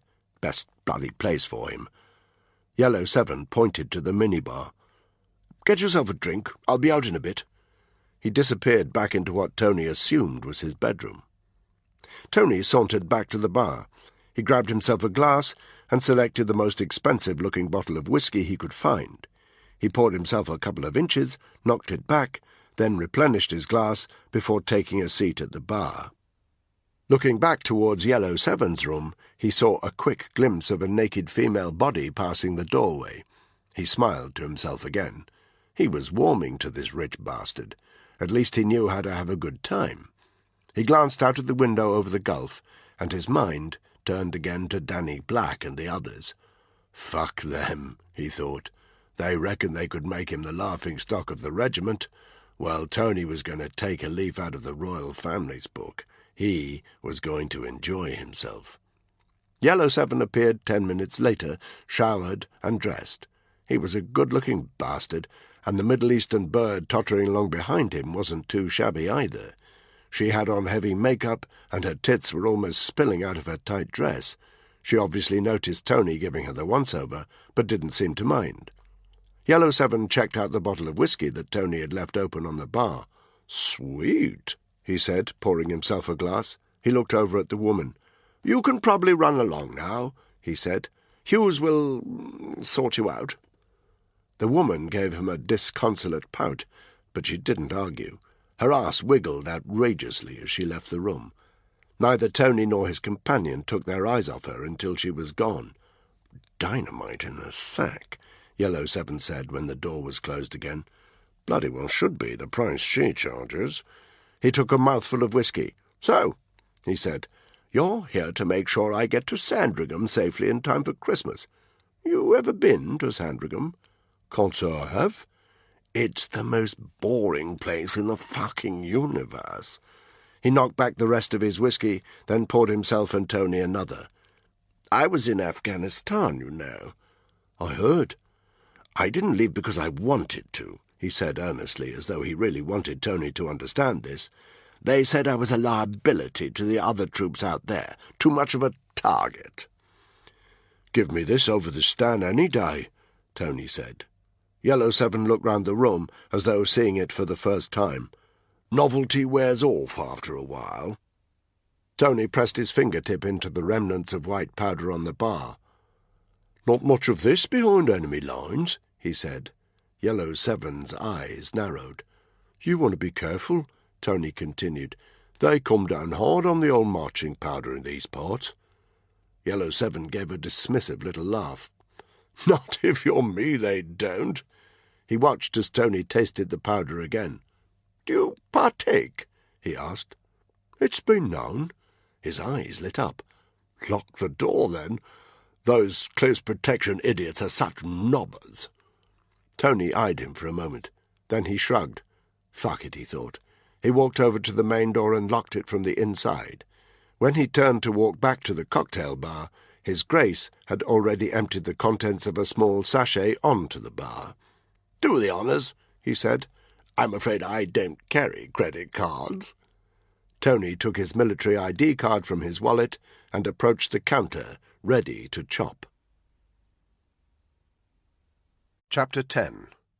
21:47 hours. "This is Turkish airspace, about 10 miles north of the Syrian border, approximately 200 miles from the northern Iraqi border. That puts us about 30 minutes out. Repeat, 30 minutes out. Plug into the aircraft's oxygen systems. We'll be decompressing in 5 minutes. The Lodi's voice was hoarse as he shouted above the persistent grind of the aircraft's engines. Danny gave him a thumbs up. He and Spud both had their free-fall rigs attached to their bodies. On their left arm, each had a glowing altimeter. On their right arms, a GPS device. They both had a bottle of compressed oxygen strapped to their chest and an oxygen mask, although these were not yet fitted to their faces. They wore the matte black halo helmets, visors up. Caitlin also wore the oxygen bottle, mask and helmet, but no free-fall rig. Instead, she had a full harness, since she would be falling in tandem with Danny. Now wasn't the time for a rookie to perform their first halo jump. There were too many variables, too many things that could go wrong. Caitlin was keeping a lid on her nerves. Danny respected her for that. "We need to get onto the aircraft's oxygen system," he shouted at her over the noise of the aircraft.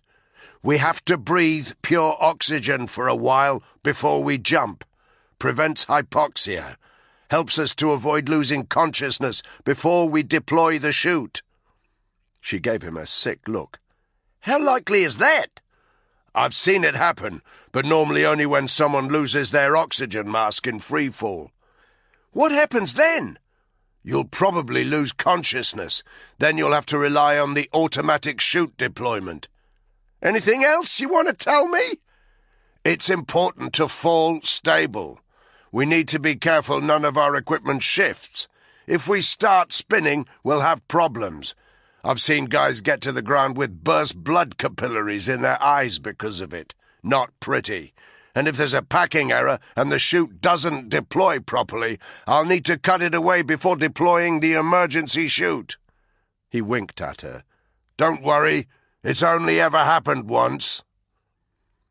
They moved to a bench along the side of the aircraft, where the oxygen masks were hanging, and where their burgans and weapons were waiting on the floor. From the corner of his eye, he could see Hammond manoeuvring what resembled a 45-gallon drum. In fact, it was a free-fall container, made of heavy-duty compressed cardboard. It contained the weapons and radio equipment that they would be offering up to the Kurds as a gesture of goodwill. It had its own free-fall rig attached. The unit sat on the bench and started strapping their burgans and weapons to the backs of their legs. It'll be very cold when we leave the aircraft, Danny continued explaining. But we'll be falling very fast, and we'll get to a more comfortable altitude in less than a minute. We're aiming to fall in formation with Spud and the drum of weapons, but the wind speeds can be quite high up here, and you need to be prepared for buffeting. Do everything you can to keep your body rigid. I'll deploy a little drone chute as soon as we're out of the aircraft. It'll slow us down a little and keep us steady. He tapped the altimeter on his wrist. We're currently cruising at about 32,000 feet. That's about the altitude of a commercial airliner. You can expect me to deploy the main chute at 4,000 feet. I'll tap you on the shoulder before I do that. It'll be too noisy for us to speak. If anything goes wrong and I lose consciousness, I've got the automatic chute deployment system set to engage at 3,500 feet. Is that clear? Clear, Caitlin said.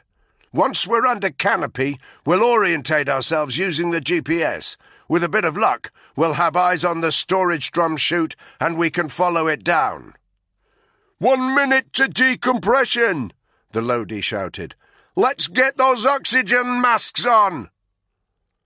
Danny, Spud and Caitlin grabbed the aircraft oxygen masks and fitted them to their faces. Hammond sat with the rest of the crew on the opposite side of the aircraft. They also had their masks fitted as the aircraft decompressed. Danny put his head back against the side of the aircraft and concentrated on breathing normally. He was nervous about the jump. He knew that Caitlin was extremely capable, and he'd done enough free-falling himself for it to be second nature. But one of the main reasons for performing a halo jump was to reduce the window of time during which any enemy forces on the ground could spot you under canopy. There was still, however, a short period of time when you were an easy target, unable to defend yourself effectively, or put in any kind of countermeasure against enemy fire. It was a prospect that always sharpened Danny's senses in the moments before an operational halo insertion. He found that his best strategy was to clear his mind and focus carefully on getting safely to the ground. 25 minutes passed quickly. The turbulence was bad enough for his head to jolt solidly against the side of the aircraft. Suddenly, there was a rush of deafening noise. Danny looked right and saw that the aircraft's tailgate was lowering. The lower it got, the louder the noise. Speech was now impossible, but that was okay. They knew what they needed to do. Each member of the unit disconnected themselves from the aircraft's oxygen system before placing their freefall masks over their faces and engaging their oxygen tanks. They breathed normally for 30 seconds to verify that their breathing apparatus was working correctly, then stood up. Danny approached Caitlin and carefully attached himself to the back of her harness, using a series of sturdy metal clips fitted to the front of his own freefall rig. Now that he was close to her, he could feel her deep, careful breathing, which told him that despite her outward appearance, she was nervous about the jump. A couple of Lodis approached them. They each wore thick web belts with lanyards connected to the side of the aircraft to stop them falling out. They positioned themselves on either side of Danny and Caitlin, for whom walking was difficult as they were strapped together and overladen with kit, and ushered them towards the open tailgate. Spud positioned himself alongside them, next to the freefall container. Outside, in the middle of a turbulence bump, Danny caught a brief glimpse of a crescent moon. A red light appeared at the back of the plane above the tailgate. The pilots signaled that they were to get ready to jump. They shuffled forward, closer to the edge of the tailgate. Danny caught another glimpse of moon and gradually became aware of stars in the night sky. As he peered downwards, however, he saw nothing but blackness. No lights on the ground, no topographical features. It meant there was cloud cover, which they'd have to penetrate. A minute passed. Then suddenly the green light came on. Danny heard a Lodi screaming at the top of his voice, "Green on! Go!" There was no hesitation. There couldn't be, since a delay of just a few seconds could mean missing their landing zone by a substantial distance. Spud pushed the freefall container out of the aircraft before immediately following it. At the same time, Danny and Caitlin tumbled out. The rush of wind against Danny's face was sudden and intense. The cold was shocking. It almost knocked the breath from his lungs. He concentrated hard on breathing steadily, sucking down the oxygen from the canister at his chest. At the same time, he pulled one of his 2 ripcords. He didn't see the drone chute engaging, but he felt a slight upward force as it slowed their rate of acceleration. He arched his body firmly against the strong air currents that were buffeting them around. Caitlin did the same. He had to hand it to her. She was a natural. The scream of the wind grew louder as their speed increased. Danny could make out Spud. He was about 20 feet below them. From the shape of his body, he could tell that his mate was trying to de-arch a little bit in order to slow down his rate of descent and keep close to Danny and Caitlin. And a little below him, little more than a smudge against the sky, was the weapons canister, hurtling down to earth. Suddenly, everything went black. They were in the clouds. They were no longer accelerating. They'd hit terminal velocity, the point at which they'd reached their maximum speed, and the shockingly icy temperature had eased a little. But now the moisture of the clouds seemed to saturate every part of him. His clothes were soggy. He almost felt like he was inhaling water, not oxygen. The altimeter on his left arm was only a faint glow in the thick mist. As quickly as it had arrived, the blackness disappeared. For the first time since they'd jumped, Danny saw the terrain below. He knew that their LZ was a long way from any built-up areas, and his vista confirmed this. There were barely any ground lights for miles in any direction. To the north, on the horizon, he saw a glow that he took to be the Turkish town of Silopi. Elsewhere, he saw the occasional line of an arterial road, and here and there the headlamps of a car, but in the immediate vicinity, nothing. It was much warmer now. He checked his altimeter. 6,000 feet. 5,000 feet. Below, he saw the sudden eruption of the weapons canister's rectangular chute. It had obviously hit the 3.5K altitude. At the same time, he saw that his own altimeter was about to hit 4,000 feet. He tapped Caitlin on the shoulder in the prearranged signal. He felt her tensing up slightly as he pulled the ripcord for his main chute. He felt the familiar sensation of his chute opening, then the sudden upward jolt as their velocity dramatically reduced. The rush of wind in their ears disappeared. Danny grabbed the brake lines and checked for Spud's position. He was close, about 20 meters to the west, and at approximately the same altitude. Danny could tell that he was positioning himself to follow the weapons canister down. Danny did the same. 45 seconds passed. The weapons canister hit the ground. Danny could see its chute starting to deflate. "Loosen your pack!" he shouted at Caitlin, while releasing the strap that bound his own Bergen to his legs. Both packs fell, suspending in the air beneath them for a moment before hitting the earth. Seconds later, Danny and Caitlin made landfall, running in tandem as they touched the earth. As the chute deflated behind them, Danny quickly unclipped his rig from Caitlin's harness. He spun round and started dragging his chute towards him as quickly as possible, aware that Spud was doing the same thing 20 meters to his 9 o'clock. Halo jumps were dangerous, but this was by far the riskiest moment. They needed to collect up their gear quickly so it couldn't be seen, and they needed to scan the immediate area for threats. Danny saw, from the corner of his eye, that Caitlin had thrown herself onto the ground in the firing position, weapon engaged, as she did just that. Within 30 seconds, Danny and Spud were in exactly the same position, their chutes bundled up beside them, their masks and visors disengaged. Each of them were pointing out in a different direction, covering the 3 vertices of a triangle. There was complete silence. Danny could feel his heart thumping behind his ribs as he took in the terrain. It was hard, rocky ground, desert-like, though it was clear that it had rained lately, because there was a slight moistness to the air. The air was chilly, 5 degrees centigrade perhaps, though the slight breeze made it feel colder. The ground itself undulated quite heavily, so it would have been difficult to see more than about 20 meters in any direction, even during the day. Danny remained completely still for a full minute, scrutinizing the landscape and listening hard for any sight or sound of movement. There was none. "Where's the weapons drum?" he heard Spud hissing. Danny allowed himself to look around. Spud was right. There was no sign of it. "Stay put," he said. "I'll look for it." He slowly pushed himself to his feet, orientating himself and trying to fit their position to the mental image he had of the mapping they'd been studying for the past 12 hours. Off to his 3 o'clock, there was a rough road. Danny thought this must be the track that would lead them to the RV point. He'd double-check that in a minute, but for now he needed to locate the weapons drum. At first glance, he couldn't. It didn't take him more than a few seconds to see what had happened. 30 paces to his 7 o'clock, a quick glance at the compass on his wrist told him this was a southwesterly direction. The terrain fell away over a kind of cliff. Danny ran towards it, got to the ground again, and carefully peered over. The canister was 5 meters below him, completely covered by its chute. He spent a moment checking for threats or other movement again. Nothing. Then hurried back to Spud and Caitlin. "This way," he hissed. They followed him back to the cliff, each of them now carrying their packs on their backs. Danny and Spud with armfuls of bundled-up chute and paracord.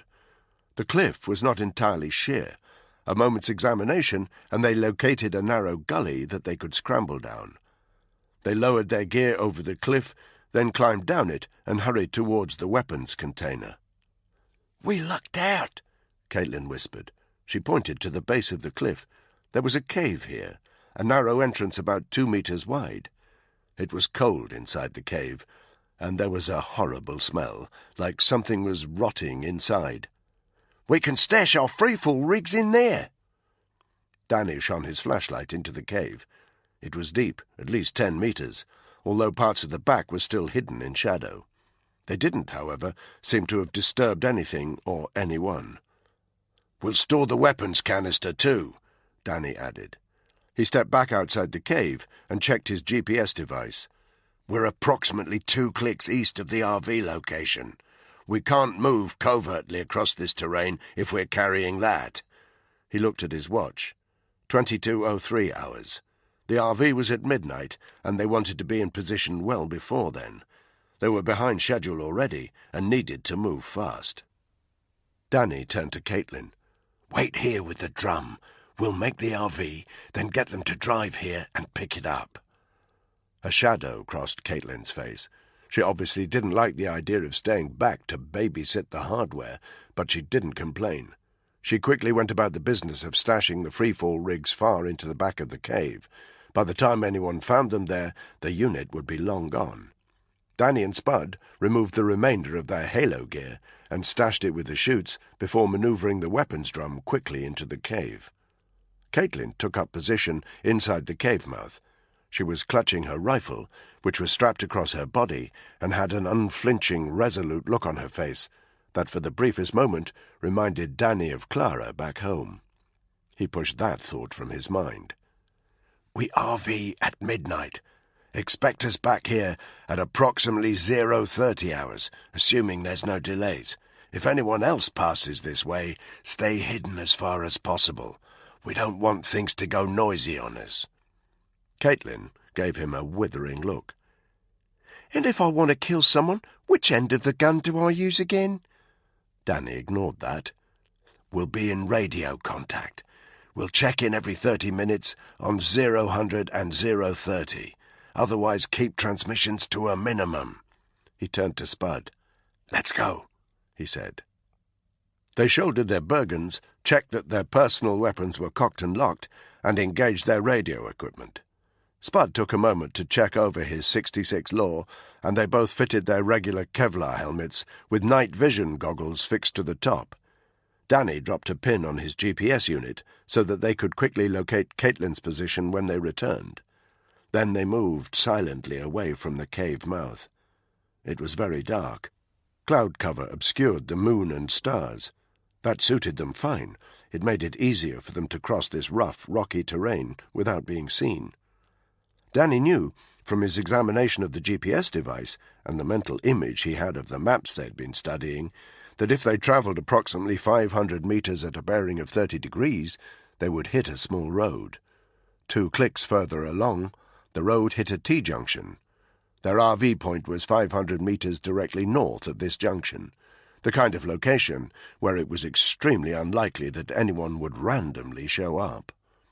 They would not, however, be following the road itself towards the junction. If the Kurds, or anyone else, had eyes on it, they'd spot Danny and Spud immediately. And while Alice Cracknell, safe in the belly of a C-130, might be calmly confident that these Kurds were on the level, Danny knew they'd be making a massive strategic error if they trusted them blindly. Just because they were enemies of Islamic State, it didn't mean they were friends of the SAS. Instead, they kept a good 350 metres to the west of the road. They travelled side by side, with a gap of approximately 10 metres between them, in order not to present a bunched-up target to any potential shooters. They jogged, clutching their personal weapons across their chests, but scanning for movement all the while. Every couple of minutes, they came to a halt, went to ground, and listened hard. But so far as they could tell, the area was deserted. After 20 minutes of jogging, Danny checked his GPS unit again. They were 75 metres from the road junction. They went to ground and waited for a couple of minutes, watching and listening. There was no sight or sound of any traffic, so they continued to the junction itself. Danny examined the road surface. Old, cracked tarmac, no road markings. There was wet mud at one edge, with a fragment of tyre markings. A vehicle had passed this way recently. They needed to get off the road quickly. Danny jabbed a forefinger in a northerly direction. Spud nodded. The RV point was a featureless patch of open ground, but it was surrounded by undulating terrain that meant it was unobservable from the road. Danny and Spud avoided the RV point itself. Instead, they started looking for suitable observation posts. They couldn't both lie up in the same place. When, if, the Kurds arrived, their strategy was clear. If everything seemed okay, Danny would approach by himself, while Spud covered the Kurds and their vehicle. For that to work, they needed to be facing the RV at a 45-degree angle to each other, at least. He and Spud identified the best locations immediately. They were two small hills, little more than mounds, really, one of them situated 50 metres northwest of the RV point, the other about 60 metres southwest. Danny headed to the northernmost OP point, Spud to the southernmost. When Danny reached his mound, he crouched down at its base and opened his burgan. Each man, at the top of their pack, had what looked like a camouflage-patterned blanket. Back in Hereford, they'd dubbed these things combat burkas. They were fitted with electronic anti-surveillance devices. It was new technology, capable of disrupting radar and infrared signals, which the guys knew were often used to scan wide-open desert areas in search for human signatures. It was unlikely the Kurds would have such sophisticated surveillance systems, but it wasn't just the Kurds they had to worry about. This was Turkish territory, and although the Turks had given permission for a British aircraft to enter their airspace, there had been no mention of men on the ground. Hammond had warned of Russian and American SF in the region, and then, of course, there was IS. Danny donned his combat burqa, knowing that Spud would be doing the same at his OP. His radio earpiece crackled. Caitlin's voice. A single word. Clear. Spud responded. Clear. Then Danny. Clear. He carefully carried his pack and weapon onto the brow of the hill. He lay on his front, completely covered, with his weapon alongside him, clutching a small night scope. Danny focused in on the RV. It was simply a bleak, empty, wind-swept patch of open ground. Time check, 22:32 hours.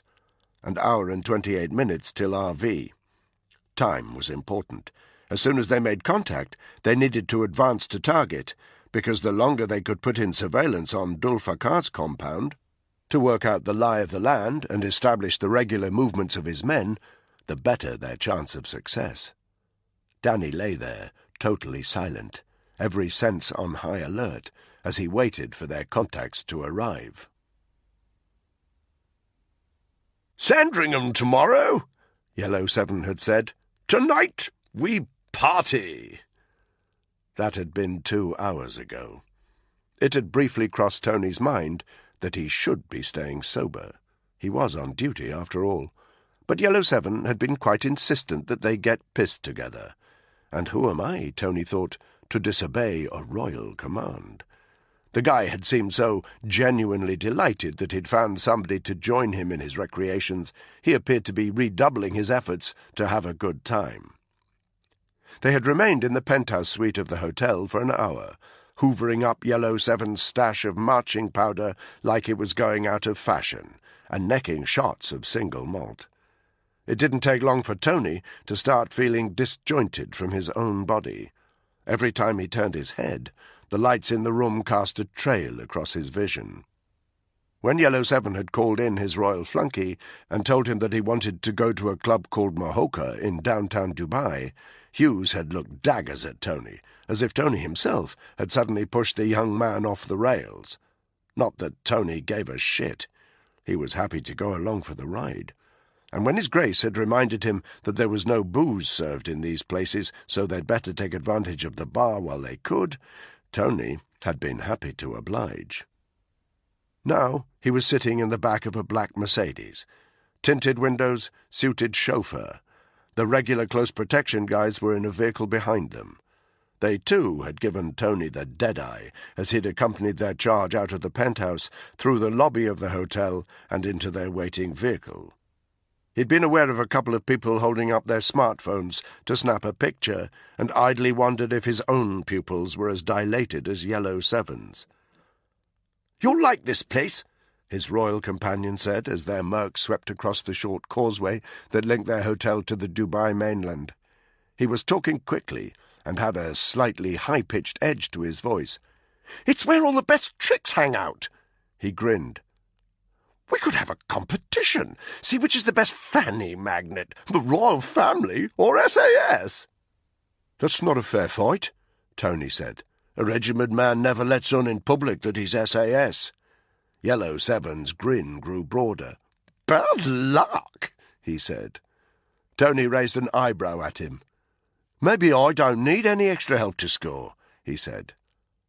His companion doubled over with laughter, as if that was the funniest thing he'd ever heard. "You're fucking hilarious," he bellowed. "I'm telling Hughes to get you along every time I need close protection. You're a hell of a sight more fun than Dick and Dom in the other car." He jabbed his thumb over his shoulder to indicate the CP guy's vehicle behind them. Tony sniffed. The Charlie had numbed his nose, and he found himself craving a little more. Not a problem, he thought, glancing at Yellow Seven, who was still giggling to himself. Plenty where that came from. He caught sight of himself in the rear-view mirror and realized he was smiling. Looked like he was landing on his feet after his summary dismissal from the Mediterranean op. The bright lights of central Dubai flashed past his peripheral vision. He realized that the coke had screwed up his sense of spatial awareness, and even of the passing of time. Before he knew it, he was walking alongside his new companion into the VIP entrance of an impossibly swanky club. Fawning staff bowed as they opened doors for them, while the two CP guys kept a respectful distance of several meters. They walked into a warm, neon-lit room with softly thudding dance music. There were private booths along the left-hand side, and the whole place was decked out like a rainforest, although whoever had designed these sparkling indoor waterfalls and beautiful verdant plants draped everywhere had obviously never spent much time in thick, stinking primary jungle. They walked up to a long neon-lit bar, the music growing louder the further into the club they went. Tony felt all eyes on them, and his senses weren't so far gone that he didn't notice that most of those eyes belonged to young women who made the hooker back at the hotel look like Susan Boyle. When they reached the bar, there were already 2 drinks waiting for them, fruit cocktails of some kind. Tony took his and raised a glass to the 2 CP guys, who were now loitering by the entrance, looking like a couple of spare parts. They scowled back at him, but Tony had already turned his attention to the rest of the guests. Like Yellow Seven, he had his back to the bar and was scanning the club, blatantly trying to pick out faces among the heavily made-up women on offer as the dance music continued to throb through him. He caught the eye of several of them. They gave him smiles that left him in no doubt that they were unlikely to put up any resistance if he were to approach them. He turned to his companion, whose pupils were even more dilated now than they had been in the car. Yellow 7 gave him a lascivious grin. "May the best man win!" he shouted over the noise of the music, before heading into the heart of the club, towards a table where 4 chicks wearing not a great deal almost seemed to be waiting for him to join them. He was a smooth bastard, Tony would give him that. He watched him suavely introducing himself for a moment, then turned his attention to his own prey. There were a couple of girls at a nearby table, one blonde, one brunette, sequined tops and plenty of makeup, the way Tony liked it, who were casting him a coy look. Tony took a gulp from his cocktail and cast another sneering glance at the CP guys, who returned it. Then he moved in for the kill. Chapter 11. Danny's hands were numb with cold. The combat burqa went some way to keeping the wind off him, but the ground itself sapped all the warmth from his body. He'd endured worse, though, and it wasn't like they would be dug in for much longer, he hoped. 3 vehicles had passed since they'd been there. He hadn't seen them, but he'd heard them, just, and seen the faint glow of their headlamps passing. Danny counted them all as suspicious. Who the hell would be driving here, miles from any town, so close to the Iraqi border, when they knew there was a chance of meeting militants of all persuasions? 23:37 hours. Danny heard a noise. Very distant, but getting louder very quickly. Seconds later, there was a sonic boom as an aircraft unseen above the cloud cover burst overhead and then disappeared into the distance. It was definitely some kind of fighter plane. Danny consulted his internal compass. The aircraft had approached from the east. Was it Russian, off to bomb rebel targets in Syria? If so, it was playing a dangerous game. The Turkish military had form when it came to shooting down Russian bombers when they strayed into their airspace. 00 hours. Clear. Clear. Clear. There was a moment's complete silence. Then Spud spoke over the radio for the first time since they'd dug in. Fuckers are late. How are we supposed to trust them to get us across the Iraqi border when they can't even show up on time for the first RV? "Keep in position," Danny replied. Time passed. At 0:30 hours, each member of the unit checked in. 0100, same deal, but still no sign of the Kurds. Danny was acutely aware that the temperature was dropping. It was uncomfortable, but there was a way to go before it started having a negative effect on his body or his decision-making. He still had a creeping anxiety in his gut. Their contacts were an hour late. It was suspicious, not to mention that they had limited time to get across the border and to the stronghold. He focused on his surveillance of the RV point. There was no sign of anything, no movement, no traffic passing on the road. By 0125 hours, they were almost an hour and a half late, and Danny was getting properly worried. They were relying on these guys. Without them, the op was a non-starter. And what if there was a sinister reason for the Kurds being delayed? What if someone had got to them? What if they'd forced the details of the RV out of them? That would mean Danny and Spud were severely compromised. 0130 hours. Spud was the first to check in. Clear. Clear. Silence. Danny gave it 15 seconds. "Caitlin, do you copy?" Nothing. Danny felt a knot in his stomach. Why the hell was Caitlin not responding? Danny ran through their options. If they left their positions now, they risked missing the RV. He was sure these Kurds wouldn't want to hang around. But there was a good chance they weren't going to show anyway, and what if Caitlin was in trouble? Situation normal, all fucked up. Spud's voice on the radio sounded tense. Something's happening. We need to abort, get back to the LZ, phone in for a pickup. Quiet, Danny interrupted him. He'd seen something, a flash of light coming from the road to the south. It was only momentary, but that made sense. The ground was undulating. If it was the headlamps of a vehicle, they'd only see it when they were pointing upwards. The decision was made for them. They couldn't risk showing themselves yet. They had company. Danny engaged the NV goggles fitted to the top of his helmet. 10 seconds passed. Another flash of light. Danny found himself clutching his weapon with a little more purpose. He squinted as a vehicle came into view, trundling heavily off-road over the undulating ground towards the RV point. Danny tried to work out what kind of vehicle it was, but the headlamps were too bright for him to see. He looked to one side as it continued to approach.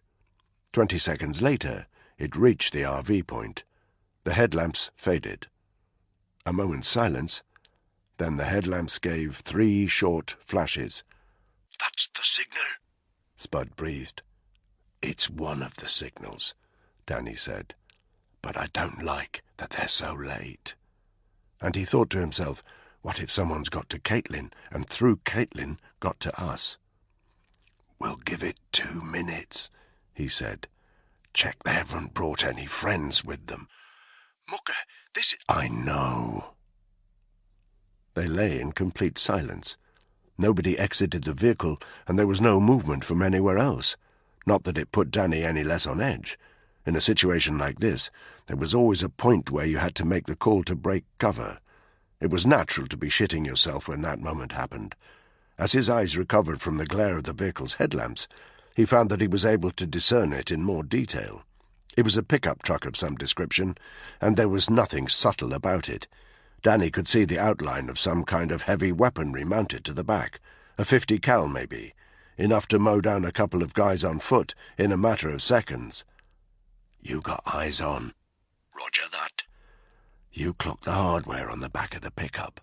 "Hard to miss it. I'm covering the vehicle with a 66. Any shit from these guys, I'll blow the living fuck out of it."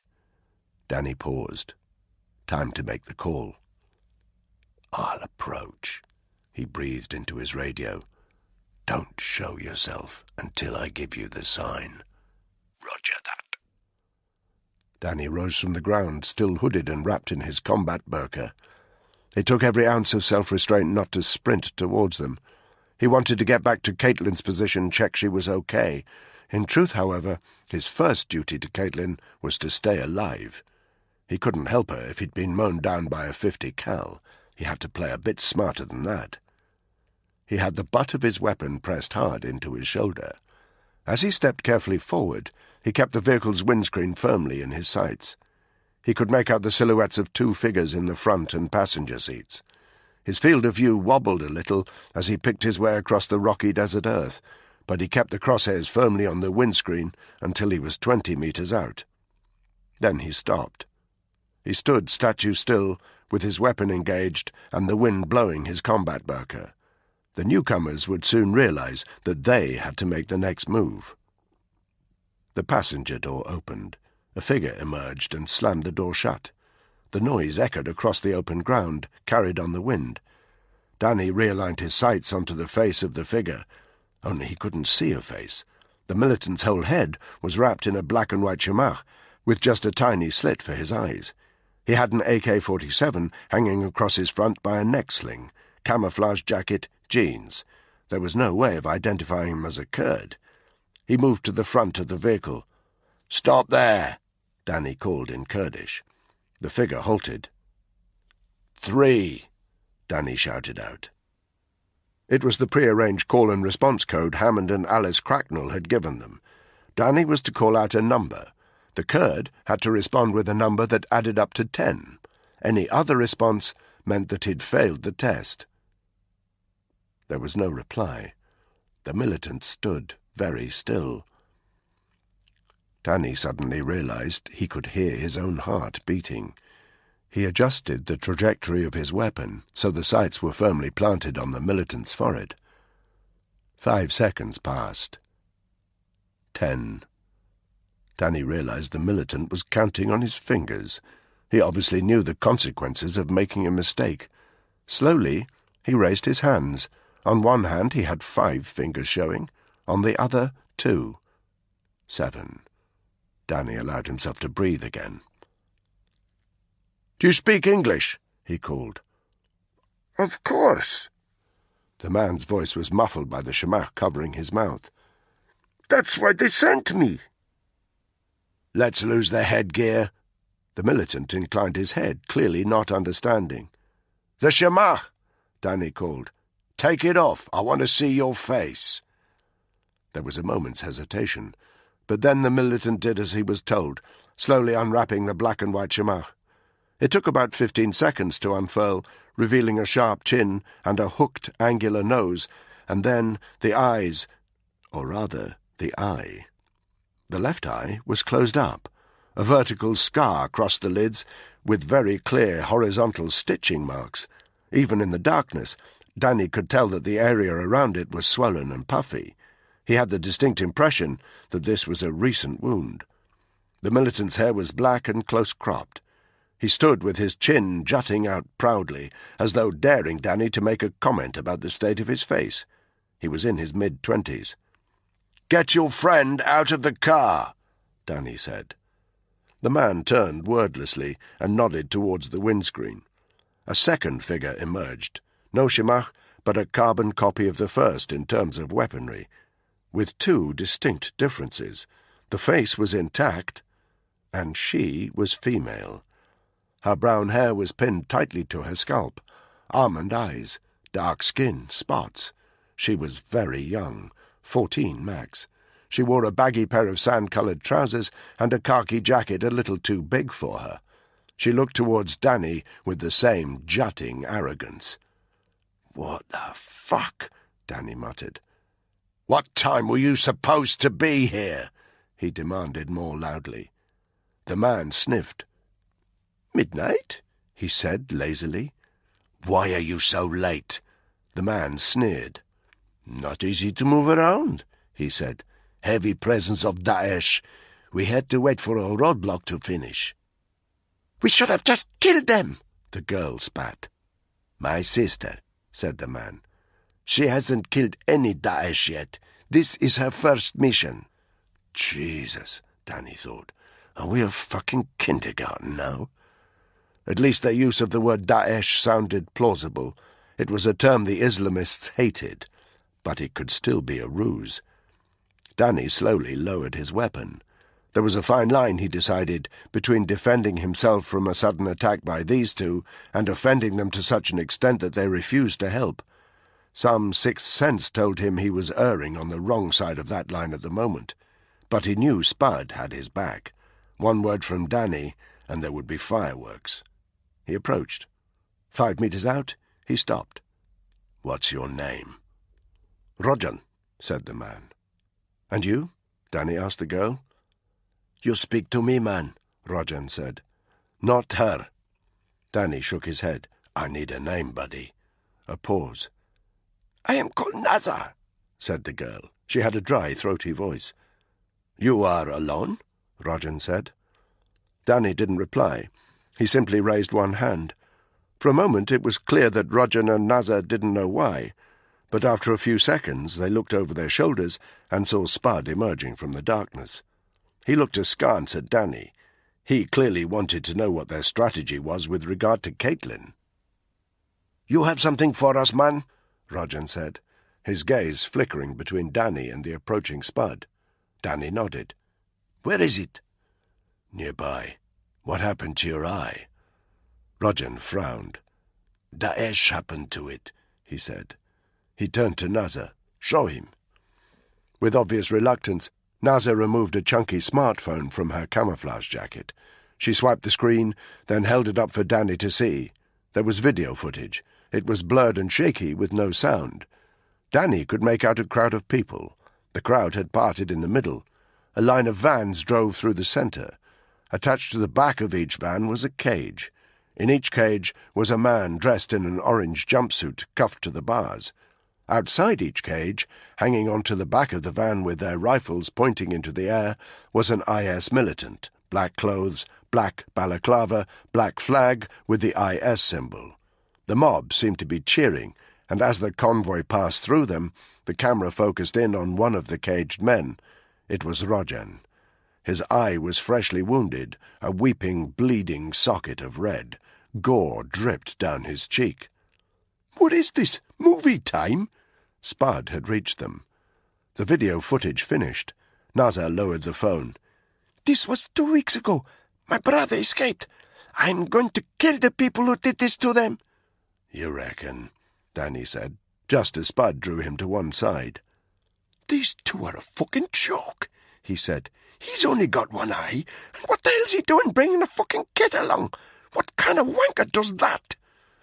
All they have to do is get us to the border, Danny said. I wouldn't trust these two not to wet the fucking bed, Spud muttered as Danny tuned back into the Kurds. We need to get back to the road, Danny said. We have one more person to pick up. She's waiting near here with your weapons. No point telling them of their concerns just yet. It might frighten them off. She? Nazar said sharply. Yeah, Danny said. She. I reckon you'll get on like a house on fire. Nazar's expression told him she didn't understand what he'd said. Never mind, he told her. Let's go. He and Spud took a moment to remove their combat burkas and pack them back into their burgans, while Rojan and Nazar returned to the vehicle. Danny recognized it now as an old Toyota Hilux pickup. Front seats, rear seats, and an open section at the back where the weaponry was mounted, a 50 cal machine gun, as Danny had expected, fitted to a sturdy tripod and with the barrel pointing to the front of the pickup. The vehicle was white, but very dirty, with large off-road tires caked in mud and sand, spatters stretching up the side, and large patches of rust everywhere. A greasy stink of diesel hung around it. It had seen better days, no doubt, but if this was the vehicle in which they were going to try to get over the border into Iraq, they had to make the most of it.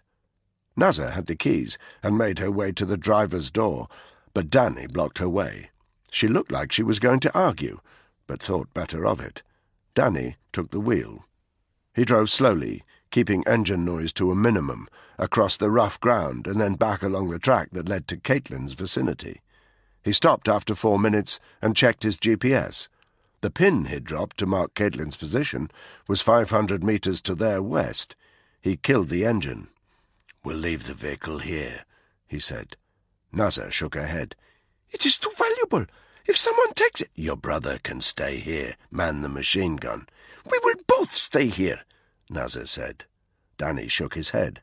There was no way he was leaving them together. If they got cold feet about the operation, the unit wouldn't see them for dust. "You're coming with us." She opened her mouth to object, but Danny interrupted her. "If you want your weapons, little girl, you're coming with us." There was a limit to how many times he could use that threat, but for now there was no further argument. All 4 of them alighted. Danny made one more attempt to raise Caitlin on the radio. Nothing doing. Rojan climbed into the back of the pickup and manoeuvred the machine gun so that it was pointing towards the rear of the vehicle, back in the direction from which they'd come. "I am a very good shot," he boasted. "Yeah, I bet you are, cowboy," Danny muttered. He scoped the ground towards Caitlin's location. There was no movement. He turned to the others. "Order of march. Me, Nazar, Spud. Make no noise. You understand, Nazar? No noise. Let's go." They moved in single file, halfway between a jog and a run, 5 meters between each of them. It took a little over a minute to negotiate the rocky ground and get to the small cliff over the cave where they'd left Caitlin. 10 meters from the cliff, Danny raised one hand. Looking over his shoulder, he was pleased to see that Nazar had stopped. Danny approached the edge of the cliff carefully, got down on one knee with his weapon ready, and looked over. Distance to the ground, 6 meters. No sound, no evidence of a threat, but that didn't mean there wasn't one. The cave mouth directly below him was out of sight. Danny jabbed one finger forward to indicate that the others should approach. They joined him silently. Spud got down into the same position and covered the brow of the cliff with his weapon, with Nazar just behind him. Danny moved over to the gully they'd used to descend and started to maneuver himself down it as quietly as possible. Halfway down, he double-checked that Spud was still covering him. The silhouette of his mate, gun barrel protruding from his chest area, was still there. It was too awkward to hold his rifle usefully as he continued to descend. Instead, he pulled his handgun from his holster and unlocked it, while his rifle swung from his neck. Every sense was on high alert, finely tuned to the smallest movement or sound. He looked back up. Spud was still effectively covering the ground in front of the cave, so Danny continued his descent, bit by bit, rock by rock.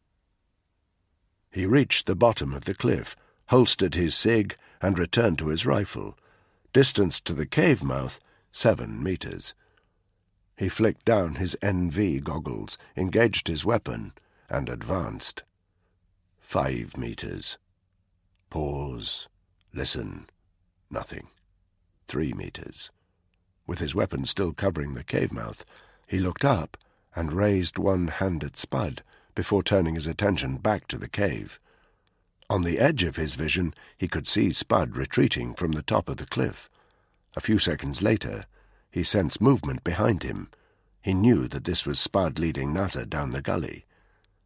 60 seconds passed. Danny looked to his right. Nazar was lying on the ground, Spud on one knee covering the mouth of the cave. Danny stepped forward. He was now just 1 meter from the opening. He could see about halfway into it. Green NV haze. No movement. The temperature, already low, dropped a little more in the vicinity of the cave mouth. Despite that, Danny was sweating. The unpleasant stench hit his nostrils again. Somehow it seemed even stronger this time, more sinister. He moved forward, covering the cave mouth with his weapon. This was where they had last seen Caitlin. Now there was no sign of her. He inched into the cave. He knew he was in a dangerous position. Anyone could be hiding in there, and he was an easy target. He took 2 more steps inside. Movement. Danny twisted towards it, but suddenly felt the cold steel of a gun barrel against his right cheek. He froze. Without moving his head, he glanced right. "What's wrong with your radio?" he said. The gun barrel fell away. Caitlin stepped into his line of vision. "Dud battery, I reckon," she said shortly. "Spud gonna plug me if I step outside?" Danny engaged his radio, his tension easing. "Stand down," he instructed. He nodded at Caitlin, who moved out of the darkness of the cave into the relative light of the desert night. Danny flicked up his NV and joined her. Spud engaged the safety catch on his weapon and let it hang across his chest. Danny could see the relief in his face. "How's the Sheila?" Caitlin asked quietly, so the girl wouldn't hear their conversation. "Her name's Nazar." "She's just a kid. What idiot brought her?" "Her brother. Thinks a lot of himself." Caitlin ignored him and stepped towards the Kurdish girl. "How old are you?" she asked. 18? "The hell you are," Caitlin said. She turned to the others. "We should get away from here," she said. "There's been movement out there. Wild animals. Dogs, I think. How far's the vehicle?" 500 meters. Danny looked back to the cave. "Let's get our stuff and go." They left the halo gear where it was. Danny and Spud carried the freefall container between them. Caitlin strode up to Nazar. "Stay close to me," she said. Nazar didn't argue. She couldn't take her eyes off Caitlin, and the arrogance seemed to have left her. The weapons container was heavy, but Danny and Spud were equal to the task of transporting it across the undulating terrain towards the hilux, even if it meant they were sweating heavily by the time they reached it. Roger was still in position at the 50 cal. "We are safe," he called when he saw them approach. "I have kept us safe." He had removed his shemagh again to reveal his sewn-up eye and seemed very relieved to see them. He jumped back down from the back of the pickup, then staggered back when he saw Caitlin bearing down on him. "What the hell are you thinking?" Caitlin hissed. "Bringing her along. What is she, 14? "Don't talk to me like that, woman," Rojan said, but he looked a little less sure of himself. Caitlin was about to go for him, but Danny got between them. "Leave it," he instructed. "I mean it." Caitlin spat. The Kurd ran over to his little sister. "We need them," Danny warned her. "Happy to have 14-year-old girls on the team now, are you?" "Not really, but we still need them." He looked over to where Rajan was putting a solicitor's arm round Naz's shoulders, but she shrugged him away and turned to Spud. "Open it," she said, pointing at the freefall container. Spud had a faint smile in his eyes, as though there was entertainment value to be gleaned from taking orders from this kid. He unsealed the canister and pulled out one of the stingers. He handed it to Rajan, who made a show of checking it over before nodding and handing it back. "What else?" he said.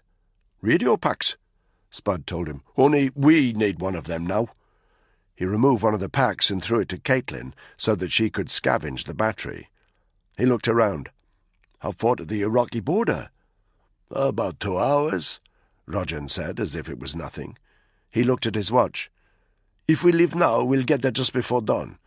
That's a good time to cross. Most patrols change over then. We have friends on the other side of the border. They have been driving around for the last few hours looking for Daesh patrols. It is safer to travel in convoy when we reach Iraqi territory." Spud and Danny lifted the canister up into the back of the pickup. Caitlin removed her med pack from her Bergen before stowing the bag into the rear of the Hilux with the rest of the gear. "I'm driving," Danny said. Naza stepped forward, obviously about to argue. Caitlin put one hand on her shoulder. "It's okay, honey," she said. "You sit in the back with me." The girl sniffed, but she did as she was told. Danny took the wheel with Rajan beside him. Spud and Caitlin were either side of the back seat, with Naza in the middle. Danny turned the engine over, performed a 3-point turn, and started heading back to the T-junction. "If anyone stops us," he told Rajan, "you do exactly what we tell you. Understood?" Rajan frowned. He obviously didn't like the instruction. Danny stopped the vehicle. "Understood?" A pause. Rajan nodded. They started up again. Danny glanced in the rear-view mirror as the vehicle trundled along the rough road. Caitlin was staring in contempt at the back of Rajan's head. Naza was watching her with rapt attention, like a kid watching her big sister. Caitlin caught Danny looking at her. Their eyes locked, and the flicker of a smile crossed her lips. There was a time, on a previous op, when Caitlin had made it pretty clear she was interested in Danny. He'd made it just as clear that was never going to happen. But he also knew Caitlin wasn't the type to take no for an answer. She held his gaze as she replaced her jacket. Danny locked his back on the road. "You okay?" he said. Caitlin looked straight ahead. "Just drive the car, Danny Black," she said, before turning her attention to the radio pack that needed fixing. December the 22nd. Chapter 12. Dawn broke over the Dubai skyline, the reflection of a blood-red sun glittering off the acres of mirrored glass. A black Mercedes with tinted windows was parked outside the front of the hotel. It had done the rounds of every exclusive club in the city before returning here 2 hours ago. The driver was tired, but he knew he couldn't sleep. Just because his royal passenger had returned to his hotel, it didn't mean the party was over. Far from it. In the penthouse suite, the main room was a mess. There were 2 empty bottles of booze on the cocktail bar, one of them lying on its side. Anyone inspecting the counter a little more closely would easily discover a dusting of white powder. There were several drinks glasses dotted around the room, some empty, some half full, and there were clothes strewn across the floor. Women's clothes, 4 sets, not much to them. 2 of the women to whom the clothes belonged were in one of the bedrooms that led off the main room. They were hot Eastern Europeans with creamy skin and jet-black hair who had worked out the preferences of certain rich visitors to Dubai. They were naked, apart from their jewellery, kneeling together on the bed, with their bodies pressed close, kissing. Now and then one of them would moan, then glance towards the man splayed out in the comfortable armchair on the far side of the room, watching them.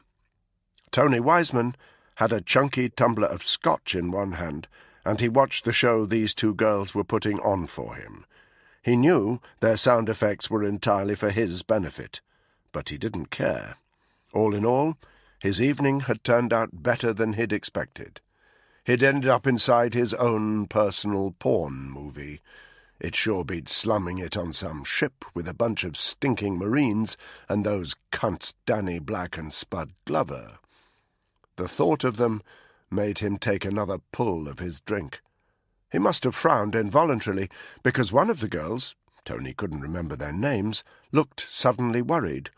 She disentangled herself from her friend and walked over to him, her naked hips sashaying seductively.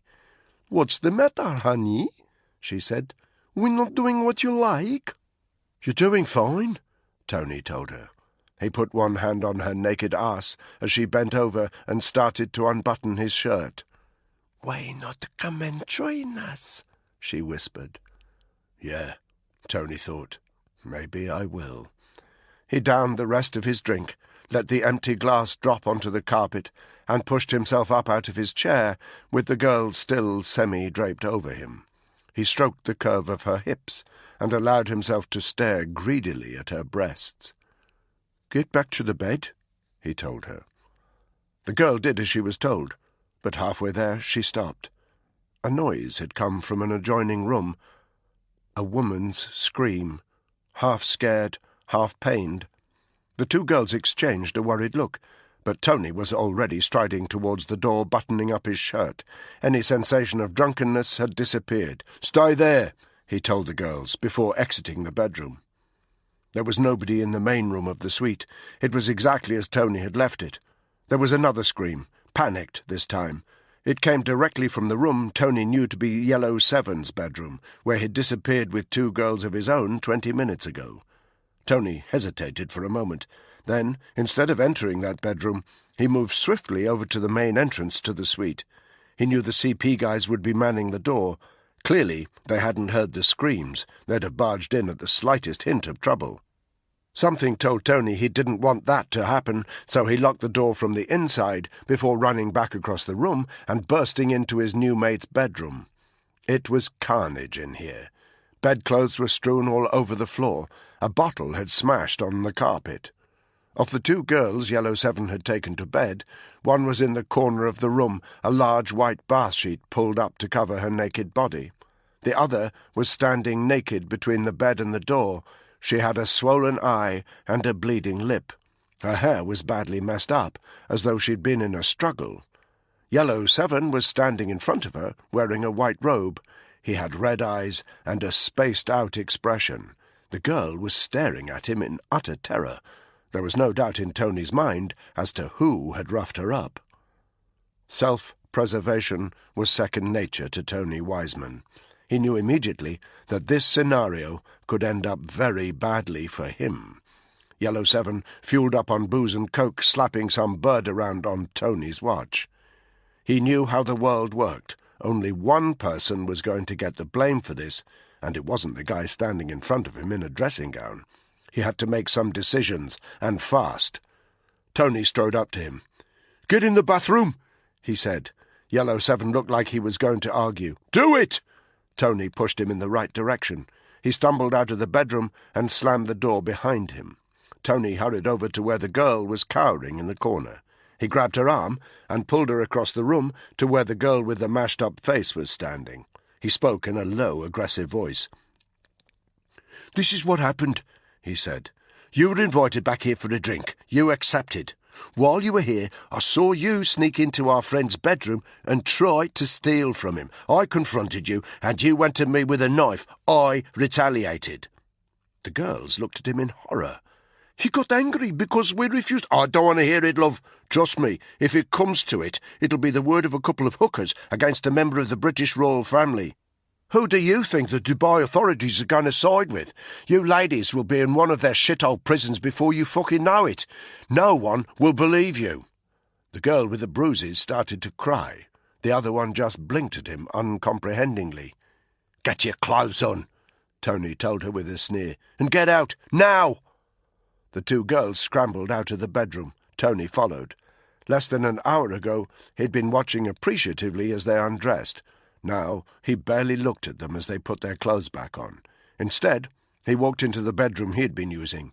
The two girls had put on toweling robes. They were sitting on the edge of the bed, clearly anxious. "Time to go home," Tony told them.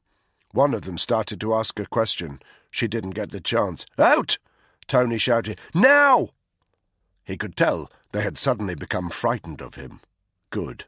He followed them out into the main room. The other two girls were dressed, but they looked a mess, their makeup tear-stained and streaming. One of them moved towards the main door, but tripped in her high heels as she went. "Wait," Tony told her. "You all leave together." It took the two remaining girls less than 30 seconds to dress. Nobody spoke. The girl with the split lip looked fucking awful. If anyone saw her, they'd ask questions. Tony moved to the front door and opened it. The two CP guys were there. They looked knackered and pissed off, but clearly knew something was going down. Maybe they'd heard the door locking. "Is there a back way out of here?" Tony demanded. One of them nodded. Tony looked over his shoulder.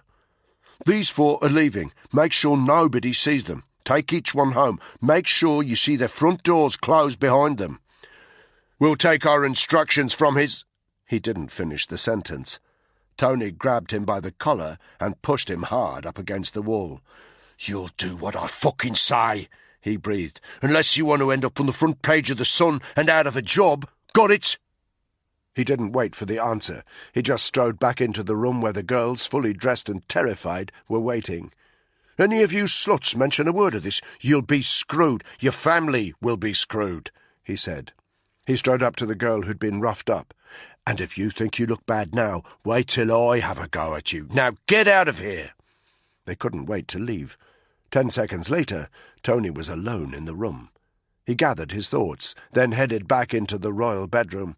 No sign of him, so he rapped hard on the bathroom door. No answer. He tried the handle. The door opened. Yellow 7 was sitting on the edge of the bath. He was still wearing his robe, and he had the bright-eyed, slightly wild expression of someone dosed up with marching powder. He sniffed and licked his lips rather fast. "Are they gone?" he asked. "Gone," Tony said. "Got a bit carried away. Hope they don't mention it." "They won't. I saw to it." Yellow 7 smiled. "Sweet," he said, his eyes going slightly out of focus. It's good to have you on board." He stood up rather uncertainly. "We'll find a job for you, with the family, if you're interested." Tony walked over to the shower and switched it on. "Get cleaned up," he said. "We need to leave Dubai this morning." Yellow 7 blinked. "Why?" he said.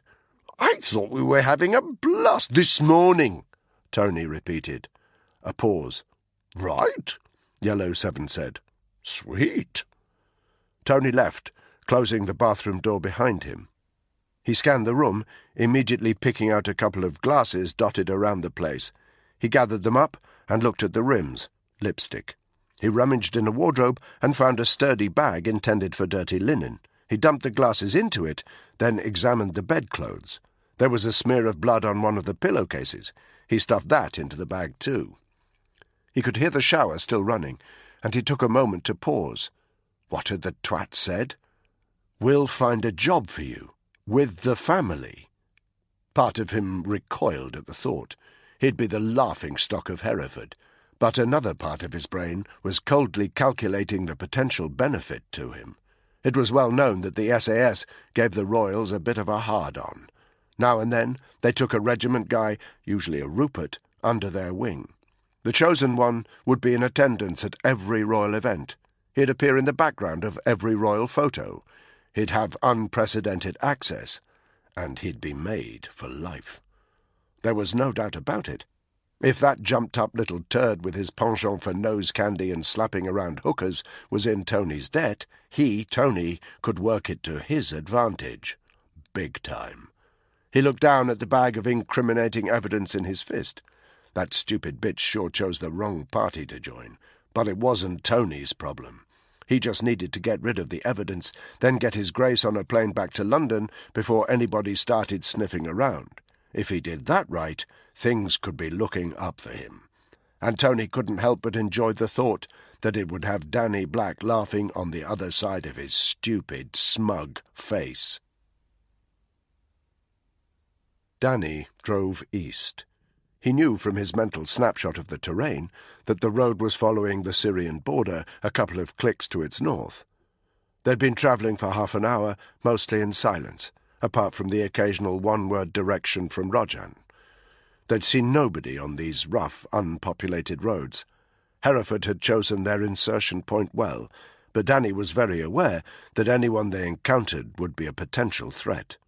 Nobody would be driving round these parts if they didn't have a good reason to be here, and the only good reason to be here was military. All Danny's senses were on high alert. "Describe the border crossing to me," he said. "It is a river crossing," Rojan replied. "Dry in the summer, flowing in the winter, but shallow if you know the right place, which I do. This vehicle can cross it easily."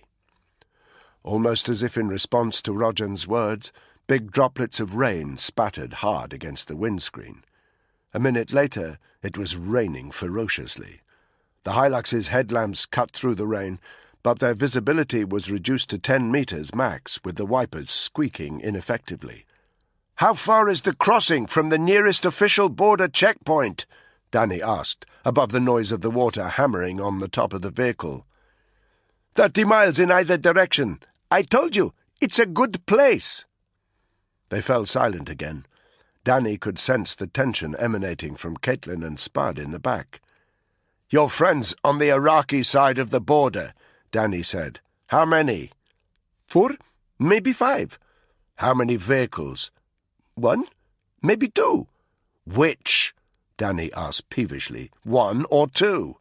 Rojan pulled out a mobile phone and started to dial a number. "What are you doing?" "Calling them." "Put the phone down." "I said, put the fucking phone down." He grabbed it from Rojan's fist and threw it to the floor. "What are you doing?" Rojan demanded angrily.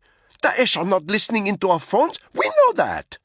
"They're not the only people we have to worry about," Danny snapped, and he meant it. It was inconceivable that GCHQ weren't hacking every communication they could pick up along this border. If GCHQ were doing it, you could bet your bottom dollar that the Yanks were doing the same.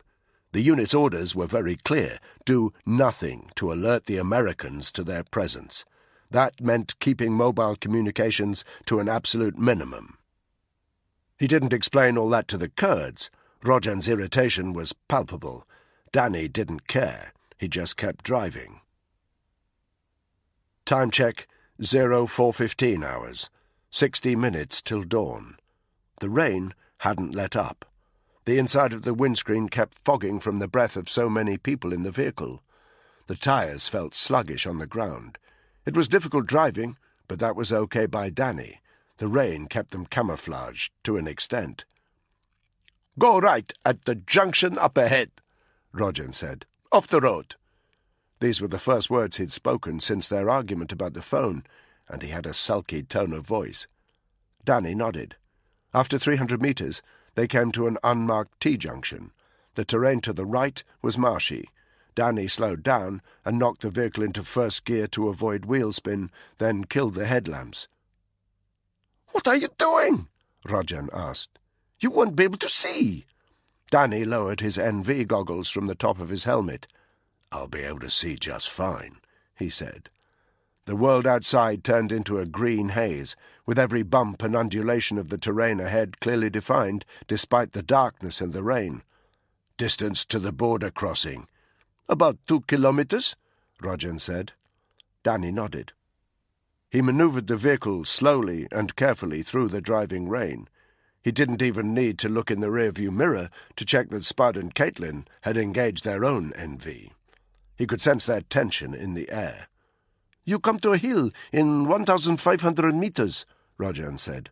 "Once you go over the hill, you can see it in the distance. There is a barbed wire fence on the other side of the river." "Do you have any cutting tools?" Spud asked from the back of the vehicle. "You won't need them," Nazar piped up. "We already cut a section out of the fence." There was a pause. "When did you cut it?" Spud asked. "Does it matter?" Rojan said. "When did you cut it?" "About 12 hours ago." There was a pause. It was as if none of the unit wanted to ask the question that they all had in their head. "This section you cut out of the fence," Spud said finally. "You replaced it, right? It doesn't look like you cut anything out." Silence. Danny braked. He turned to Rojan. "Answer him," he said. "No," Rojan said defensively. "Of course not. What's the point? It's just a small gap, a few meters." Danny swore under his breath, and he heard a restrained, "For fuck's sake," from Spud. The Kurds had made an elementary error. A hole in the border fence, no matter how small, would be a beacon to anyone patrolling the area. It didn't matter who, Iraqi or Turkish authorities, IS patrols, border guards. Anyone who saw it would know that someone had got or was planning to get a vehicle through there, and that meant there was a high probability that someone would be watching the crossing point. "Don't worry about it," Rojan said, though his voice quavered slightly. "We cross this border all the time. It will be fine." None of the unit answered. Danny knocked the vehicle back into first gear and continued to trundle south towards the border, his mind turning over. What should they do? Abort? Try to find another border crossing? That could take days. They only had hours. 5 slow, tense minutes passed. There was no let-up in the rain. Through the green haze of his NV, and by the feel of the engine's traction on the wet ground, Danny could tell that the gradient of the terrain had started to increase. This must be the hill Rojan had mentioned. Danny stopped the vehicle, engaged the handbrake, and killed the engine. "What are you doing?" Rojan asked. "We're not there yet." "We need to check the border crossing. Make sure there are no threats waiting for us." "There won't be," Rojan said. "There never are." "That doesn't mean there never will be," Danny replied. "Especially if you've left a signal for everyone, like a section of missing fencing. You and Nazar stay here." He looked at Spud and Caitlin. "Get out," he said. They were drenched the moment they stepped outside. They stood in a huddle in front of the car. "Caitlin, I want you to stay with them while me and Spud do a recce, and before you argue, it's only because the girl seems to trust you." He looked up the hill. "We'll get eyes on the border crossing from the rise, see if there's anything suspicious. Then we'll make a call whether or not to cross." Caitlin frowned. She obviously wasn't happy at being excluded for a second time, but she didn't argue. She returned to the car, leaving Danny and Spud in the downpour, NV engaged, the world around them a teeming green haze. Wordlessly, they jogged up the hill. Distance to the rise, 20 meters. They went to ground 5 meters short of it. Danny removed his night sight. Then they crawled the remaining distance through the wet, muddy earth before carefully edging to the vantage point and looking down towards the Iraqi border. He didn't need the night sight to realize they had a problem. There was a vehicle. All Danny could see of it was red lights, which told him that it was facing away from them. He quickly disengaged his NV goggles and scanned the area with his night sight. A couple of seconds' observation revealed the river itself. It was about 50 meters from their position and 100 meters in width, with high reeds along either bank. The border fencing was on the far side of the river, just as Rojan had said. It was about 6 meters high, with upright posts every 5 meters, joined by rolls of razor wire. The gap that Rojan had cut in the fence was almost directly in front of them. The vehicle was driving away from the gap. With the benefit of the night sight, Danny could see that it was a 4x4 of some description, not unlike their own Hilux. Danny and Spud watched it leave. It took less than a minute for the red lights to disappear into the drenched darkness. They retreated back behind the rise. "The border crossing's compromised," Spud said. "That fucking Kurdish tosspot screwed up the whole op." Danny gave it a moment's thought. "We need to find another crossing point." "Mucker, it's not going to happen," Spud said. "We need to get the hell out of here. It's 80-20. Someone knows there's going to be a covert border crossing. They'll be fucking waiting for us." Danny knew he was right. "Let's get back to the others," he said. They slid back down the slope. By the time they reached the Hilux again, they were truly soaked through and covered in sticky, wet mud. Not that it mattered. They got back into the car and explained what they'd seen. Caitlin swore viciously. "You're worrying too much," Roger said. "It was probably just our friends on the other side of the border. They're expecting us, remember?" "We can't be sure of that," Danny said. "Is there any other crossing point?" "No," Roger said. "Not for miles, and they'll be manned. This is the only place. Trust me." Silence in the car. The rain hammered noisily. "We're bought," Danny said. "Get on to Hereford, request a pickup, dig in for the day, and return to our LZ under cover of night." "Roger that," Spud growled. Caitlin nodded. Full agreement. Trying to drive through a compromised crossing point broke every standard operating procedure in the book. It was potential suicide. Roger suddenly slammed one hand on the dashboard. "You see what they did to me?" He spat. He pointed at his wounded face. "Don't you see what they did to me? And you're going to give up now because you're too scared to cross the border?" "Get used to it," Danny said, "because that's what's happening." "Fine," Roger said. "Get out of the car. We'll cross the river, Naza and me. When we're on the other side, you can walk across. I'll cover you with my gun." He jabbed his thumb backwards to indicate the 50 cal on the back of the Hilux. Danny thought about it. It was hardly ideal. Roger would be putting himself right in the firing line. But if he was willing to do it, they could maybe make this work, because if there was a vehicle fording the river, it would hold the attention of anyone watching it, which meant that any other activity on the river might go unnoticed. He turned to the other members of his team. Spud nodded almost imperceptibly. He clearly knew the risk the Kurd was taking and what Danny was thinking. "Naza stays with us," Caitlin said. "No way," said Roger. "She's my sister. She stays with me." "No," Danny interrupted. "She's just a kid. I'm not letting you put her in the firing line." "But forget it," Caitlin cut in. "You do it alone, or we turn back now." She looked so fiercely at Roger that he instantly backed down. Naza, being a kid, was only half the reason for holding her back, of course. They needed at least one of them alive if they were to hook up with their Kurdish mates on the Iraqi side of the border. "Do you know how deep the water gets on either side of the ford?" Danny said. Roger, still sulking, put his right hand to the level of his chest. "Maybe a bit higher," he said, "in this weather." Danny sniffed and wiped a drop of rain from his eyes. "Okay, you take the vehicle. The rest of us will wade through the river on foot. We'll be behind you and to your left. If you get into trouble, we can supply fire support." "There won't be any trouble," Roger said confidently. "We'll see," Danny murmured. "We need to unload our gear." "The weapons container stays with me," Roger replied. That was fine by Danny. He got back out into the pouring rain, along with Spud, Caitlin, and Naza. They grabbed their Bergens from the back of the Hilux.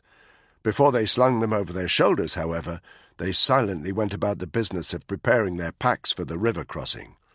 Each Bergen had a waterproof lining, with a Ziploc-type seal at the top. Danny checked the seal was firmly closed.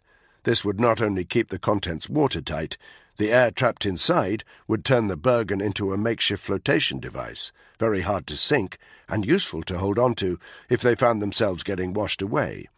He had 2 full water canteens in the side of the Bergen, which he emptied out before returning them to the side pockets.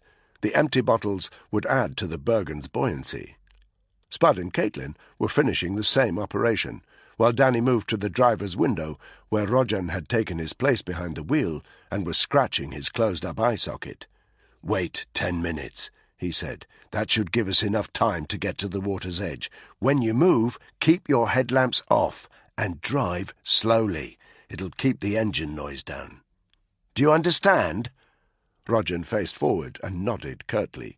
He clearly didn't like taking instructions. "When you get to the other side, point your machine gun to the southeast. That's the direction we saw the vehicle leaving." "I know that," Roger said. "I'm not stupid. Just go. It will be dawn soon." He wound up his window without looking at Danny. Danny swore under his breath. He didn't have time to argue. He estimated that they'd lose the cover of darkness in 25 minutes. If they were going to cross the border, it had to be now. Chapter 13. "Do you understand what we're doing?" Caitlin asked Nazar. The girl looked unsure. She didn't answer. "There's the river," Caitlin said. "On the other side of the river is the border fence. Your brother cut a hole in it, which means people on the other side might be expecting us to cross. So your brother is taking the vehicle across by himself. While he does that, we're going to wade through the river out of sight. It's our best chance of keeping safe." "What if Daesh shot at him?" Nazar asked. "Then we'll shoot back." Nazar looked across at her brother, who was still sitting behind the wheel, scratching his eye. "He's very brave," Nazar said. "Yeah," Caitlin muttered. "He's a regular Ned Kelly." Danny walked up to them. "Stick close to her," Danny told Nazar, pointing at Caitlin. "When I raise my hand like this, get to the ground immediately. You understand?" Nazar nodded. Caitlin took Danny to one side. She spoke quietly, so Nazar couldn't hear them. "If the crossing is compromised, Rojan's a dead man." "I know," Danny said, glancing at the kid. The 3 unit members engaged their NV goggles. Danny jogged over to Rojan's vehicle. The Kurd lowered his window. "Give us 10 minutes to get to the river," Danny said. "Then make the crossing." Rojan nodded wordlessly, then shut his window. Danny returned to the others. "Let's go," he said. He led them back up the slope, with Caitlin directly behind him, then Nazar, then Spud. As before, they stopped short of the brow of the hill, and Danny carefully scanned the area beyond the border fence. There was no sign of any movement or threat. Maybe Rojan was right. Maybe this was a safe crossing. But Danny was not about to risk the safety of his team on the back of a maybe. Crouching low, they crested the top of the hill and hurried back down below the ridge, where they would be less visible. They struck off at a bearing of 30 degrees anti-clockwise, so that when they hit the river, they would be well clear of the shallow ford where Rojan would be crossing. Advancing carefully, it took 5 minutes for them to hit the water's edge 100 meters east of the ford. Here it was marshy underfoot, and difficult to walk among the waist-high reeds that lined the river, and which were battered by the heavy rain. Spud stood 4 meters to Danny's left. Caitlin and Nazar stood an equivalent distance to his right. This was the correct positioning. Danny could see there was a reasonably fast current flowing from right to left. Danny and Spud would be able to withstand it, and so would Caitlin if she was on her own. But with Nazar clinging onto her, there was a chance of them being knocked downstream. Danny and Spud would be there to catch her if necessary. Danny looked over his right shoulder. In the green haze of his NV, he could see the Hilux slowly cresting the hill towards the crossing point. He loosened his Bergen so that it was hanging over just one shoulder. He held his weapon cocked and locked, horizontally in front of him. Then he waded out through the reeds into the river. He was entirely soaked already, so the river water did not make his shoes or clothes any wetter, but he could instantly tell that the running water was several degrees colder than the air. The current was also a little faster than he'd anticipated. He hoped Caitlin would be able to hold on to Nazar. The unit waded forward in a flat line. The riverbed was soft, and Danny's boots sank a good couple of inches into the mud. 8 meters out, he checked on the position of the Hilux again. It had only just reached the bottom of the hill. It looked like Rojan was taking Danny's advice about driving slowly. Good. The river became suddenly unexpectedly deeper. Danny sank up to his chest and almost lost his footing. He felt his Bergen floating obstinately behind him. The noise of the rain fizzed on the surface of the water, but he could still hear Nazar gasp. He looked to his left, ready to catch her if necessary, but Caitlin had one arm round the girl, and she looked rock-solid against the current. 30 meters in, 70 meters to the far side. The river depth had remained constant. The current, if anything, was a little weaker here, making it easier for them to wade across. Over his shoulder, Danny saw that the Hilux had reached the water's edge. It stopped for a few seconds, then moved slowly into the river. The unit continued forward.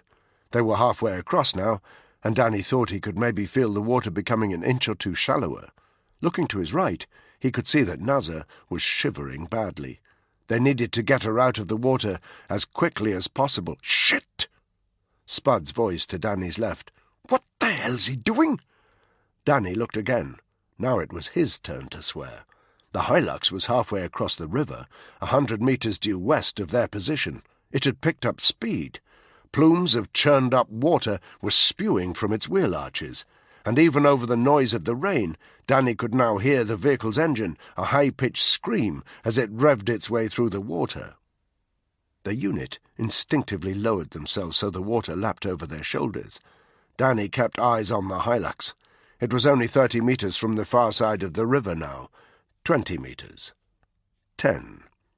He looked beyond, desperately scanning the Iraqi side for threats. Nothing. Rojan was going to make it. He was emerging from the river and heading towards the gap in the fence. Danny saw the explosion before he heard it. In an instant, the Hilux transformed into a massive fireball. A split second later, the roar of the explosion hit their ears. It was massively loud, even from this distance across the water. Danny knew for a certainty that it would have been heard for a radius of at least a mile. Burning debris shot up into the air, and there were a number of secondary explosions, probably the ammunition in the weapons canister detonating. A scream from Nazar, blood-curdling. My brother! Get under the water! Danny shouted. But Spud had already done that, and Caitlin was in the process of dragging Nazar under to protect them from any flying debris. Danny struggled out of his Bergen, took a deep breath, and then pushed himself under the floating pack. 10 seconds. 20. He re-emerged, knowing that any shrapnel would now have fallen. The Hilux was a flaming shell, but even worse, he could see the headlamps of a vehicle beyond it, on the other side of the broken border fence. Impossible to tell its distance under these conditions. Maybe 500 meters? Maybe less, but definitely approaching. Fast. Get back to the Turkish side! He yelled. But a moment later, he realized that wouldn't be possible. Nazar was no longer with Caitlin. They'd become separated. The Kurdish girl was now moving downstream, all arms and legs, a riot of splashes. She was at least 20 meters away, out of control, and the current was pushing her towards the Iraqi side. Even worse, Caitlin was following her. The headlamps were getting closer to the burning Hilux, less than 400 meters at an estimate. Spud was next to Danny. "We can't get separated!" he shouted. He was right. They were more effective as a unit of 3. It meant following Caitlin. "Go!" he said, before launching himself after the women. He felt himself having to restrain a surge of panic. It would only take the headlamps of that vehicle to fall in the wrong direction, and they'd be lit up like a Christmas tree. They needed cover, fast. That meant getting to the reeds on the Iraqi side as quickly as possible. Danny half ran, half swam, surging through the water that suddenly felt as thick as molasses. Up ahead, he saw Caitlin grab Nazar, who was shivering and clearly in a state of great panic. The water was only waist-deep now, the far side 15 meters away. Danny checked on the approaching vehicle. It was 100 meters from the blazing Hilux, which put it about 170 meters from the unit's position, and approaching the gap in the border fence. Close enough for them to be seen if they were unlucky. "Move!" he hissed at the others. They surged forward towards the bank, covering the final 10 meters in less than 10 seconds. The border fence was 20 meters away. As soon as they reached the reeds, they flung themselves down into them, half submerged in the marshy ground. Spud was within earshot, about 3 meters to his left, while Caitlin and Nazar were 10 meters behind him. He could hear Nazar crying and struggling. "Caitlin, keep her quiet," Danny hissed into his radio. He slung his wet rucksack in front of him, used it to rest his weapon on, raised his NV goggles, and surveyed the scene through the sight of his weapon. "No one move," he whispered. His field of view was somewhat obscured by the reeds, but he could make out the bare bones of what was unfolding ahead of him. The vehicle had reached the remains of the Hilux, from which thick smoke was now billowing as the rain hit the flames. Whatever had destroyed it was no makeshift IED. Danny's money was on an anti-tank mine. But who the hell would be laying serious explosives like that? Danny flicked through the possibilities in his mind. IS militants? Turkish border guards? He didn't think so. He remembered Hammond's warning before they deployed. "You realize that you won't be the only SF team on the ground in northern Iraq?" Men emerged from the new vehicle, at least 7, maybe 8. They were armed and possibly dressed in camouflage gear, though it was difficult to see through the rain. He couldn't make out their faces, but he could tell by the way they surrounded the Hilux with their weapons prepared that they weren't idiots. They were taking the time to double-check that there was no chance of any threat coming from the smouldering shell of the vehicle. 15 seconds later, the group of men split up. Danny could tell now that there were 8 of them. 3 disappeared out of sight beyond the Hilux. They were obviously going to comb the riverbank in that direction. 2 stayed by the Hilux. The remaining 3 were heading the unit's way. Each man had a torch fitted to their rifle. They moved slowly and carefully, scanning the area ahead of them, paying particular attention to the reed beds. Distance, 50 meters, and closing. "Do we engage them?" Spud hissed. Danny paused. A firefight was the last thing they wanted. It put them at risk, and a noise could alert other people to their presence. Much better to stay hidden here in the tall reeds if possible. But that might not be possible. The 3 armed men were doing a thorough job. If they got too close, the unit might not have any alternative. Sometimes the only option was to shoot first. And they were now only 40 meters away. 30. They were walking in a flat line about 3 meters apart. Danny directed his sights to the guy on his right. He knew, without having to ask, that as Spud was on his left, he'd have the guy on the left lined up. "Hold your fire," Danny breathed. There was a sudden surge of more powerful rain. The 3 guys looked up, and for a hopeful moment, Danny thought it would make them retreat. It didn't. They just started moving more quickly, as if they wanted to get the job done sooner. 20 meters. What if these were the Kurds? Danny cursed himself for not thinking of that before. He spoke very quietly into his radio. "Caitlin, do you copy?" "Roger that." "Can NASA identify them?" A pause. Then Caitlin said, "Negative. She says they're not our contacts." That was all Danny needed to know. 15 meters. He squinted suddenly. One of the torch beams had shone directly into his sight, dazzling him. When he regained his vision a few seconds later, he knew immediately that something was wrong. The 3 men had stopped, and one of them was shining his torch directly at Spud. Even if he couldn't see Spud himself, he had surely noticed the impression he was making on the reed bed, which meant there was only one call to make. "Take the shot," Danny said. Chances were that the 2 guys on either side of the trio never even knew what happened. Danny and Spud fired at exactly the same moment. The 2 reports of their weapons sounded like one, and the rounds found their targets in the men's chests with deadly, unswerving accuracy. They collapsed immediately, but Danny had already turned his attention to the 3rd man. At the sound of the weapons, he had dropped to the ground so quickly that Danny had insufficient time to engage him. Alarm bells rang immediately. Whoever this was, his reflexes were instant, and he wasn't panicking. This was not some IS shit-kicker. This was a pro. It wouldn't save him, though. Danny and Spud both knew where he had fallen. Danny altered the trajectory of his weapon just a few degrees. He clicked the safety switch to semi-automatic. Then he fired a substantial burst of rounds towards where the target lay. Spud did the same. The resulting thunder of gunfire lasted only a few seconds, but it was deafening. There was no doubt that it could be heard from a substantial distance. The other gunman, whose vehicle was by the blazing Hilux 150 meters away, now surely knew they were there. As their weapons fell silent, Danny heard screaming from the guy they'd just hit.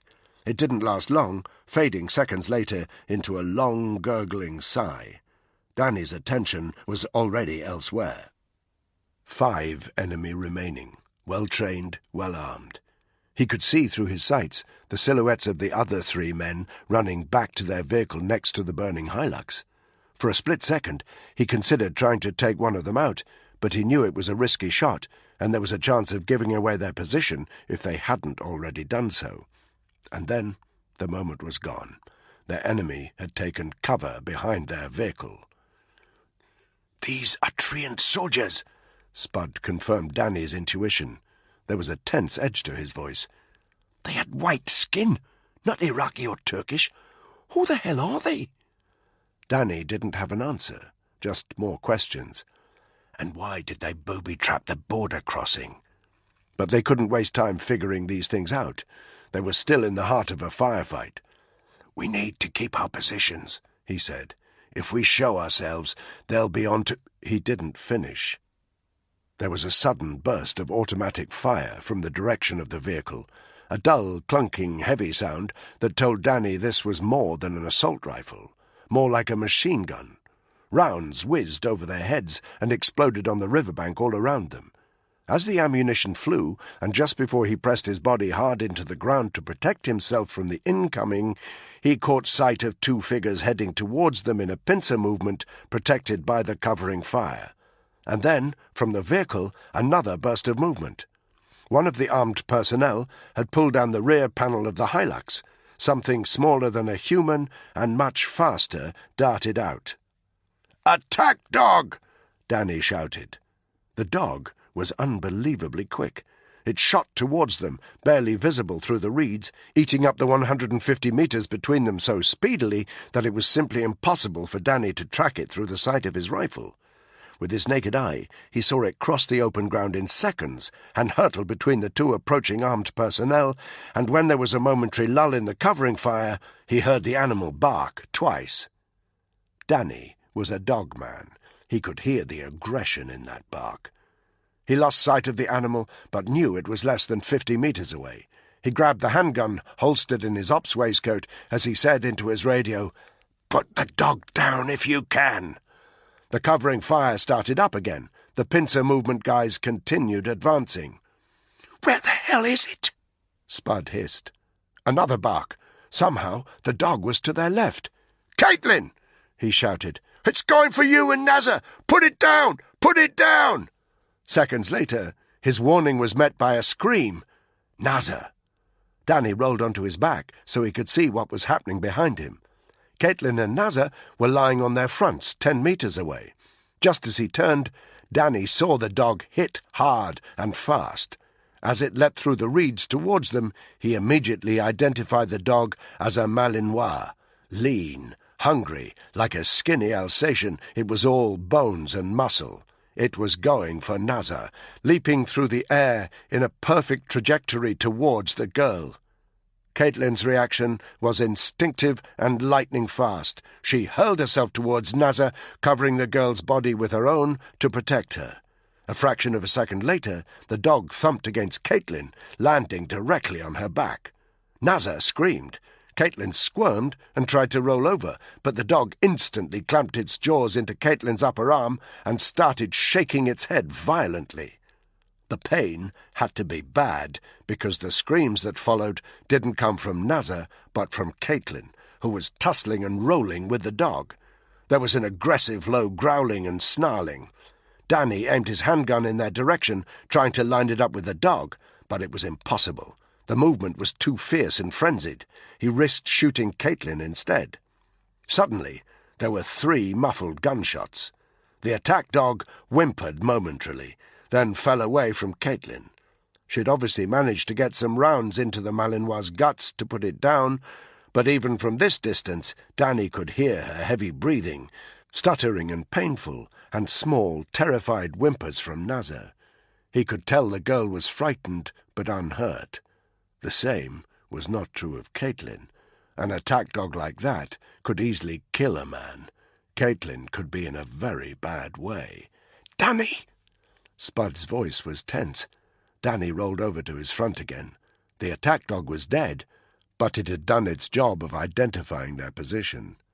The enemy personnel knew where they were now. Danny surveyed the open ground between them and the vehicle. The two advancing men had gone to ground. Danny did not doubt that they had their position in their sights. If the unit tried to move, they were dead. More gunfire, low across the reeds. Assault rifles, 7.62s. It came from the two advancing men. They were covering the remaining three men, enabling them to move forward from the vehicle. Jesus, these fuckers were really after them. Danny suppressed a surge of panic in his gut. They were truly pinned down by professional guys with excellent combat skills. It wouldn't surprise him if these were Special Forces soldiers. In a corner of his brain, he started cursing himself for going with Rojan's plan. But he quickly cut off that line of thought. He needed to focus entirely on the present, which wasn't looking good. Silence. Time seemed to slow down. He heard Spud hiss, "Frag!" He had only half a second to consider whether a grenade would be a good idea. There was a good chance it would wound one of the men, but again the movement involved in throwing it might give away their exact position. Before the enemy gunfire started up again. Short, coughing barks of automatic fire that told Danny without even having to look that the enemy were advancing again. He tried to evaluate their options. Should they get back into the river, allow the current to pull them downstream? No. Caitlin was wounded. They'd be dead the moment they emerged from the reeds. There was nowhere else they could take cover here. It meant their only option was to engage the shooters. But that meant 3 against 5, with no cover. The gunfire fell silent again. Danny estimated that the 5 targets were 25 meters away. They had to do something. He slowly felt in his ops waistcoat for a fragmentation grenade. They'd run out of options. "Frags on 3, he whispered to Spud. "Ready? Ready? 1, 2... The enemy fire started up again, deafening. At least 2 weapons, their rounds falling even closer. Danny was about to shout 3 and pull the pin on his frag when something stopped him. A new burst of gunfire. Heavy weaponry, at least a 50 cal by the sound of it, from a distance of maybe 100 meters. It completely dominated the relatively puny bark of the enemy's rifles, and it chugged on relentlessly, 10 seconds, 15 seconds, before stopping as suddenly as it had begun. When it finished, it was replaced by the sound of agonized screams, 3 voices, maybe 4, the unmistakable shrieks of men who would be dead in a matter of seconds. Danny was breathing heavily, his heart pumping fast. He looked gingerly through the sights of his rifle. Perched on the horizon, 100 meters to his 11 o'clock, just beyond the gap in the border fence, was a second pickup truck, much like the Hilux that was now no longer even smouldering. And like the Hilux, it had, mounted on the back, a 50 cal machine gun pointing directly at them. The pickup started moving towards them, trundling slowly. The screaming had stopped. That didn't mean all the enemy targets were dead, but they were severely weakened. "Everyone stay down," Danny hissed into his radio. He could see that the 50 cal was manned by a single gunner, and while he had his suspicions about who these people were, he sure as hell didn't want to make a mistake and start firing on the unit. 20 seconds passed. For the first time in what seemed like hours, the rain suddenly subsided a little. Danny could hear the low growl of the pickup's engine now. He found himself holding his breath as the vehicle drew closer. It stopped about 30 meters away. A voice called out, male, harsh. Danny didn't understand it. A pause. Then Caitlin's voice came across his radio earpiece, strained, tense with pain, but audible. "The girl says it's the Kurds. They're telling anyone in the vicinity to show themselves with their hands in the air, or they'll fire again." Danny hesitated. This went against every instinct he had. They would be putting themselves at the mercy of people they didn't know, who had substantial firepower. But they couldn't fight back, and if these were the Kurds they were supposed to be meeting, they didn't even want to. "Get Nazar to shout back. Tell them she's with 3 others, 1 female, 2 male. If we see any potential threats apart from her friends, we're going to fire on them." A pause. Then Nazar's panicked voice drifted over the reeds towards the pickup. The male Kurdish voice barked again. "He says okay," Caitlin translated. "He recognizes Naz's voice." Danny loosened his pistol in its holster. "On 3, he said. 1, 2, 3. He pushed himself up from the ground, one hand above his head, the other slightly lower, closer to his pistol, carefully scanning the ground between himself and the pickup.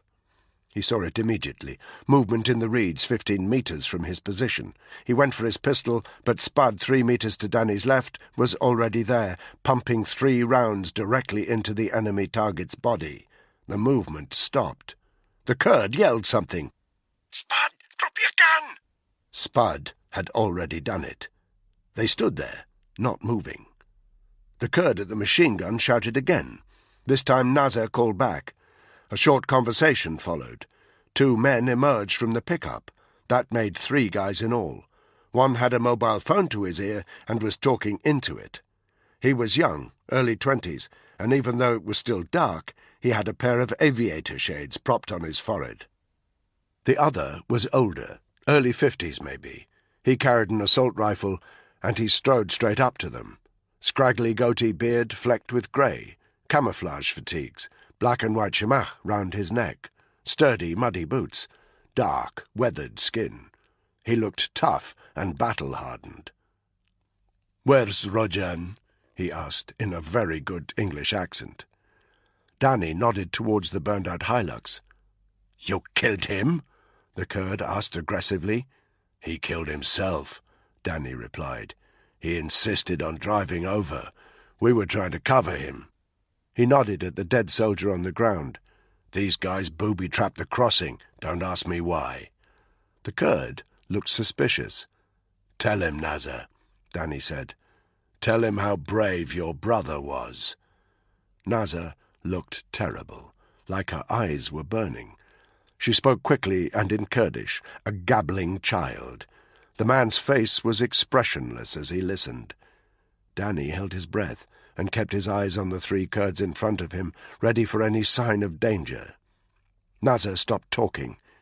There was a momentary silence. Then the Kurd lowered his assault rifle. He nodded at the unit to indicate they could lower their hands. Then he turned his attention to the dead soldier on the ground. The corpse was lying on its front. The Kurd rolled him onto his back. Danny approached. Close up, it was almost like looking in the mirror. The dead guy wore a Kevlar helmet with a boom mic attached. No NV, but an ops waistcoat over his camouflage gear. "Special Forces," he muttered. "Yeah," said Spud, who was standing alongside him. "But whose?" The older Kurd had seen something. He bent over the body and pulled up the corpse's right sleeve. There was a tattoo on his forearm, a double-headed eagle, and surrounding it 7 red dots.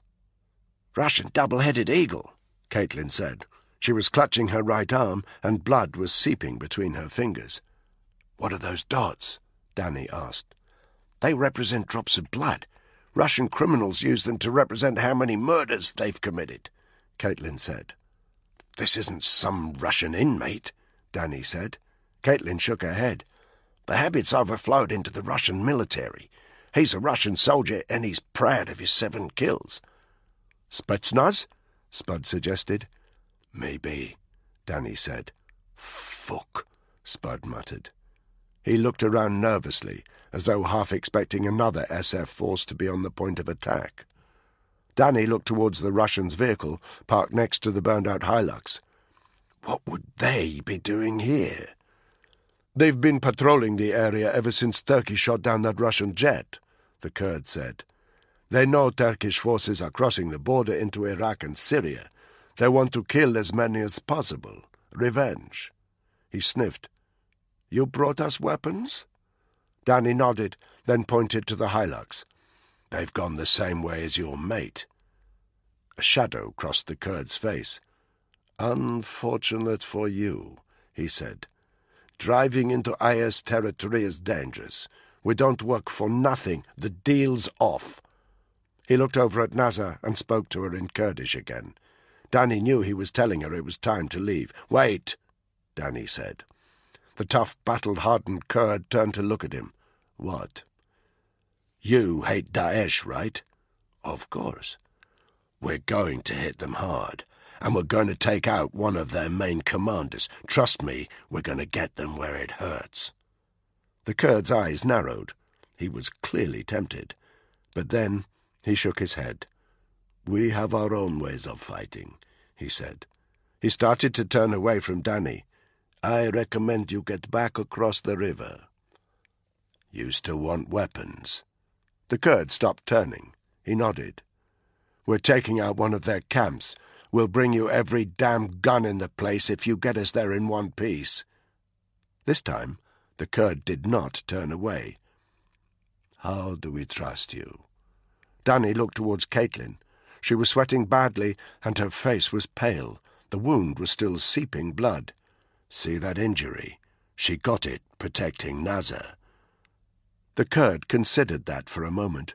Then he walked up to Nazar herself. He spoke to her in Kurdish. The conversation lasted for 30 seconds and involved a lot of nodding from the kid. Finally, the Kurdish leader sniffed again and walked back to Danny. His body language was suddenly less aggressive. "Every weapon?" he said. "And every last bullet." The Kurd nodded. "The place you want to get to is a day's drive. Very dangerous." "What's your name?" Danny asked. "Pahlav," the older, battle-hardened man said. Danny looked him up and down. "Do your friends speak English?" Danny indicated the other 2 Kurds. Pahlav shook his head. "Only me and Nazar." He sniffed again. "And Rojan," he added. He looked around. "It is getting light," he said. "We must only travel at night. We must find somewhere to hide during the day." Danny shook his head. "No," he said. "We move now." "Mucker, they're right," Spud said. "We can't travel during the day." "We don't have a choice." He walked over to the dead Russian soldier and prodded him with his foot. "You know what the Russians are like. When they realize their guys have been hit, they'll be all over this place like a rash. Give it an hour, we'll have satellites, drones, the works. We need to get the hell out of this area. And anyway, our middlemen arrive at midnight. Much easier to hit them before they get inside the IS stronghold." He turned to the Kurds. "You know where we're going," he said. "Can you get us there without using any main supply routes?" The Kurds exchanged an anxious look. "If you want those weapons," Danny said, "you've got to do this my way." "It will be slow," Pahlav said. "We will have to go off-road. There will be villages to avoid, maybe water we have to cross." He looked over at the wounded Caitlin. "And her. Don't worry about her. Can you do it?" The Kurd nodded. "We have Daesh flags. It would be best to put them on our vehicle. That way, if Daesh see us from a distance, we have a chance of getting through." "No," Danny told him. "If the Russians are putting in surveillance, they might go for IS targets. We only put the flags out at the very last minute. If IS stop us before then, we can deal with it." The Kurd's eyes narrowed. "We'll take the Russians' vehicle as well. 2 vehicles are harder to hit than 1. Danny liked the strategy, and he liked Pahlav. He thought like a proper soldier. He turned to Spud. "Get over there," he said. "Check it over. They probably picked the vehicle up in-country, but I want to be sure there are no tracking devices on the engine block or the undercarriage. Dump all their packs out of the vehicle too." Spud nodded and started jogging over to the grey Hilux. Danny turned to the Kurds. "You can help yourself to their weapons, ammo, clothes, and any rations in their packs. Nothing else." "What about their radio equipment?" Pahlav said. "Absolutely not. It might be fitted with tracking devices. Don't take anything electrical, and tell your mate to switch his mobile phone off and remove the battery. Now, get everything together. We leave in 10 minutes. People might have heard the noise from that contact. We don't want to be here if they come looking." "I agree," Pahlav said. He turned his back on them and started giving orders to his men in Kurdish. Danny looked at Caitlin. "Let me see it," he said. She looked for a moment like she was going to argue, but then she lowered the shoulder of her camo jacket, wincing as she did so, and looking down at the bare skin of her upper arm. It was very clear where the attack dog had sunk its teeth into her flesh. There were 3 V-shaped punctures on the top side of her arm and 2 on the underside. The skin around them was swollen and bloodied, and the wounds themselves were still oozing blood. It looked bad. Caitlin covered it up before Danny could say anything. "I'll bandage it as we're travelling," she said, jutting out her chin defiantly. "I'll give myself an antibiotic jab. It'll be fine." Danny glanced back across the river. He had a call to make. Allow Caitlin to stick with them and run the risk that if the wound got infected or deteriorated badly, she would be more of a hindrance to the operation than a help, or force her to dig in somewhere, self-medicate the wound, and wait it out until such a point that they could scoop her up and get the hell out of there. "You need me," Caitlin said. "You're already undermanned?" She turned and went to retrieve her pack from next to the dead body of the attack dog, but Danny noticed that her eyes flickered in the direction of Nazar too. "Caitlin," Danny said. She looked at him. "If it starts getting bad, you tell me. No heroics, not if you want to stay on the op." They locked stares. "No heroics," Caitlin said quietly. The 2 of them grabbed their soaking packs and their weapons. 10 seconds later, they were jogging towards the vehicles.